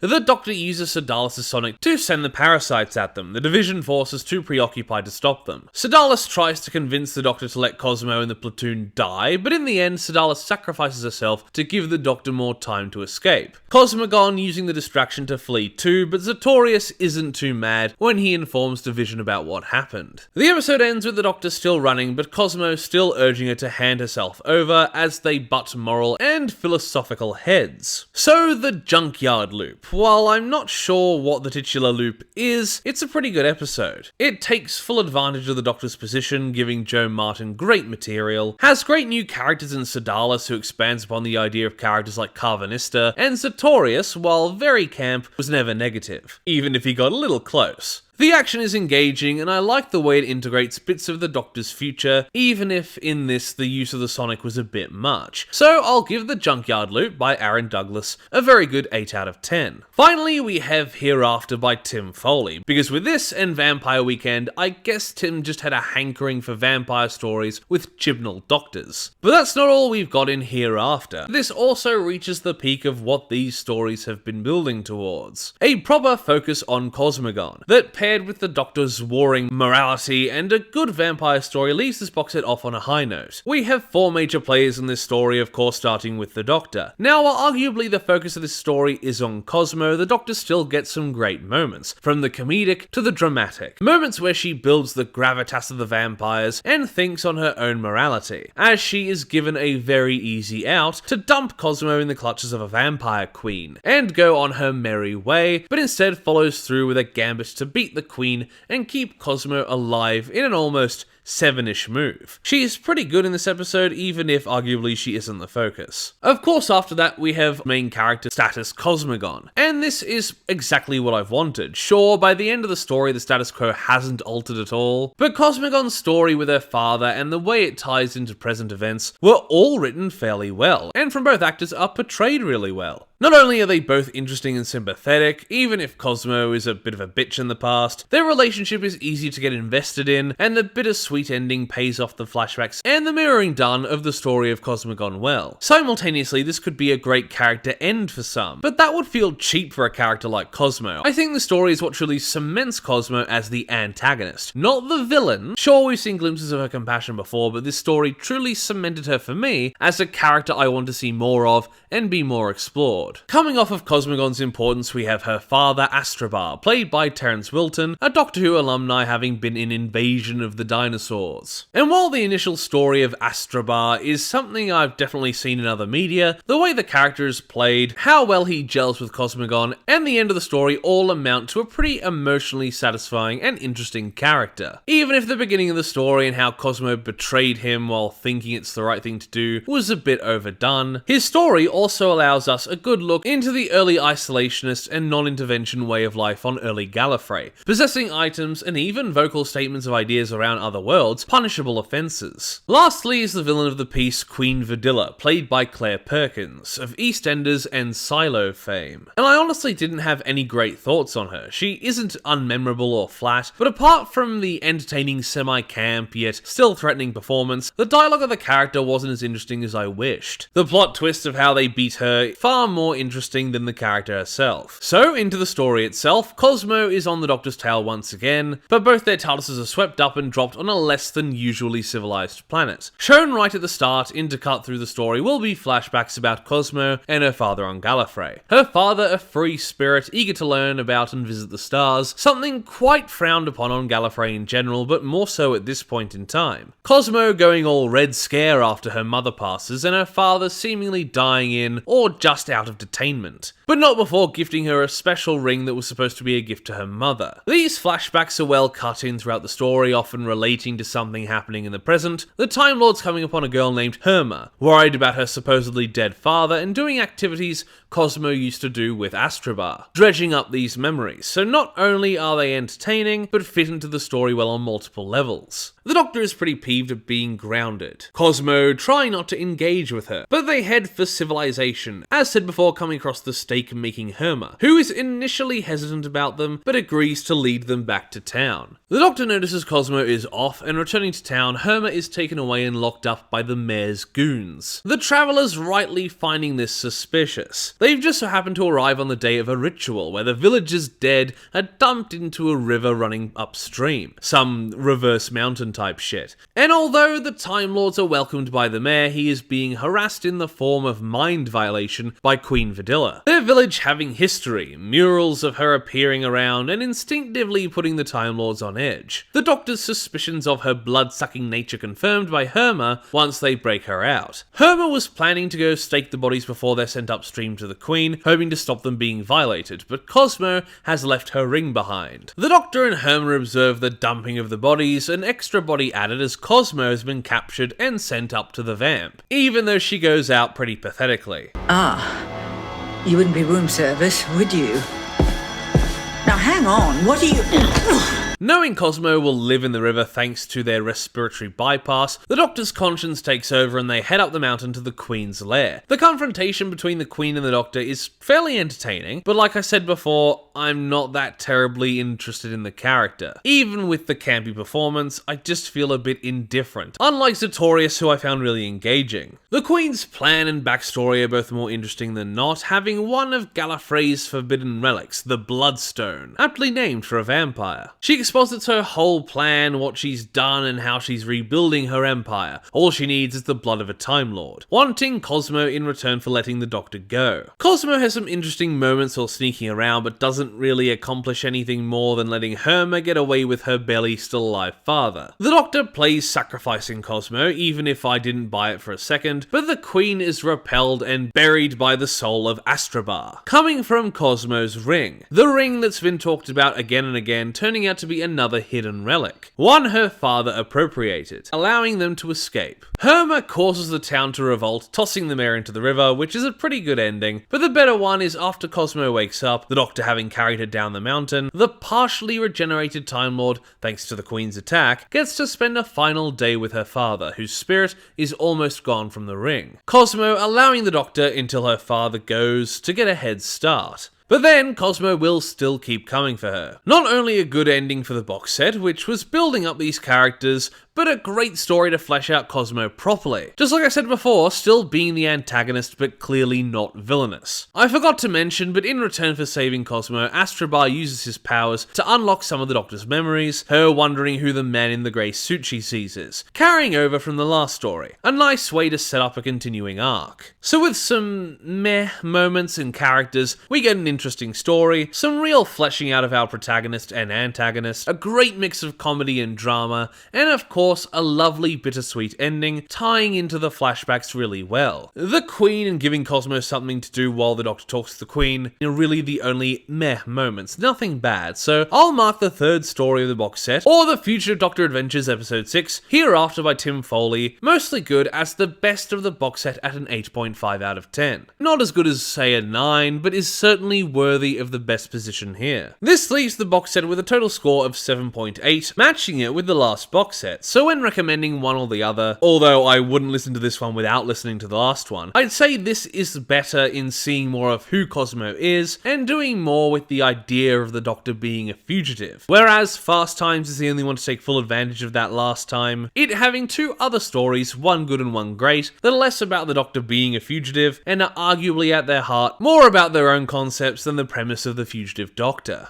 I can't have a whole universe relying on me like that. It's not fair on them. Hello everyone! Pineapple here with the second episode of Big Finish's 13th Doctor Adventures, The Return of the Doctor by Rory Thomas Howes. His first Big Finish audio, making this both impressive and annoying. This story has a lot of great ideas, good performances, trying to be dynamic with the characters and showing some lore understanding, but it was honestly a hard listen at times. Last time we had Vampire Weekend, a pretty good start, and where that story tiptoed into exploring Yaz and the Doctor's dynamic, this story leans into that idea hard, testing Yaz's and other people's trust of the Doctor. Too bad most of those examples are the Doctor taking actions that any rational mind would understand, leaving me frustrated as hell every time a character checks her for making the clear and obvious correct move. Jodie is as good as the last time playing 13, and like I said just before, while the commentary of consequences of the Doctor's actions was frustrating, something I think this story does right is commenting on the Doctor's detachment. Sure, she leaves the Zarian's planet right after the danger passes, but that's not her real mistake. No matter how hard the story harps on about things being the Doctor's fault,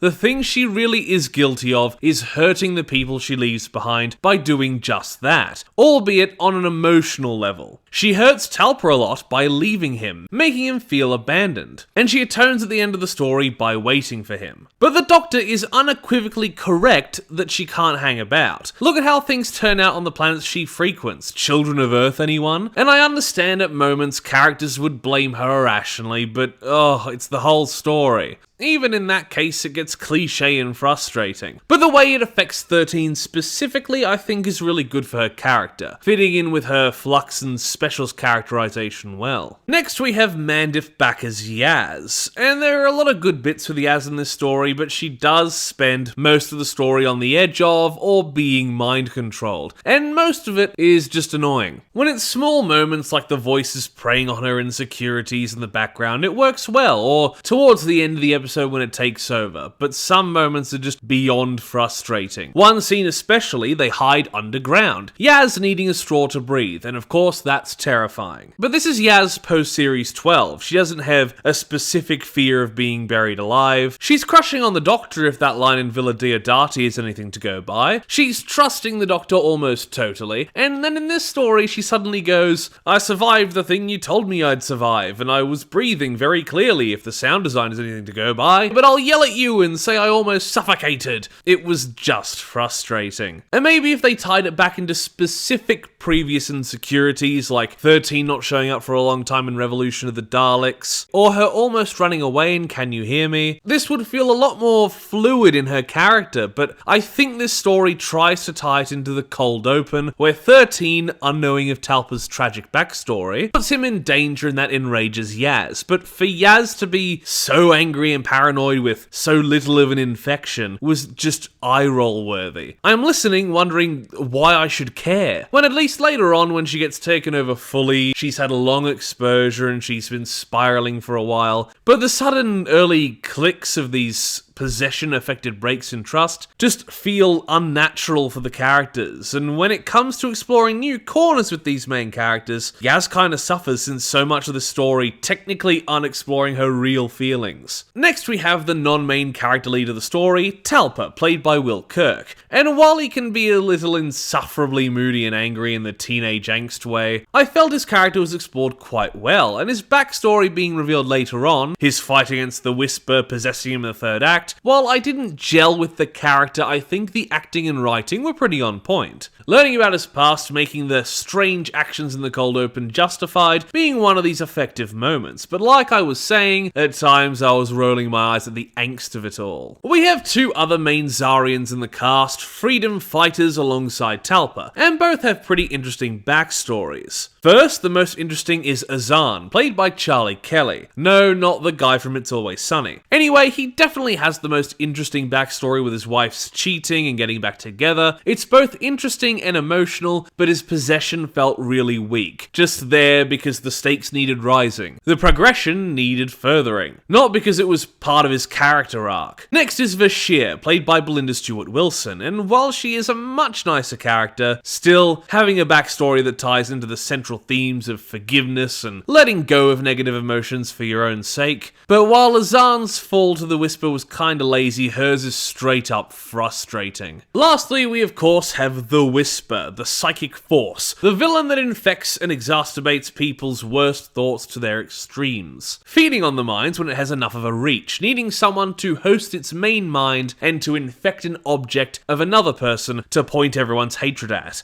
It's a really interesting way of going about a zombie virus / corruption villain. Sure, I found no originality in its personality, but its rules were interesting. But what makes the frustrating possessions in the story worse is that I just don't like mind control villains. And while the Whisper makes people's worst impulses and thoughts bigger, it gets to a point where the characters like Yaz are so far gone it kinda loses the point of that character having those original feelings to explore. The subject matter is good, but the way the Whisper is explored and written perhaps just wasn't the best avenue to explore those themes. The Whisper would probably thrive in a more political intrigue or just the Doctor lands on a planet and has to solve a problem, straightforward cut and dry type story. This episode itself starts with a cold open, 13 and Yaz defeating the Tablonians with Talpa's help. Yaz very against using Talpa, but him using the Sonic to defeat the invaders while 13 distracts them is the best plan that they've got. Although Talpa hesitates something fierce, they all survive in the end. The invaders repelled, Talpa taken to the hospital, and the Zarians of Velazar leader, Tarv, giving him a good job after some convincing. The Doctor and Yaz leaving while he recovers, the Whisper pretty much immediately showing itself by using Tarv to seed doubt in Yaz.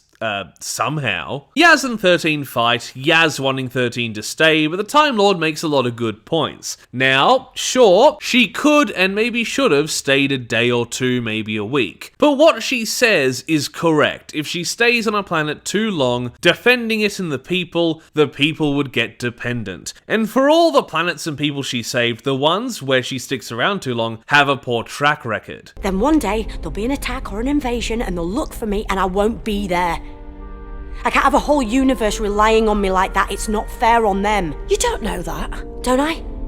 Renette, Amy, Bill, lives ruined or lost because they waited for me and I didn't get there in time. Yaz argues they need to go back or break up, 13 immediately clocking she's not herself. And that's the main thematic issue of the story. If Yaz isn't herself, even for the initial conflict, why should I care about the conflict? The negative thoughts about the Doctor that Yaz has before the Whisper arrives are so minuscule that, as 13 points out, makes the character interaction feel wrong. wrong. And given the idea this story explores so little merit right from the get-go instead of exploring it in depth feels cheap too. At the end of the day, the Doctor is right, but there is leeway to say she should probably double check things before she swans off. 13 agrees to take them back, but Yaz messes with the console, sending them years into the future with no way possible to the planet's past. The Zarians cloudy-eyed and out to capture the Doctor in this future. It turns out that after she left, people started attacking each other, people blaming all their woes on the Doctor, turning into a mob out for her blood. Talpa finds Yaz and they help the Doctor out of her cell. They meet up with the other clear-minded, and while the Doctor is trying to figure out what's wrong, they break into Tarv's office to retrieve the Sonic. Yaz getting further possessed and freaking out after their only way of hiding is to bury themselves alive. Yaz having the only breathing tube, I guess since 13's respiratory bypass comes in handy. We explore Azan and Vashir's backstories, exposited with natural-feeling dialogue. There's some more wasted character drama thanks to the Whisper's interference, and as they make their way to the remains of the fallen ship from the beginning, they get knocked off one by one. Azan possessed after an almost painful cave-in, and Yaz literally explains and justifies the Doctor's actions on a personal level as we explore Talpa's abandonment issues and trauma. So once again, why ask the question of, is the Doctor right, when every argument to the contrary is already compromised? Since as soon as Yaz stops being possessed, she turns around and defends the Doctor again. Just a little bit of genuine tension between the two to foster this conversation would have worked a lot better. 13 and Yaz get through the force field, 13 leaving Vashir on the other side of it. Vashir already possessed, so not in any danger from the armed guards chasing them. Once again, 13 making the unequivocally correct decision, adding to my frustration when Yaz blows up at her. Eventually, 13 is the only one left, Talpa revealed as Patient Zero of the Whisper, able to take him over when she abandoned him. They string her up in public, the Whisper ready to feast on the people's minds when the object of their blame is destroyed. But before they can make Yaz kill her, 13 gives a fine speech, apologizing to everyone and acknowledging that she could have gone about her actions in a better way. Sure, mostly she's correct to do the things she does, but she's actually acknowledging her faults, mostly emotional that we've seen through her error. And Yaz's ability to forgive allowing her to break free. Yaz finishes the Whisper's plan by destroying the Sonic, the creature not having a focus anymore. Yes, you did it! Neutralizing the psychic signal with a macrophode hypersonic inversion loop. You mean, I blew it to bits? Exactly. And the final fight comes as 13 gives a bitter speech about letting go of anger towards the world. Talpa only just able to get rid of the Whisper. The story ends with Talpa waking up sometime later, 13 and Yaz having stuck around for a while this time, but with everything that's happened this time around, Talpa has no intention of travelling with them, preferring to help his people after all the violence and death, and instead 13 giving him a communication device, as should he give in to his hatred, the Whisper may just return, and 13 giving some pretty good insight. Yaz and her agreeing that staying and being forgiven was correct, but like, fuck off. 13 came here, saved the planet, and left. If she hadn't been there, they'd all be enslaved or dead. Blaming her for what happened after, thanks to unintentional consequences from her actions, would be applicable. A story that touches on this idea a lot better recently was in the second of the Time War Uncharted sets. But as this story is, it sets up the idea, gives no real merit to the first argument, and then tries to tell you it's the correct one. It's just not well done. There are certainly circumstances where the Doctor's staying would help with extra problems, but very rarely, and certainly not in this case, is what happens when she leaves her responsibility or fault. If I give someone $20, and a week later that person gets mugged, it's not my fault for giving them the money. So that was the return of the Doctor.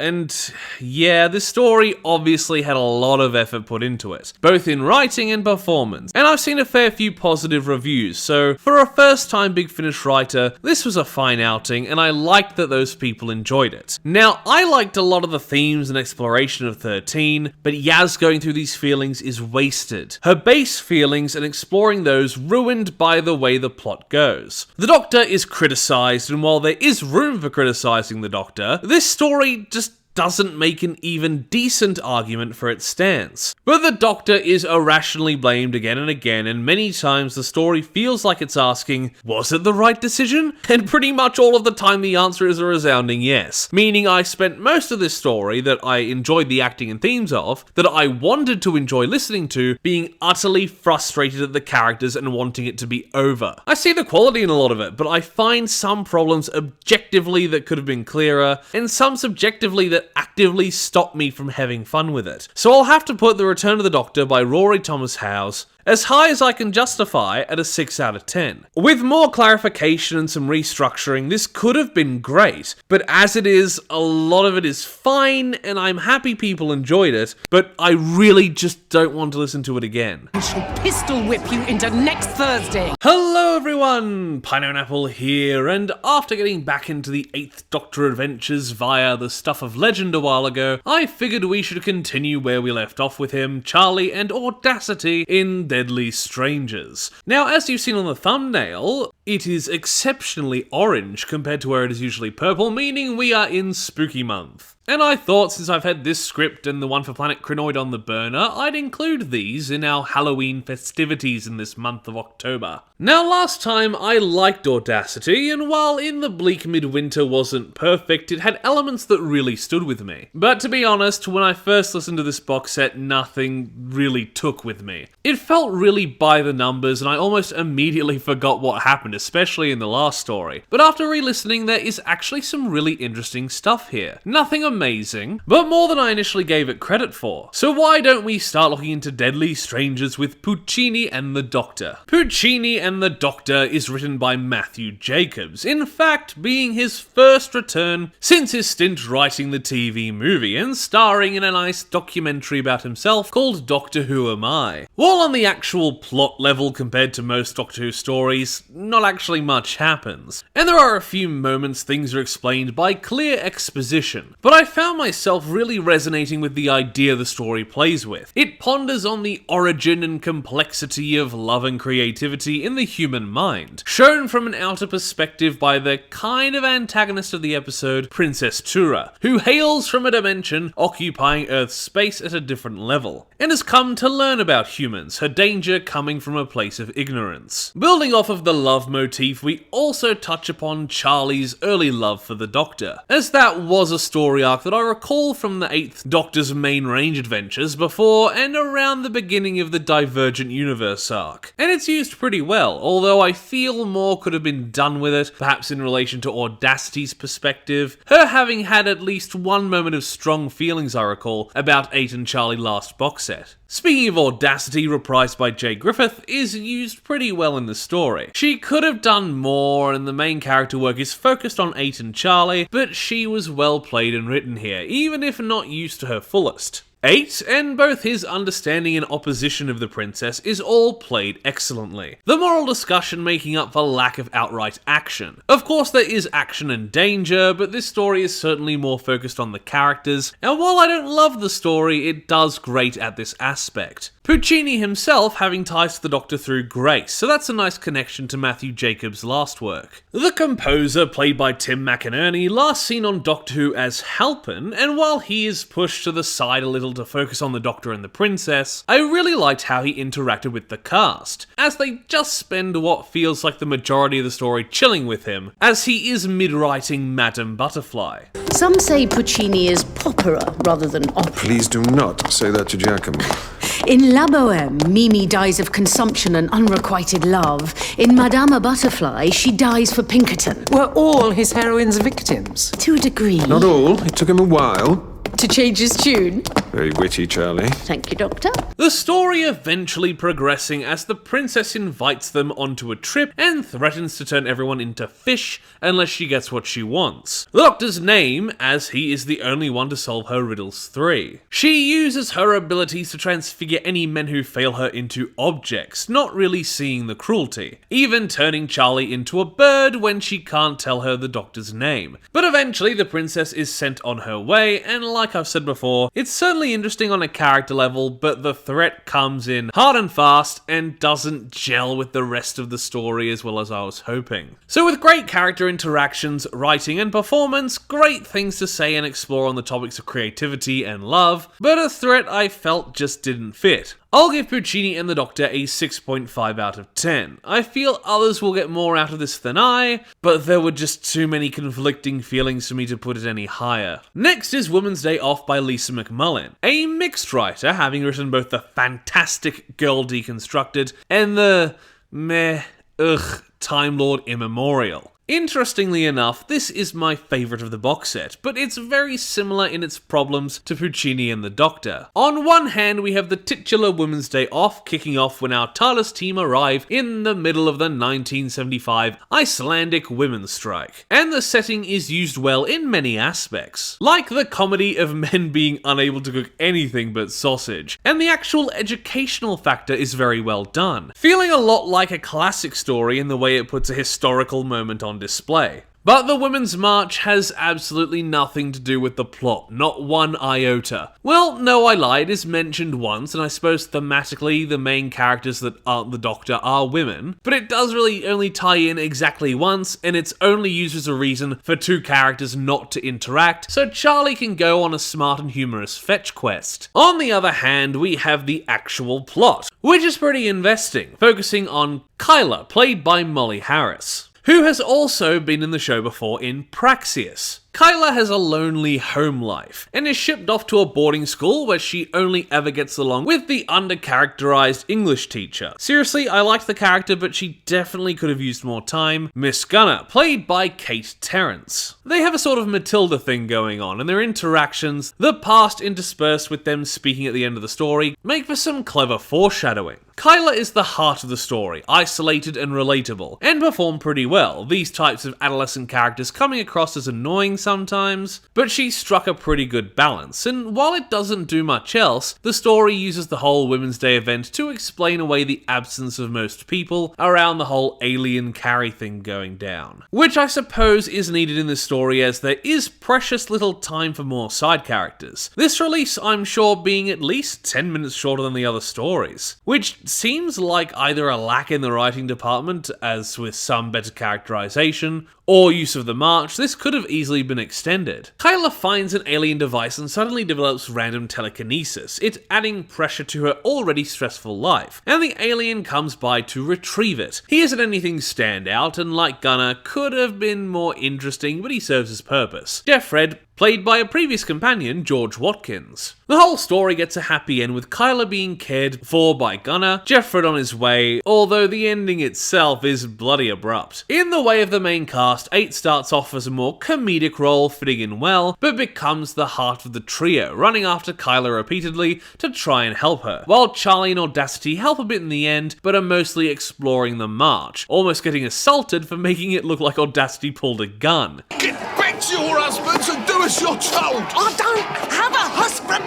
No wonder! Take your hands off her, or I shall pistol whip you into next Thursday! One of them mad witches has got a gun! It's a firelighter! Don't tell them that! But that pretty much amounts to nothing. I think the story would work a lot better retold as a 2 or even 4-part classic story format to give both the alien plot and the historical plot more room to breathe. But as it is, even with its flaws, I really enjoyed what it gave, so even if I think people's preference might rate it lower at a 6.5 or 7, I'm going to give Women's Day Off by Lisa McMullen a 7.5. Now onto the final story of the box set, The Gloaming, by our favourite Big Finish writing duo, Lauren Mooney and Stuart Pringle, who we saw writing the best story of Zygon's Sentry Infiltration, and while on my first listen of this box set I was completely turned off by The Gloaming, ready to give it a 4 out of 10, I have no idea what past me was on about. This isn't the best story of the set, and I do have a few gripes, but it's not as bad as I had gaslit myself into thinking. A little more put together than Puccini, but I had more to complain about with Women's Day. After a pretty good cold open and setting up of the story, the TARDIS team are trapped on a moon where the population of a once beautiful and now desolate planet sleep in hibernation in an institution, the titular Gloaming. But there is a being haunting the nightmares of the sleepers. There's a lot going on in this story, even managing to reference past and future Charlie stories and Terminus. So why don't we go right in and talk about the main draw of the story, the Mara. Now, on a character level, the focus of the Mara in its possession of Charlie, and while it can get a little nagging and repetitive in a couple of moments, it mostly sticks the landing in its creepy and cruel torment. You've given everything for him, and he's tossed you aside like so much waste. Down here in the dark, you know it's true. Shut up! Stop it! Doctor! You don't have to be alone anymore.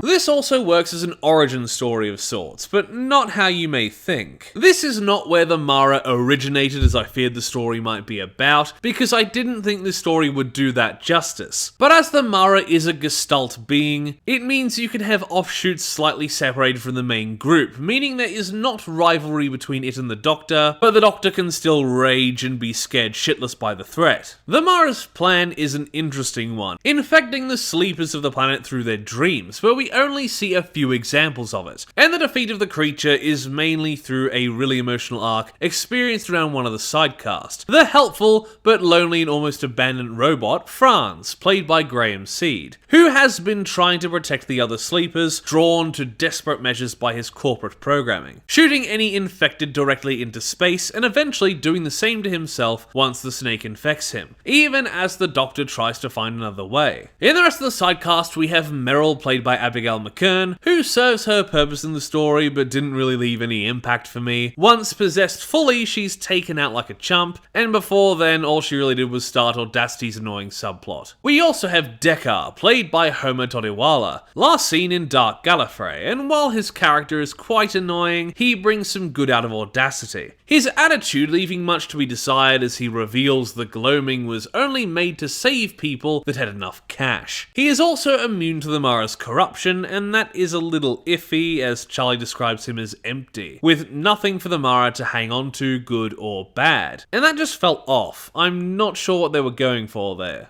As said before, Audacity gets a handful of bad and handful of good moments. The bad, an annoying detour where she's drugged to sleep, and in an attempt to save her from the Mara, 8 pumps her with stimulant, making her go crazy in a cringe and annoying way. It's a useless detour that sticks me halfway between apathetic and annoyed. On the other hand, when the truth about the Gloaming is revealed, she flips out and has a pretty good verbal strike against Deckard and his type. He isn't as bad as she thinks, but he is still part of the problem. And although they later posit the question of whether or not the Mara was influencing the people when they ruined their planet, the moment still holds up. The Doctor is pretty good in this too, not getting an or any annoying moments like the others get, being able to sell sadness, fear and anger when dealing with the Mara. It's not standout in Paul McGann's performances, but he's still pretty good here. Of course, as said before, there is also the commentary aspect of the story. And while doing well for characters like Audacity, I'm not sure if it pays off the best. I like that they decide to live in the hope of not knowing whether the Mara influenced the planet's demise, but that kind of feels like it's undermining the whole commentary aspect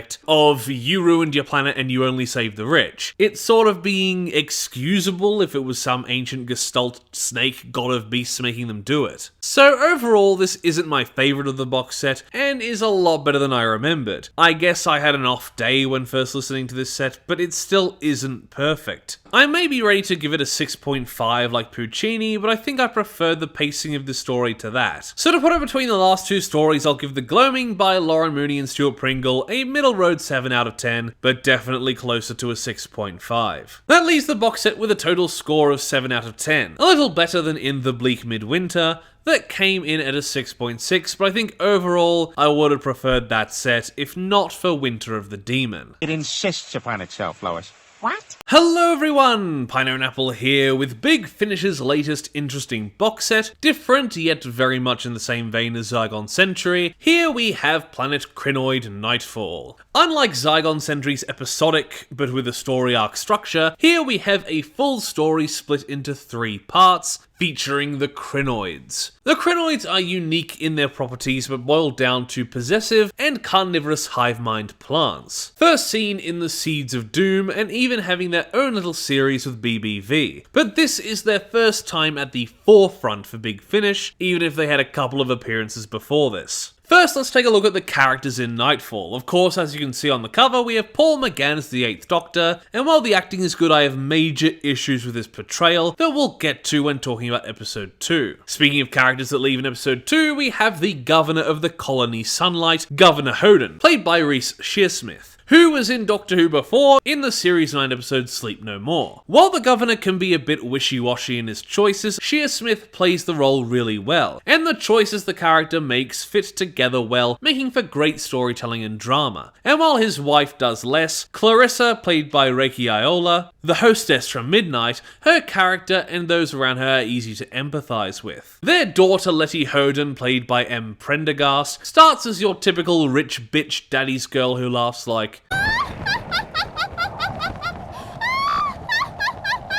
but really comes together in the third story, not turning out of character but evolving really well, serving the people like her father tried to before his love for his wife got in the way, but of course still having some entitlement and whining issues. Next we have Carl Magnus, played by Joseph Ayer, and he starts as another character archetype, the guy working for a big company and is more focused on money and development than human lives. But even after being super self-centered, the character does have a couple of extra layers. Not as entertaining or progressive as Letty, but still interesting enough to last the 3 main parts. Lastly of the main players is the Hart family, starting with Maggie, Mother Astronaut, and Filthy Cheetah. Maggie is one of the more active characters, as her affair partner is the first to be Krynoided, and her family are all given prominence in the story, and she is one of the characters that doesn't suffer a horrible, painful fate. Much like a lot of them, she's well written, morally grey, and interesting. She seems a decent person at heart, but is brazen enough to bring her affair partner into her home she shares with her husband, said husband Fletcher, actually allowing Piotr to hide with them. And she keeps fighting for the sake of everyone and her son as the story goes along. Fletcher, while not as active, is also key in the story, more focused on his family than politics or space. Their family trapped, brought to sunlight with promises of wealth, but now living in the fringe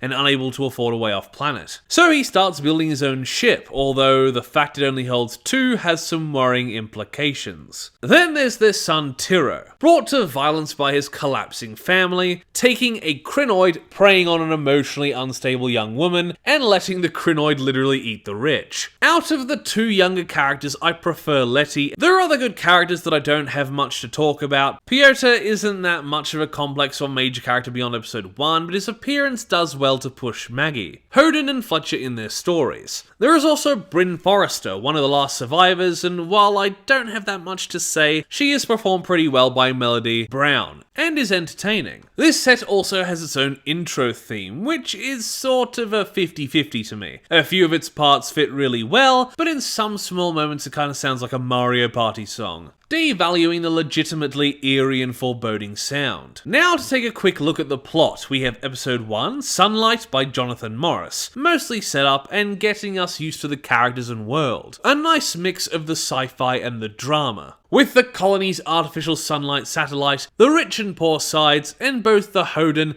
and Hart families being established to show exactly how the desperation and love of 2 people allow the Krynoid to be established. Clarissa Hoden is deathly ill, so when Robert and Magnus realized the Krynoids that appeared in space healed Piotr, so after warring with himself, as for years there have been hidden and secret plans in place to deal with Krynoids, but his love for his wife wins out, so he willingly infects her, both her and Piotr mutating. Tiro's hatred of the rich due to his family's position is made clear, setting up his later actions well. And as Piotr mutates, Maggie abandons her family to see him safe, but ends up being attacked by him, running into Bryn and her colleague Joan, played by Chloe Sommer. all of them running into what is rumoured as the original colony, and finding the Doctor in cryo, having been put in there so that his body could kill the Krynoid infection. It's a really solid opening, and due to the unfortunate problems I have with the next two parts, might be my favourite. But if I had one proper issue with this one, it's that sometimes the changing of perspectives from Maggie to Hoden, to Fletcher, to Bryn, to Carl, can feel a little rushed and ill-paced. I'm not sure whether to rate this as a whole or singular, but if I had to, I'd give the opening a solid 8. I wasn't expecting anything special, but I really got sucked in. Next is Sunset by Jonathan S. Powell, the middle story. Where the first was focused on setting up the dominoes,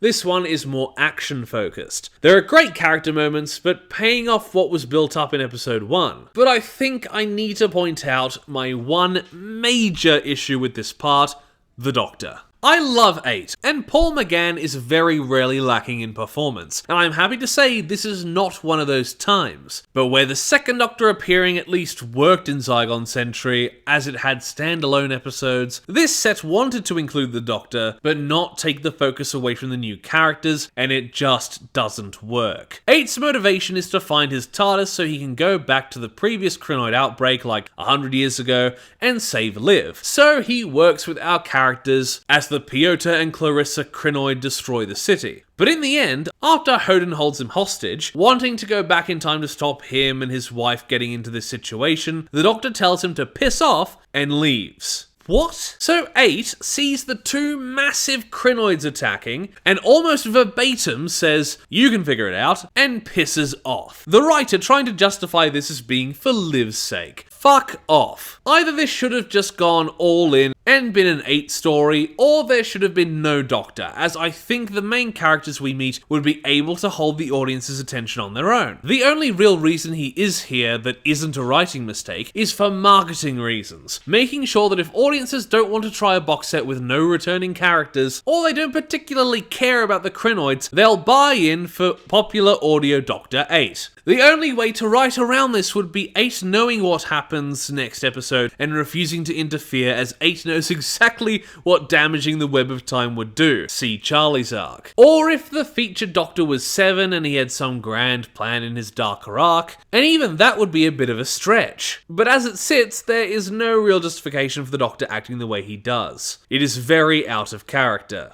Well, good luck, Hoden. There's nothing more I can do to help, so you're on your own from now on. Okay, apart from all those complaints, Hoden gets some good moments before he lets the Clarissa Krynoid eat him. We get some more interesting lore about the settlement and the reveal that this planet is Verdana, the Krynoid homeworld. The freezing climate hiding the Krynoid away. The governors, having known about it, explaining Hoden's conflicted actions, so the Krynoid's arrival was to rescue their people. Tiro emotionally manipulates Letty with the love of her mother, freeing her Krynoid mother, as I said before, in a nice use of metaphor I didn't get till I reflected on the episode, eating the rich.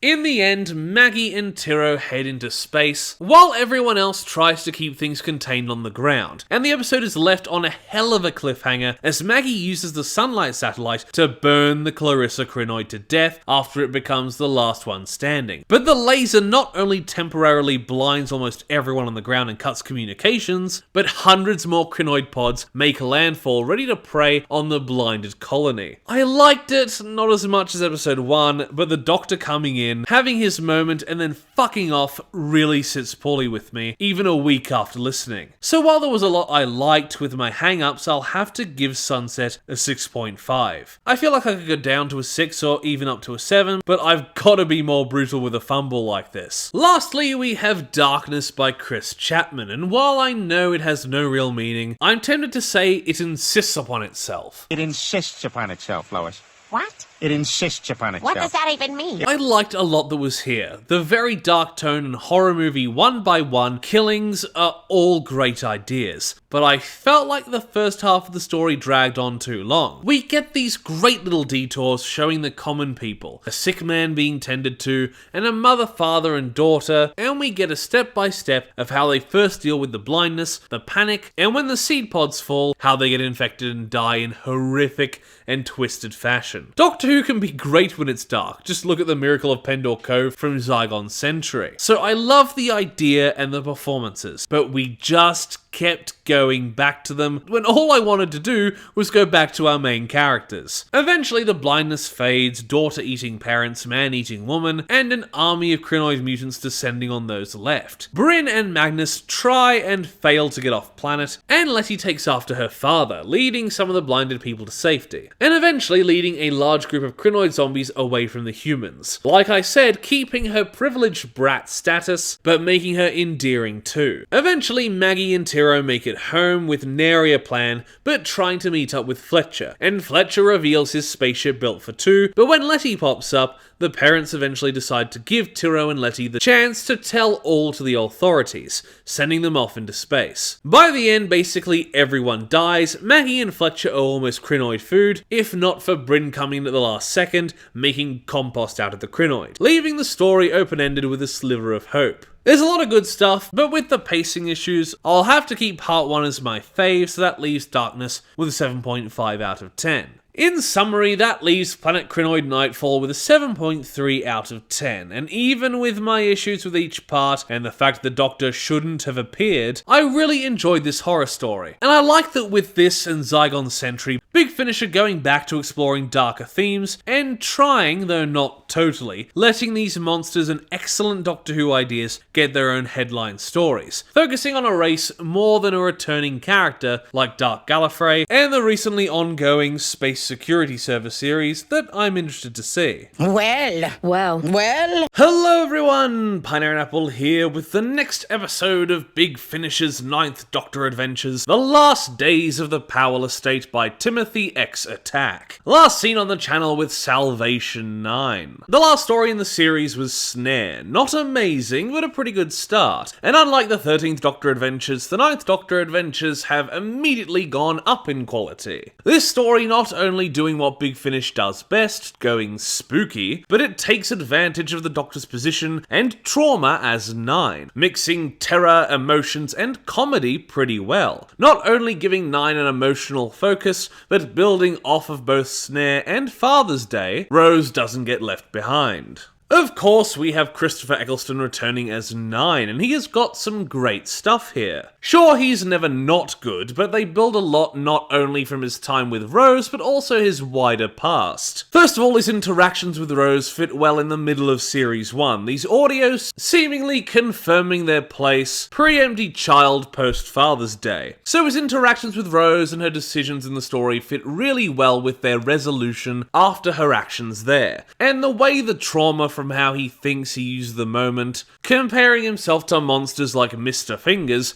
makes for a perfect emotional climax of the story. I can't recall anything bad here, and I hope we get more bangers like this one. As for Rose, we are of course in her making silly mistakes era, immediately calling her mother, risking calamity just like in Father's Day. Stupid ape. But this story going as far as to bring up and explain the absence of Reapers. But of course the Doctor does end up trusting Rose in the story, her learning a lesson by the end, but still refusing not to take steps to save her family. Some bits not explicitly said, but he doesn't go off on her like he did then because the situations are pretty different. Other than that, she continues her arc of trying to be a better person from Snare, and while not as intense as the Doctor, gets her own share of emotional moments. Much like Snare, we also have Jackie back reprised by Camille Kaduri, and while some moments were a little odd, it's mostly a great performance. Jackie and her friend Betty getting a fair bit of dialogue and agency. Sure, they aren't fighting the big bad, but they get important stuff done, and have their share of scares. And I really like her having more of an active role, whereas she felt a little pushed to the back for most of Snare, even if she got some good moments of action. Next, we have one of Jackie's friends at the Powell estate, Brainy Betty, played by Mandy Simmons, who we met recently in Vampire Weekend. Now she is playing a similar character, being an older mother that has no interaction with her child for the duration of the story. But Betty is a different archetype, feeling very much like the sort of Caribbean wise and sarcastic old lady with a heart, but substituting dialect like rotted,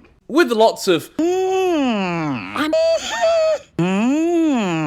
Well. Betty is a really good character, works well off of Jackie, and has an unfolding backstory that keeps you interested and tugs at the heartstrings. But admittedly, can get a little too silly, that it slightly irks me from the darker tone of the rest of the story. The last of our human cast is Ellis, played by Harky Bambra, who we last heard as Doyle back in series 2 and 3 of the Ninth Doctor Adventures. Ellis is a fine character, he's an interesting perspective for the cold open, with his blasé attitude, but I found he was more interesting as part of Rose's arc than anything else. The character isn't poorly performed, but I just didn't find a lot to hold on to. Lastly, we of course need to talk about the villain Mr. Fingers, played by Dan Starkey. But beyond some murmurs and screams, he doesn't really talk or have an easily observable personality. He more takes the role of a Babadook type presence that hangs around and attacks at points. There's not much to him as a character, but there doesn't really need to be. He's the scary boogeyman and he's used well in that capacity. Now on to the plot. We have a pretty solid cold open in 2036, where Ellis, an urban exploring content creator, breaks into and explores the abandoned, haunted and derelict Powell estate. Everyone, up to the security guards, having abandoned the place due to the legendary Mr. Fingers. A boogeyman-like presence that will touch you on the shoulder multiple times, but once you turn around the second time, poof, to dust. But the episode starts proper as Rose and Nine come in, trying to get back to Jackie, but missing their target like usual. 12 months. You've been gone a whole year.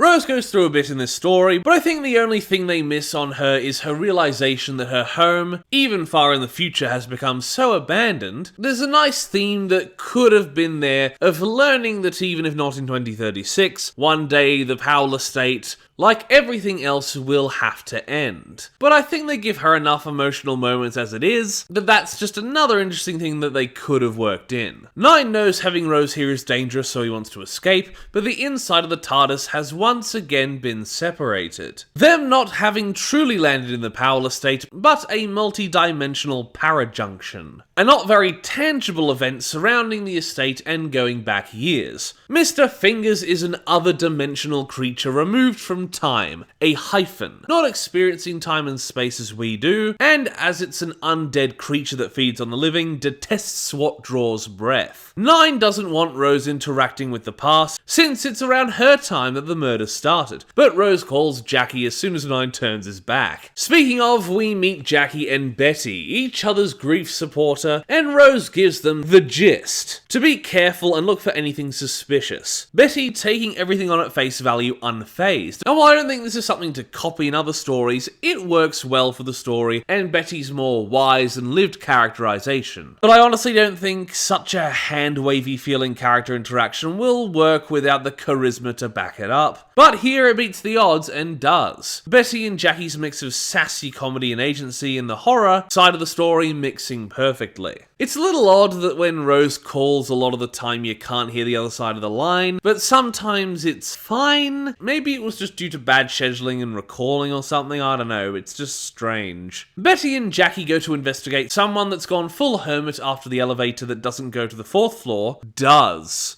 That story given a lot more gravitas and actual spooks than I just did. And they enter the apartment to find the occupant's dusted corpse. And on the other end of the line, Nine, Rose and Ellis do the same, but instead find Mr. Fingers watching them. The hyphen is hanging around, it finding its meals based on fear, so they fight back. Jackie's terrible joke, so bad it sends Mr. Fingers running, making a very solid and classic Jackie moment. Rose gets Mr. Fingered. Oh, I can't say that. She gets the first hand on her shoulder, meaning there's a ticking clock, but in retaliation for scaring Mr. Fingers, they enter a PT-style maze of flats. Eventually, Alice getting killed right after he and Rose talk about him fancying her. Nine having an appropriate reaction. I'm not being funny, but are you going to travel the universe just to meet boys? Dunno. You're going to travel the universe just to meet monsters?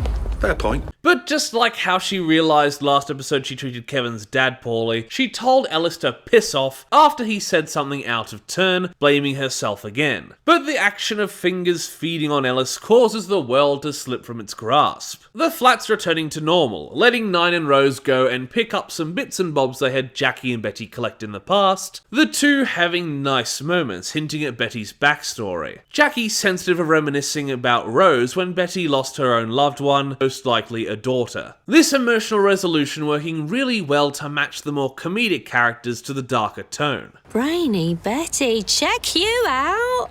How comes the vet's assistant knows so much about all this stuff? Time on my hands since Abigail passed. Each day I stand witness, 'cause she can't. I read all the books, taking as much as I can of this world. And then one day, everything I know, I can tell her in heaven. Meanwhile, Nine builds his trap, having to lure Mr. Fingers in, but Rose doesn't think that her feelings are strong enough. Nine having to bring him instead in a very powerful and well-acted scene where he monologues the constant fear of himself, knowing that any day he'd make the decision, the same one that wiped his own people out to defeat the Daleks, again. You want to know what scares me the most? Today, and right here, even with you. Even with feeling the way I feel now, I'd do it again, Rose. I would do it again. I would do it in the skip of a heartbeat, just the same. And with all that death, forever burning, how am I different from Mr. Fingers? I wish I could play the whole clip, but, you know, fair use and all that. So with Mr. Fingers epically banished, the timeline corrects. Ellis is alive, the Powell estate is running its natural course, without Mr. Fingers running everyone out. And with a comedic scene, Rose learns not to sneak a peek at her own future. Ah, you're scared of my mum. No, I'm not. What's the doctor most afraid of? Slitheen, Daleks, Mr. Fingers? No, it's Jacqueline, Andrea, Suzette Tyler. So that was the last days of the Powell estate, and it was a pretty good showing. Nine and Rose are used perfectly, Nine getting to show some deep emotional chops, and while Rose's arc is a tad of a rehash, it does advance enough to earn its keep. Jackie and Betty were great. Sure, I can see the tonal shift being a bit jarring, but they are taken seriously by the story enough for it to work. Mr. Fingers doesn't have much in way of personality, but his motives are well described, even if a little expository. A couple of the sound effects are a little overbearing, but overall he's both interesting and scary, built up with mythology and hype from the Doctor. Sure, not everything works, but this is a great story, and one I don't mind revisiting, doing what Big Finish does best, being both scary and emotional. I'll give The Last Days of the Powell Estate by Timothy X. Attack a very good 9 out of 10. Yes, I think that's exactly what I'm talking about. Hello everyone! Pineapple and Apple here with this year's second half of Doctor Who's The Lost Stories by Big Finish, Season 9, Story 2, Alixion by Robin McCurgy, based on the unmade episode from Season 27 of the same name and writer. Alixion was originally set to be Sylvester's final story, ending with Seven regenerating, and I quote, straight-jacketed and gagged in a confinement cell, according to Robin and Andrew Cartmel. But as the show was cancelled, the serial and the season itself were never made, and although changed, a lot of the details we know about the original plot of Alixion seem to ring true in one way or another. Last time we covered Genesis of the Cybermen, and that was an impressively solid story, so let's see if Alixion can match its quality,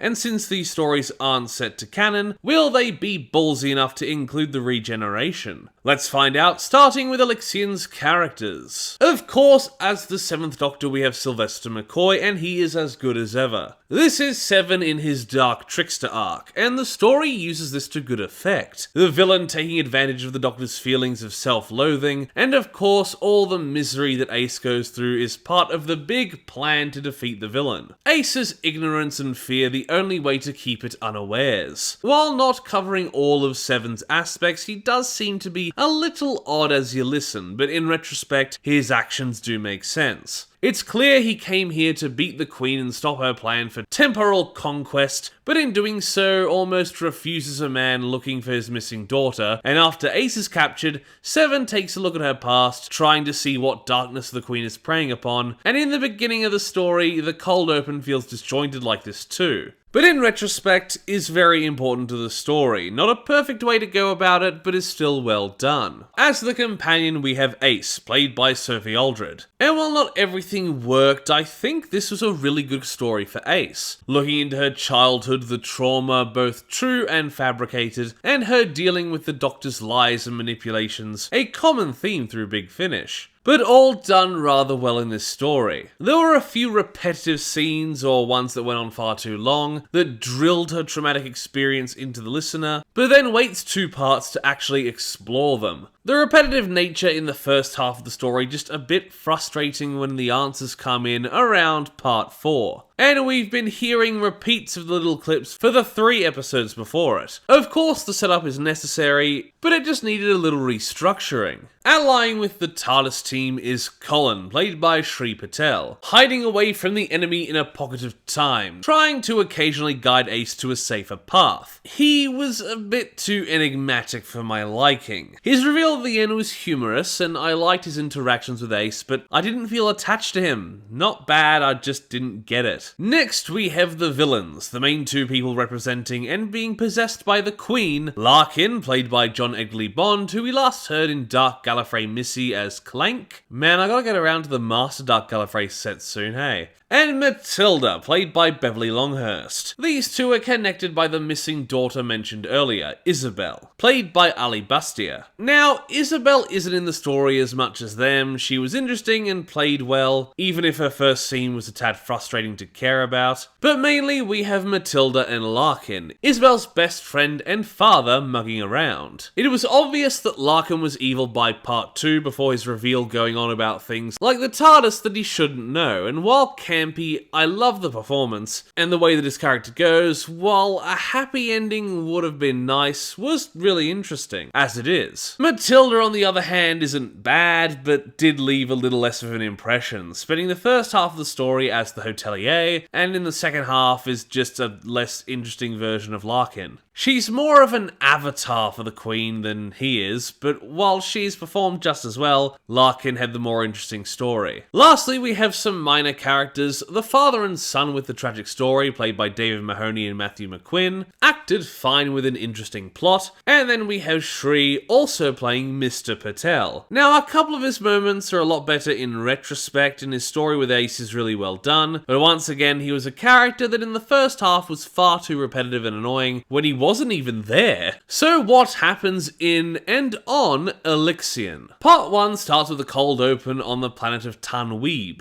a once peaceful species that have now mutated into beasts. Now, as a cold open, this feels a little overly long and disjointed from the rest of the plot. But later on, as the Queen tries to use the Doctor's regrets against him like she does with Ace, the Tanweeb do become relevant again, all being part of the Queen's plan, as once the Doctor had taken Selim with him on a fun trip, but the Queen's beetles intercepted them on the peaceful planet, tearing Selim to shreds, causing his father to go to war against the peaceful Tanweeb. It being the Doctor's idea to have some of the Tanweeb mutate to protect themselves, becoming the creatures that attack him and Ace at the beginning. Sure, when listening the first time it's a bit off, but I really like how it gets tied back in. Seven decides to take a holiday with Ace, and they choose Alixion. The Doctor clearly already suspicious from the get-go, stopping Ace from drinking their patented super cordial. They stay the night, but after Ace snuck a sip, she starts hearing beetle scratching and hallucinations of her past.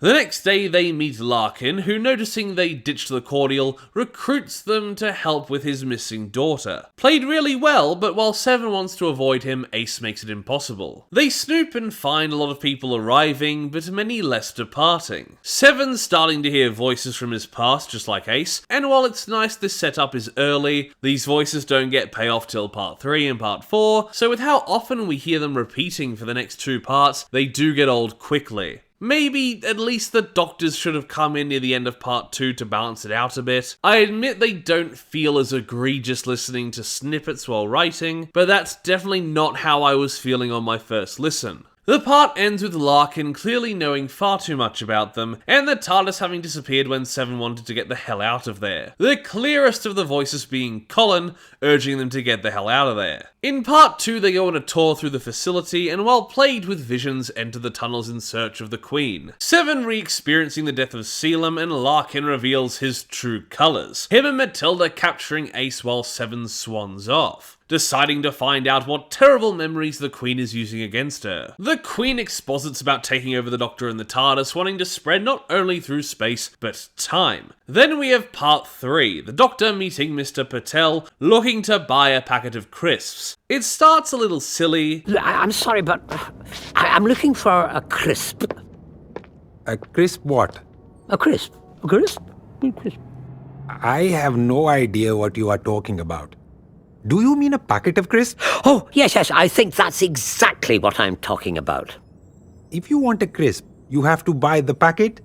We do not sell individual crisps. Oh, that's fine. But eventually Mr. Patel is yelling and throwing the man out. Now, from Ace's delusions, what seems to have happened is that in an act of young rebellion, Patel's store was burnt down, his family injured, and Ace feels the guilt for it. And as Seven talks to him, when he mentions Ace, Patel gets really confrontational. Now, it's really fucking odd how angry he gets with the Doctor, Patel really suspicious of Seven, and in retrospect, after the twist, I think it's meant to come across as Patel protecting Ace from a creepy and old, odd man that's asking about her, but listening again, it doesn't totally come off that way. It really just feels like he blows up out of nowhere. In fact, already pretty confrontational when Seven asks him to explain what a packet of crisps is. I think every other scene with Mr. Patel works, and even parts of this scene, it's just that this one could have been gone over again with a fine-tooth comb. Thanks to Colin, Ace learns how to manipulate the Beatles, going on the run and connecting to the Hive. Seven manages to find Isabel, Larkin refusing to figure out where she is when the Queen asks, his fear and devotion to the Queen holding him captive. Isabel is a little aloof at times, another scene I'm just not too sure of, and it turns out she only escaped with Larkin's last bit of free will. And now as the Queen backtraces Seven, she's in danger. Seven makes it to save Ace, but as soon as she gets in the TARDIS, she finds him gone and whisks her away. A pretty nice cliffhanger. The story ends with part 4, Ace experiencing her past traumas with Colin, finding out that the memories were manipulated by the Queen. I suppose learning that, freeing her from its crushing influence. She learns that instead of assaulting her cousin,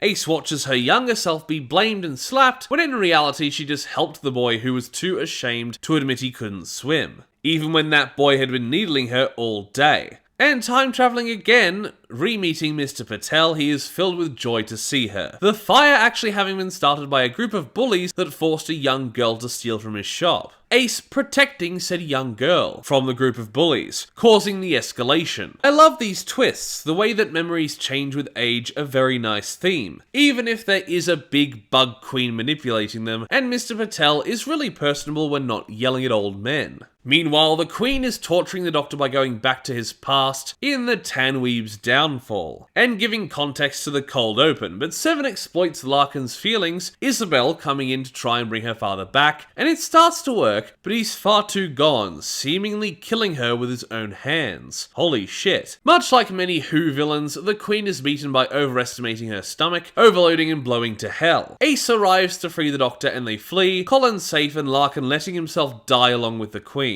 Ace is rightfully pissed at the Doctor for all the manipulation and leaving her in the dark, but he had to do so to beat the Queen. It's a really nice ending, balancing the original story's seemingly dark tone with the Doctor regenerating in a straitjacket, but instead had most of the characters seemingly perish. Sure, you don't really hear much firsthand, but it's certainly implied Isabel, Matilda, Larkin, and the Queen all die. So that was Alixion, and while there were slow or unfocused feeling moments, this story was pretty solid. It takes advantage of the tone of late Game 7 and Ace, the more emotional moments in their backstories and flashbacks explored really well, even if their hallucinations could get a little annoying. Now, while it's part of the Lost Stories range, I find that, recently at least, the Lost Stories and Unbound stories don't really take advantage of their setting. This story doesn't have Seven's regeneration, so it sort of plays like it could be a Big Finish original audio, or just a generally unmade television story. Whereas, it being part of the Lost Stories range, you really could have put Seven regenerating in here. I mean, they didn't didn't have to go all the way to have him put in a straitjacket in a cell and regenerating there. They could have at least had him mortally wounded, coming back to the TARDIS, doing the whole explanation scene, and then finally perishing. Hell, if they wanted to, they could even use it as a jumping on point for an Unbound 8 and Ace series. But then again, that's thinking of it more as a franchise. I just feel that in general, the setting of the story wasn't used to its full potential. It doesn't have to spawn off sequels. But otherwise, the story does well to try and tie all its elements together, even the cold open tied later into Seven's trauma. But like I say, not everything is perfect. That one Mr. Patel and Seven scene is really off. While I don't think Alixion hits as high a high as Genesis of the Cybermen's 9 out of 10, but Alixion is certainly deserving of a high score, so I'll give Doctor Who The Lost Stories Series 9 Episode 2, Alixion by Robin McCurdy, almost a 7.5, but I think it's deserving of a very good 8. There's those repetitive or floaty moments where you want more to be done, but the flashbacks and character moments are really interesting. And the kind of mix of sci-fi and very real character exploration I appreciate is here that usually appears in Big Finish's darker stories. Poking and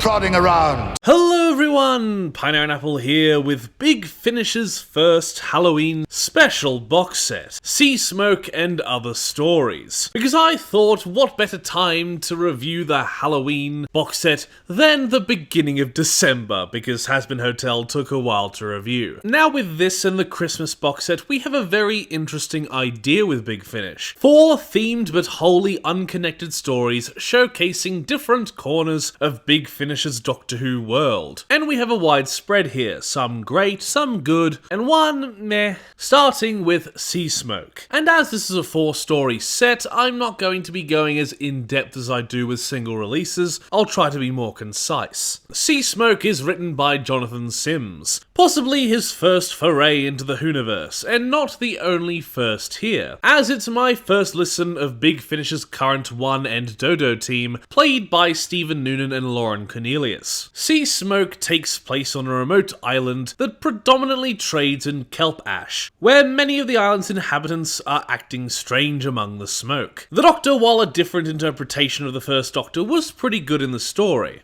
I didn't find anything wrong, but for Dodo, she, along with Katerina, are probably the companions from the original series that I am least versed in. Maybe Victoria as well. So I can't tell you if they have got Dodo right, but I thought she was played pretty well. Her separation to the Doctor and dynamic with the town young'un Flora McKay, played by Kieran Sonia Sawar, was written and acted pretty well. The villain of the piece is a gestalt being the Salmentians, and while acting like a sort of generic possessing villain, they have a nice religious theme, as its main possession is Reverend Robert Drummond, played well by Jeff Rowell. Now, the way its body moves and its way of travelling is described in dialogue and in the audio effects is pretty effective, as it melts its possessed down into flesh goop and attempts to escape by covering the island and flying away. We also have Flora's father, played by Jamie Laird, not stand out as a character but not played poorly, and the leader of the island, Laird William Clouston, played by Michael Abubakar. And sure, he goes generic when possessed, but he's kind of badass. He starts as the kind of pompous,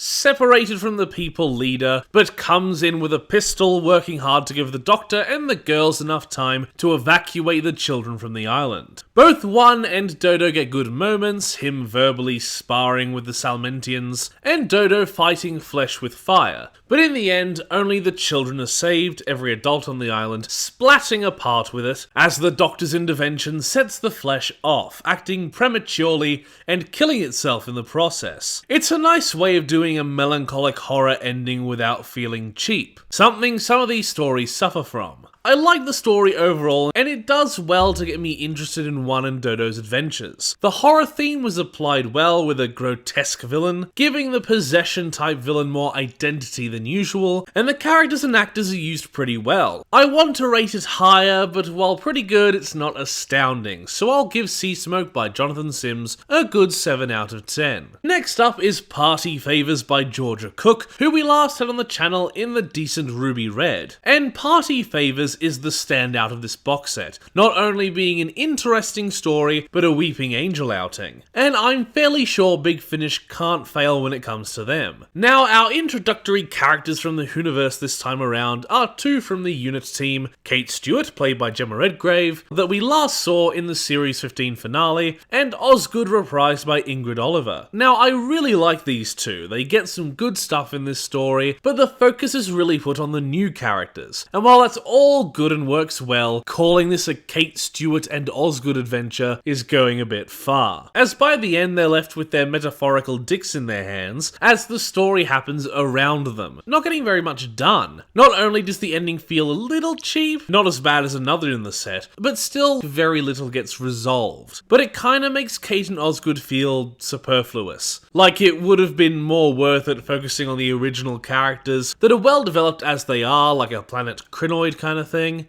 But maybe the extra time could have upped the scares for them, or given a more conclusive feeling by the end. Now for the new characters at the crux of the story is the couple, the more uptight Annika, played by Saffron Coomber, and the more free-spirited and joyful Bev, played by Liv Andressier. Both are played pretty well, but the thing I'm more impressed about is the writing. The circles they weave themselves in and the relationship drama really could have been quite generic, the end being a bit meh, but they feel like real people in a real dysfunctional relationship that needs some couples counselling, and the fact they feel so rich doubles your investment in the story easily. There are some side characters, Alice played by Nicole Davis and Tim played by Jack Ayers. Now neither are as dynamic or complex as the lead couple, by which I mean Bev and Annika, not Kate and Osgood, although a ship between Kate and Osgood is referenced and I have seen people shipping them before. This is Kate.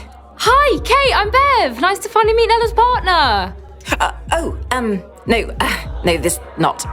But what they used best for is for some horrifying scares. Not jump scares, but they're left in the building, trapped back in time, starving to death. And the strange noises around the apartment that the couple have been ignoring since they moved in are the cries and desperate attempts for these people to get help after being sent back. My god, is that clever and horrifying. Perfection for a Halloween box set. Finally, let's talk about the Weeping Angels themselves. And as I've said before, I'm pretty sure they haven't been bad in Big Finish yet. Their 6th Doctor outing was good, their 8th Doctor outings are good, their 4th Doctor outings are good, the only one that I don't recall very well being their 5th Doctor outing, and I'm pretty sure it wasn't bad. Their plan is to weave themselves metaphysically into part of the building, able to move it around and devour those that come inside. A similar idea to Winter Key, and while they have their usual tricks like draining of power and displacing in time, their powers are a bit wonky here since they are heavily damaged. A nice detail I liked was the scraping the couple heard above being the angels moving, unable to reach their usual speeds, but within the building they can communicate and freely displace people through time, almost as if by a flick of the wrist. And while very good for character drama, I admit it does make their powers feel a little disjointed and wonky compared to usual. Just something that could have done with more clarification. So while the story does have flaws, it's overwhelmingly positive in characters and writing, even if the ending where the angels succeed and the couple seem to be working for them makes Kate and Osgood surplus to demand, and leaves the romance off feeling like they just went around in circles, having an edge on the angels fighting back, having an edge on the angels fighting back, and so on until the angels win, and it just really doesn't work in that aspect for me. So while I'd love to give this a 9, Party Favors by Georgia Cook will have to do, due to my experience, with an 8.5 out of 10. Next is The Bramble King by Noga Fleischon, starring people we recently saw on the channel, 8 played by Paul McGann, and Audacity played by Jay Griffiths. And while there were some interesting concepts, this one didn't grab me as much as it seemed to for others. The story starts with some cute 8 and Audacity bonding, and these two are very good in this story, no complaints on their performances.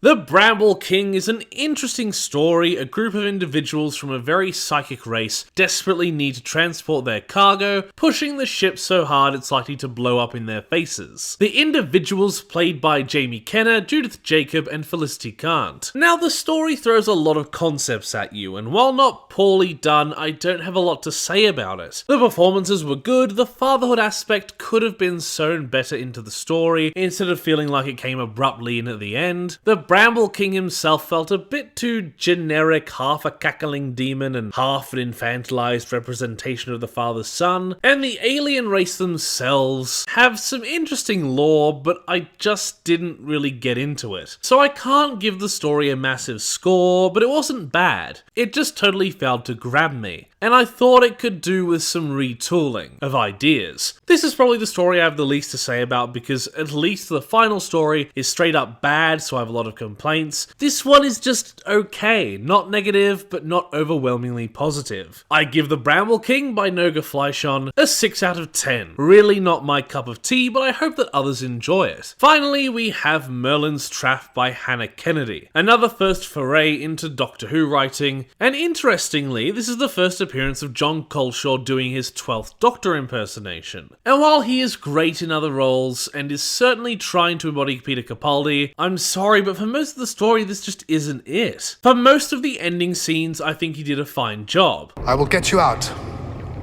I will try to ensure that nobody finds her again.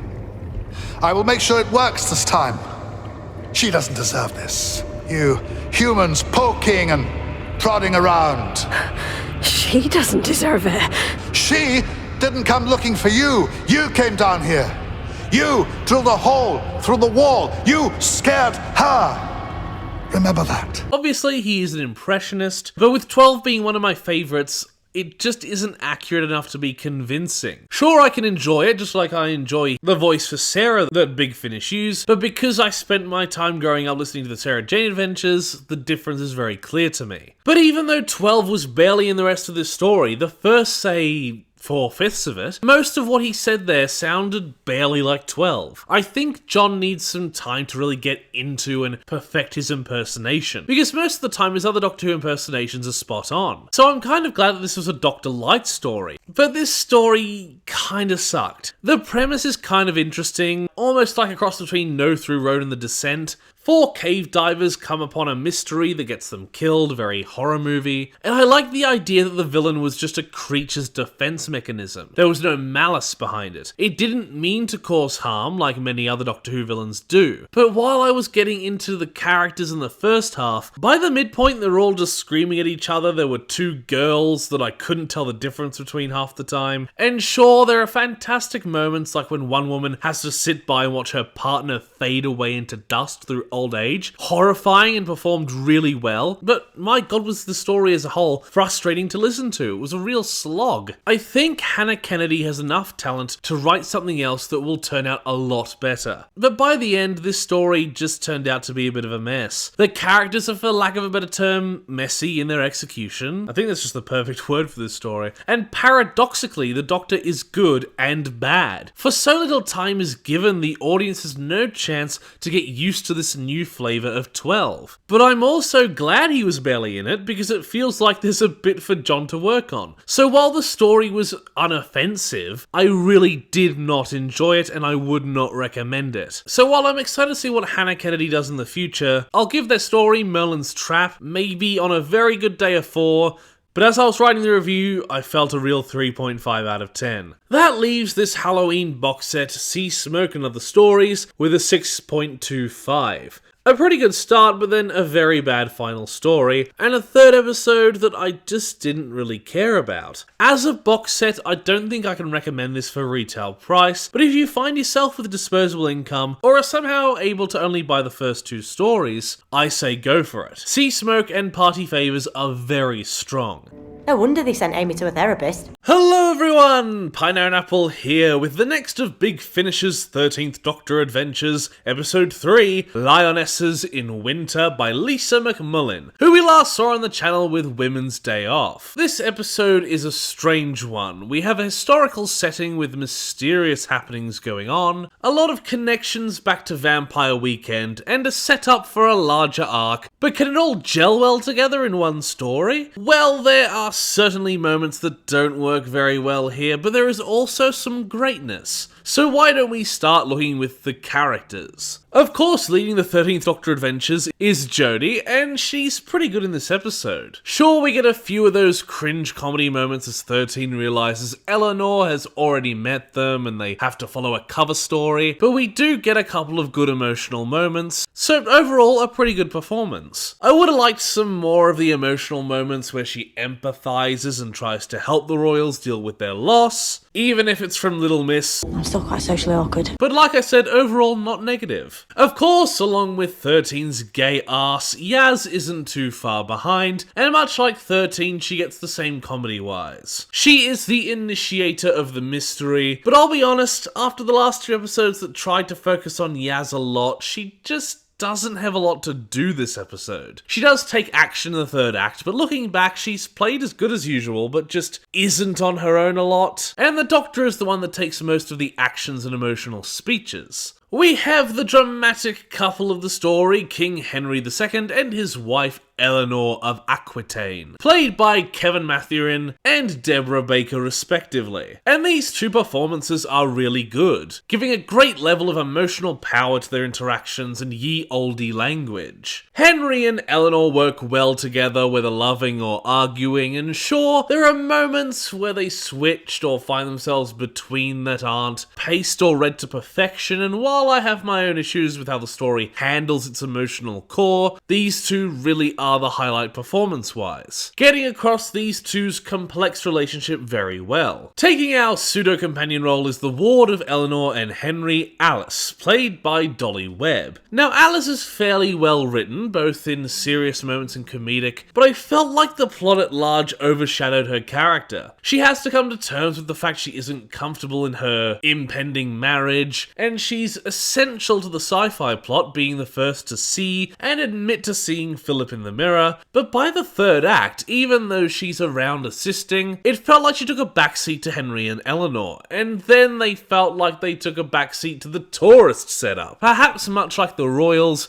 she could have gotten a little more exploration if the tourist angle was lessened, but a good performance either way. Where the characters really fail though is in the sidecast. The monarchs are the children, Princes Richard and John, and they will go on to be a lot more impactful in the Whoniverse, one in the Crusade and the other in the King's Demons, but they are flat as all hell character-wise here, either feeling bored or underwrittenly petulant. I don't have much else to say on them as they're barely here anyway, but it's not as if they're offensive at any point, just have no bearing on the plot whatsoever. Now in this mirror world we have Amar Doofus playing Prince Philip, and he isn't really a character, and that's a major detractor. All the drama is in the hands of Henry and Eleanor, Philip being more of a plot device, and it's an easy fix to make Philip better. It's revealed later that he was forced through the mirror by the tourist, played by the same actor, but first of all, the tourist isn't name dropped as far as I can tell, so I didn't know until I saw the credits on the wiki that it was the tourist, not just some otherworldly being with no name. But the story is actually hurt by the villain's appearance, and since they are seemingly going to appear in episode 4, and were hinted at in episode 1, maybe it would have just been best to leave it alone for another episode, because this story could have been better if focused on the character drama through the lens of the mirror type sci-fi. Maybe conversely to this end space, in the mirror Philip's parents are the ones who died, giving him reason to be hitching a ride. And the tourist is a good presence, but another possession villain immediately after the Whisper last time, plus its next appearance right after this episode, maybe we could have only hinted at the tourist coming through the mirror and then focused on the characters more. So into the story, the plot starts with a nice and witty dialogue from the regents. Eleanor back with the king for Christmas, as she had been locked up for the rest of the year, after her and many of her sons had done some rebelling. Just a pinch. Just a little bit. Well, I mean, as long as it wasn't Eden rebelling. So they find the Doctor plonked upon the throne, and she says, Guards!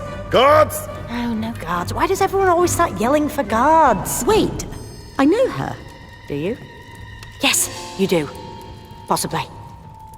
Sorry, Who am I? And for a fleeting second, I was very worried. Oh no, she got ated. Or I may as well just say lost her memory. But it turns out, instead of that, we get some bootstrapping. Another and less annoying Doctor Who staple. Eleanor seems to believe 13 is cousin Brunhild, since they met in her past, 13's future. But it seems somehow after their arrival, Yaz got lost in the grounds hedge maze.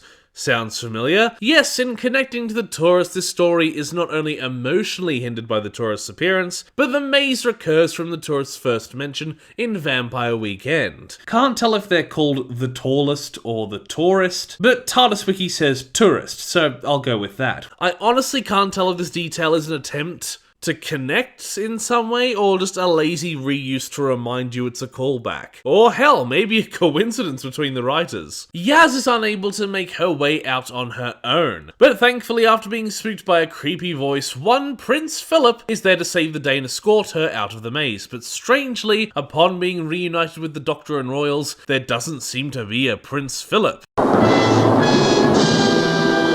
They all have Christmas dinner, but things get even more awkward than they usually are for this family dinner, as when Alice and the boys join everyone, Philip turns back up, the food on the table decaying and him creepily singing an out-of-time carol, appearing inside and suddenly a part of the family. Only the parents happy to see him there, everyone else rightfully creeped the fuck out. His identity is Philip and the impossibility is confirmed by Alice, as the man had been her imaginary friend in the mirror when she was younger. They find said mirror, and with more reference to Vampire Weekend, they find out it's a portal to an alternate universe from some experiment long ago. Also, it's in this conversation I found there was a lot of referencing Series 5 multiple times in this story, and I think there was a mention along with other characters in Return of the Doctor. Which isn't a lot, but it's weird that it happened twice, right? Hang on. As a little girl, you had a grown man as an imaginary friend. Yeah, that is odd, actually. No wonder they sent Amy to a therapist. Wanting to find out more, the TARDIS team take Alice and go back in time to her childhood to investigate. Alice is fainting and freaking out upon seeing the inside of the TARDIS is kinda humorous. I get it, but it really wasn't my kind of super funny. But I guess the gags weren't obnoxious either. Back in time, they meet Eleanor for the first time, setting up her recognizing the Doctor earlier. And they discover Eleanor could see Philip in the mirror before, revealing Philip had been the first child that passed away between the Royals. And my god, is Eleanor easy to adapt, not only to 13 and the girls turning up, but to the possibility of Philip's ghost in the mirror. But then again, she is French.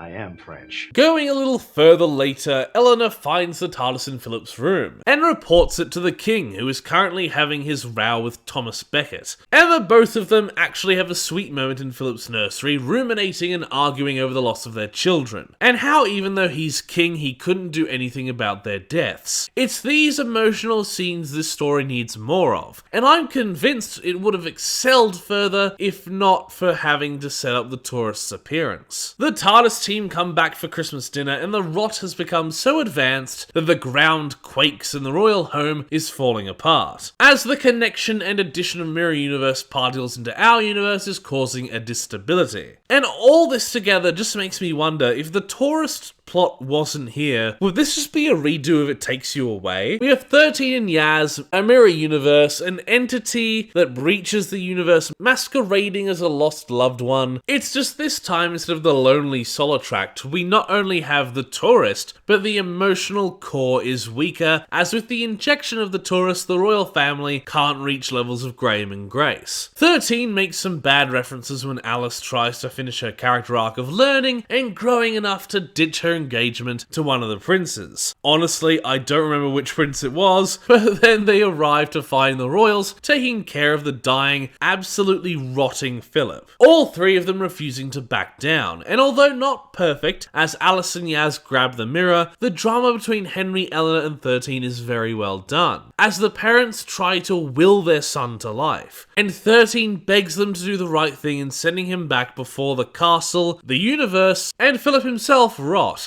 It turns out this Philip isn't even a Philip in mind, but the tourist forced Philip through the mirror in order to gain access to our universe. So after some more poetic performances from the Royals and 13, the mirror is brought in, 13 bringing the TARDIS along, and using a device to fix the mirror, sending Philip back, healing and safe. But the tourist is still hanging about, only escaping once 13 refuses to offer her body to it. The tourist pretty miffed that 13 returned Philip's body to himself, and vowing revenge to get the Doctor's body another day. So the tourist escapes, and although the family are all together closer than before, happy and merry for the holidays, when 13 and Yaz are alone, they talk about the dark times waiting for the royals, the king and the queen separating again, all of them ending up dying, and yeah, that's what most people do, but Eleanor outlives most of her kids. And with even more examples, 13 nicely proves the journey itself more important than the destination, which is a very nice sentiment to leave the story off with. So that was Lionesses in Winter, and although it has its issues, feeling like a bit of a redo of It Takes You Away at times, and the tourist taking the spotlight away from the emotional crux of the plot, well, we also have a lot of good. Not only are 13 and Yaz pretty good, even if not perfect, the royals are written and played pretty well. And even if reminiscent, the ideas are really interesting. So while Vampire Weekend was good, I think this might be my favourite of the range so far. So I'm going to give Lionesses in Winter by Lisa McMullen a 7.5 out of 10. No Christmas spirit over here, I'm afraid. None. Hello everyone, Pineapple here with Big Finish's Christmas box set, It's a Wonderful War and Other Stories. They previously released a Halloween special box set, and while the first two stories were solid,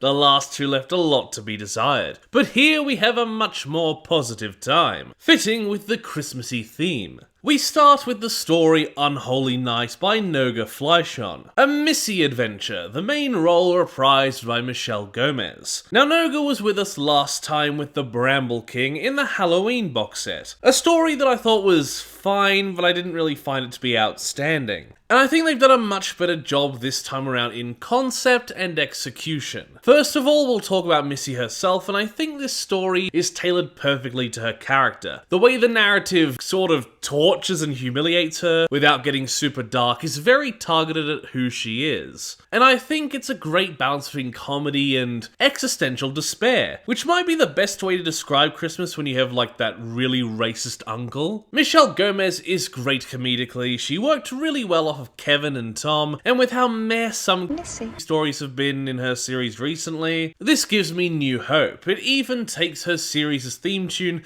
and makes it more Christmassy. I don't think this is done to any of the other themes as far as I can tell, but it works really well here. Our secondary protagonist is one of those Missy side character types who always have a 50-50 shot of Missy trying to kill them by the end, even though they're basically her companion, Kevin, played by Paul Brown. Now, he wasn't exactly exemplary, he's not in the majority of the story since it feels like most of it is flashbacks, but he does get a few laughs, and I really like his bumbling everyman criminal energy. Next, we have one of the villains, the townsgoer who wants to marry Missy so hard he's basically playing out a Hallmark Christmas movie in Tom, played by Simon Kane, who's been in a few audios before, and while the character isn't amazing, he plays it excellently. The lumberjack simpleman, small town charm, and the sheer tropiness of the character's existence is hilariously portrayed and written, even if when in context with Missy's character, his constant identity as the Hallmark character is terrifying and mentally scarring to her. But much like the others, played really well, and great both comedically while able to be taken seriously. Finally, for important characters is Mary Evergreen, played by Frances Jeter, the mayor of Knoll Falls, an orchestrator of their malevolent Christmas plans. Much like the others, Mary is played perfectly, both while expositing her evil plan and when playing the mayor's facade. Being so accommodating and kind, it becomes freaky to the extreme, and that balance between horrifically Stepford and genuinely kind is written so well, especially with this character for most of the story. Sure, she's still good when outwardly evil and when being defeated, but the way the story can portray such kindness as sinister before it even becomes evil is handled best here. Now, as for the plot, we start start with Kevin landing on the frosty planet Jewel, hunting down Missy, who had gone missing on the way to their latest criminal enterprise. And he finds her as a housewife in a village that is impressively and horrifically the perfect Christmas village. Once alone, Missy stops acting and tells Kevin everything through flashbacks that go on for a while, but it's all pretty good stuff. As she was passing the planet, a psychic force brought her down, and for weeks she's been trapped on the planet by the whole village's kindness. Wow, if I had a nickel for every Missy story where she's trapped on a planet inhabited by a psychic force and her vortex manipulator is rendered inert and I reviewed it, I'd have 2 nickels, which isn't a lot, but it's weird that it happened twice, right? Whenever she tries to kill them, such as blowing up a bunch of children or stabbing Tom, who really wants her to leave her big city job for the quiet Christmas village life, but every time something goes awry and her efforts become disgustingly sweet and Christmas themed. Once Missy finishes the flashbacks and talks about how frustrated and weirded out she is, she feigned to be taken in by the village, biding her time till Kevin arrived. So they escape to his ship, but just like hers, it suspiciously refuses to take off. Missy decides now is the best time to snoop in Evergreen's office and get her weaponry back, encountering third act breakup tropes along the way. And while Kevin is basically hypnotized by Christmas cheer and a pretty girl, Missy, snooping in Evergreen's office, finds records of a long line of people before her becoming stranded and taken in, only to be replaced soon after. The story comes to a head as the town want to sacrifice Missy to the being that is keeping everyone living this happy, peaceful life. Apparently, this creature best digesting the people when they swell up with love and Christmas cheer, explaining why the village is like it is. So the town, people, and even the rules of the area, such as referencing how Missy was always unable to harm the townsfolk due to comedic circumstances, are all down to this force. In the end, Missy is fed to it, but it spits her back out as she made a deal, swapping herself with Evergreen, thinking maybe it's time that the villagers, who are all so full of happiness and cheer, take their own turn to feed the primordial giving one.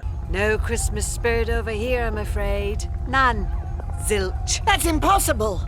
You've been in Noel Falls for weeks. How... I don't know what to tell you. Just don't get it. What's to get? Any of it. The tinsel, the trees, the cookies. Christmas is not about any of that stuff. So overall, Unholy Night is a fun use of Hallmark Christmas tropes, intertwined with a classic use of the Missy makes everyone else miserable type story. With great characters, great comedy, even if I can feel it getting a little annoying if you aren't in the right mood, since the comedy can feel like it takes precedence over the plot at times. And while the execution of the story's non-linear structure could be a little frustrating with how long and uninterrupted it goes on, I think the story was fun enough to distract, so I'll give Unholy Night by Nogafleischon for me a 7.5 out of 10, but if you're mostly in the mood for a comedy, I think it could become an 8. Next up, we have Legacy of Blood by Julian Richards, and this one is a doozy. Sure, much like Sea Smoke and Other Stories, this set has peaked with the second story, but it does require a lot of homework, so much that not even myself as a massive Who nerd are fully informed. Of course, you can listen with limited information. I think the story does well enough to make the information exposited feel natural, but it would feel so much better paired with real knowledge. First of all, required is the background of Leela's story, heavily referencing moments that take place in the 4th season of Gallifrey, and since they're in another universe at that time, at least another season and a half till they make it back to N-Space. So for these episodes, I have heard all that's needed, but this story is also a crossover with the Jago and Lightfoot series, focusing on a major character and referencing the events of 2 specials in like 5 or 6 seasons. Sure, I've heard the specials, but the rest of Jago and Lightfoot lore is unknown to me. So while I enjoyed having Ellie here, it did feel a bit frustrating to have all these spoilers when I know I'm going to get to Jago and Lightfoot in the future. Anyway, the main character is Ellie Higson, a character often appearing with Jago and Lightfoot, played well by Lisa Bowerman. And she's really good in this story. A pretty good performance like the rest of the main characters, but the story starts with her as the lead role. She's been reminded of her old friends and been drawn to a remote village, a lingering connection to a man that temporarily made her vampiric. Now she's of course the outlier of the main characters, not a doctor or companion, but she isn't shirked. She gets a fair amount of time both active and with strong character moments. Next is the 6th Doctor, and seemingly in his more bitchy arc for a while, but between between his moments of betrayal and peacekeeping, all of course portrayed well. But there are moments of stellar performance and writing when trying to stop more death taking place, and when sensing vampiric energy in Ellie and Leela, raging at being taken in by what he thinks are evil creatures wearing his friends' faces. It's all great stuff. I should have seen it sooner, hiding behind the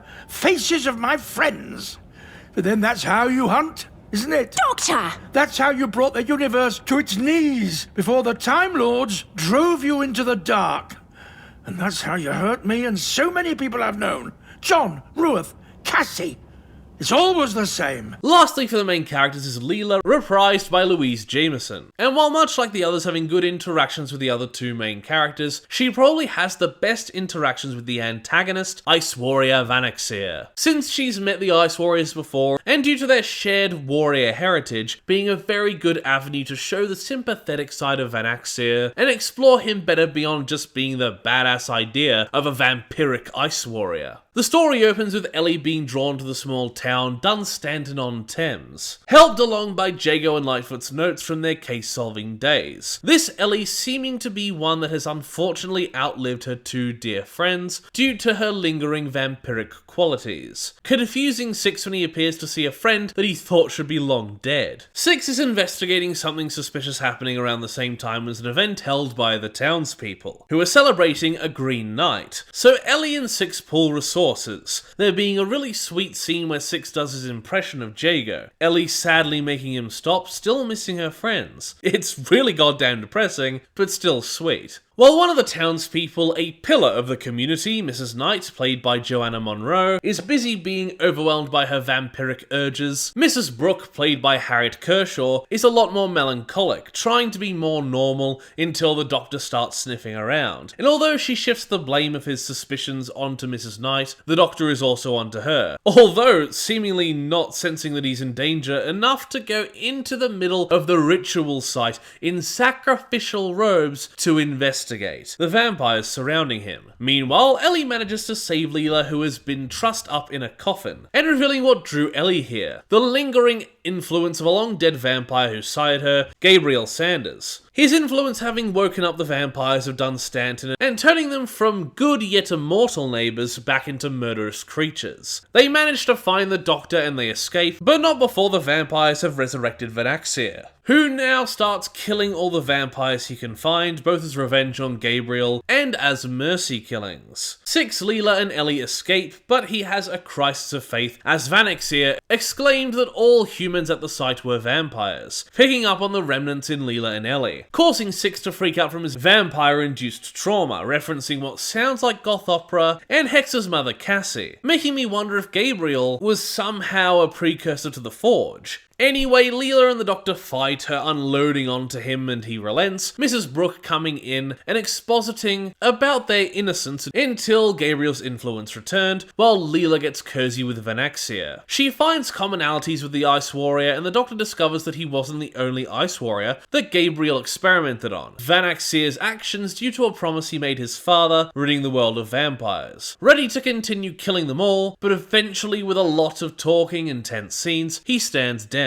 allowing Six to work on a cure to this strain of vampirism, giving us a pretty happy ending, if not for all of the dead, well, undead. Now, the amount of backtracking and referencing in this story is certainly a detractor, especially when Big Finish usually doesn't inform you of what you need to hear. But honestly, even if the logistics were a bit confusing, the story still works and is a blast. Now, I may be ready to give Legacy of Blood by Julian Richards a 9.5 if I were fully into the history of these characters, but just having the background of Leela's part, I admit the listen wasn't perfect. So with all of the story's other positives in writing and performance, I'll give it a 9 out of 10. Now for the third story, Presence of Mind by Mark Wright, who we last heard with The Running Men. This is another story I haven't had the background for, being a story in the Smith and Sullivan range. First of all, where to start? Smith, or Sullivan. Well, we have Sadie Miller returning as Sarah Jane, her impression good, and while I can't vouch for how she and Lavinia gel in the other audios, the focus the story has on Sarah's past and how she views Lavinia's place in it is really interestingly done, and explores explored through their interactions and psychic visions, I thought all of that was pretty well done. As for the Sullivan, Harry is reprised by Christopher Naylor, and while he's just as funny, disarmingly charming, and bumbling as usual, pretty good in the episode, he's not at the emotional heart of it. Not so much that he's a side character, but he certainly feels a little stiffed, especially by Lavinia. Speaking of, Aunt Lavinia is reprised by Annette Badland from Smith and Sullivan, and she's a strange one. The performance is good, and the emotional moments where she feels hurt or worries about Sarah are all performed well, but she is a bit of an oddball, a scientist that doesn't feel well about Sarah hanging with Unit, and is kind of dismissive of the whole aliens thing. I always enjoy an Annette Badland performance, but Lavinia is just a little odd, and I just don't really get her. But the emotional moments work well, and although sometimes frustrating, a lot of her quips are at least slightly humorous. Also along for the ride is John Leeson returning as K9. I don't really have much to say about him. He also isn't in the emotional heart of the story, but in the writing and performance I didn't find any problems. As for the plot, our 3 humans and robot dog are going home for Christmas. Lavinia quite irritable that Harry is tagging along, but the train they're on suddenly freezes, as do all the people along with it, leaving just the 4 of them active. The imagery is pretty effective, but they start getting visions, eventually ending up trapped in said visions, held hostage in a stone circle in the cold, channeled through Harry's gift to Sarah, something they picked up on their travels. Now, out of the 4 stories, I'll be honest, the actual plot here is probably the simplest, and the one that kind of left my mind the quickest. And I admit it wasn't my favourite, but what really works for me here is Sarah and Lavinia. Sarah is a dear and interesting character for me, as the Sarah Jane Adventures was as much a part of my formative years as Doctor Who, and her time on Doctor Who often watched by me as a young'un on DVD. And considering one of the best stories in her show was around her parents, exploring her relationship with Lavinia, and the theme of adoption/found family being so drenched in that show, this story was bound to speak to me at least a little with its connection here. So even if I wasn't enamored with the plot, the character's performance and heart of the story are very good, so I'll give Presence of Mind by Mark Wright a 7 out of 10.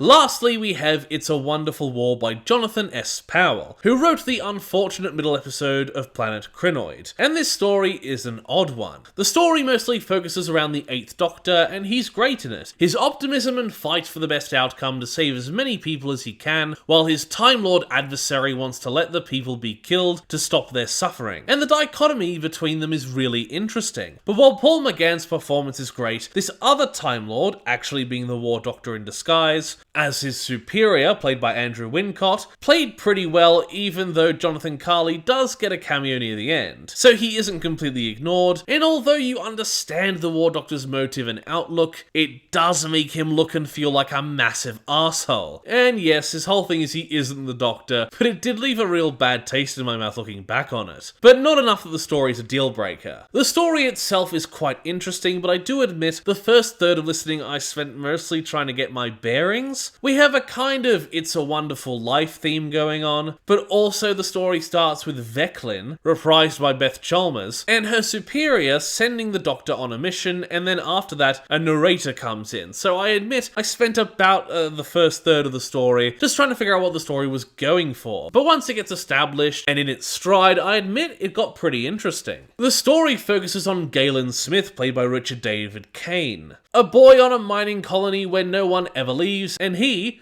wants to leave. Have you ever heard of such a thing? There's a very big focus on his choices and how choices affect the world around you, which I guess is kind of a take on the what if I were never born trope, as he takes away materials every day ready to build a rocket and fly away, willing to leave everything behind just to see the stars, willing to leave his father and his friend Sharla, played by Cassie Bradley. Now, just before he has achieved his dream, his father untimely passes away, and this leaving the miners his father was the foreman of in a rage, and Galen having visions to another universe filled with Daleks, has Galen choose to stay when an agent of a mining corporation, actually the War Doctor, is ready to take control and send Galen on his way. But he takes his father's role and eventually marries Sharla. The story is quite a sweet one, until the Doctor and the War Doctor start meddling more and more. Galen starting to see horrible visions of all the asteroid's people, including his wife, turning into Daleks. While 8 just wants Galen to get straight to the point and and save everyone, the War Doctor won't let it happen so easily, forcing Galen to confront the fact that he isn't real. He is in fact a false personality, and the reality the War Doctor wants to win out of the two is the one filled with Daleks, the Daleks in the usual reality having come to the asteroid to use its fantastic minerals, explaining the lovely Christmas-themed Dalek on the cover, and Galen being a Time Lord agent that was sent to investigate. There's a little hiccup where Galen locks the Doctors together and runs away with his wife, 1 second ready to choose the War Doctor's side and then against him, only for his wife to eventually ask him to pick the Dalek reality. Because if the good world solidifies and the Daleks manage to invade it, Sharla has already felt the pain of becoming a Dalek in that other timeline, and she doesn't wish to feel it again, or let their newly born daughter be put through the same. This story is quite good with its multiple points of horror, of course the obvious body horror, but also the despair when Galen picks the Dalek reality. Becoming a Time Lord again, the agent of the War Doctor was sent to retrieve from this failing alternate timeline that was created around him by a device, which also manifested the false personality along with it, and he leaves completely dismissing Sharla and their baby, becoming the opposite of the man she married, just someone else wearing his face. Now the 8th Doctor isn't done, refusing to let the people return back to Daleks, so using all that is left of Galen, his daughter, he just manages to stabilize this reality, stopping the Daleks from penetrating the asteroid. The narrator finally explained, played by Rosemary Ash, actually being Galen's child, telling the story to her descendant. But of course the story is more poetic with the angel and the shadow instead of the Doctors, but as long as the story is told and remembered by the people of the asteroid, it seems their reality will always exist safe and secluded, giving these people long, happy lives, a little convoluted but a lovely ending. Yes, come on, please. Just give me this, please. Just this.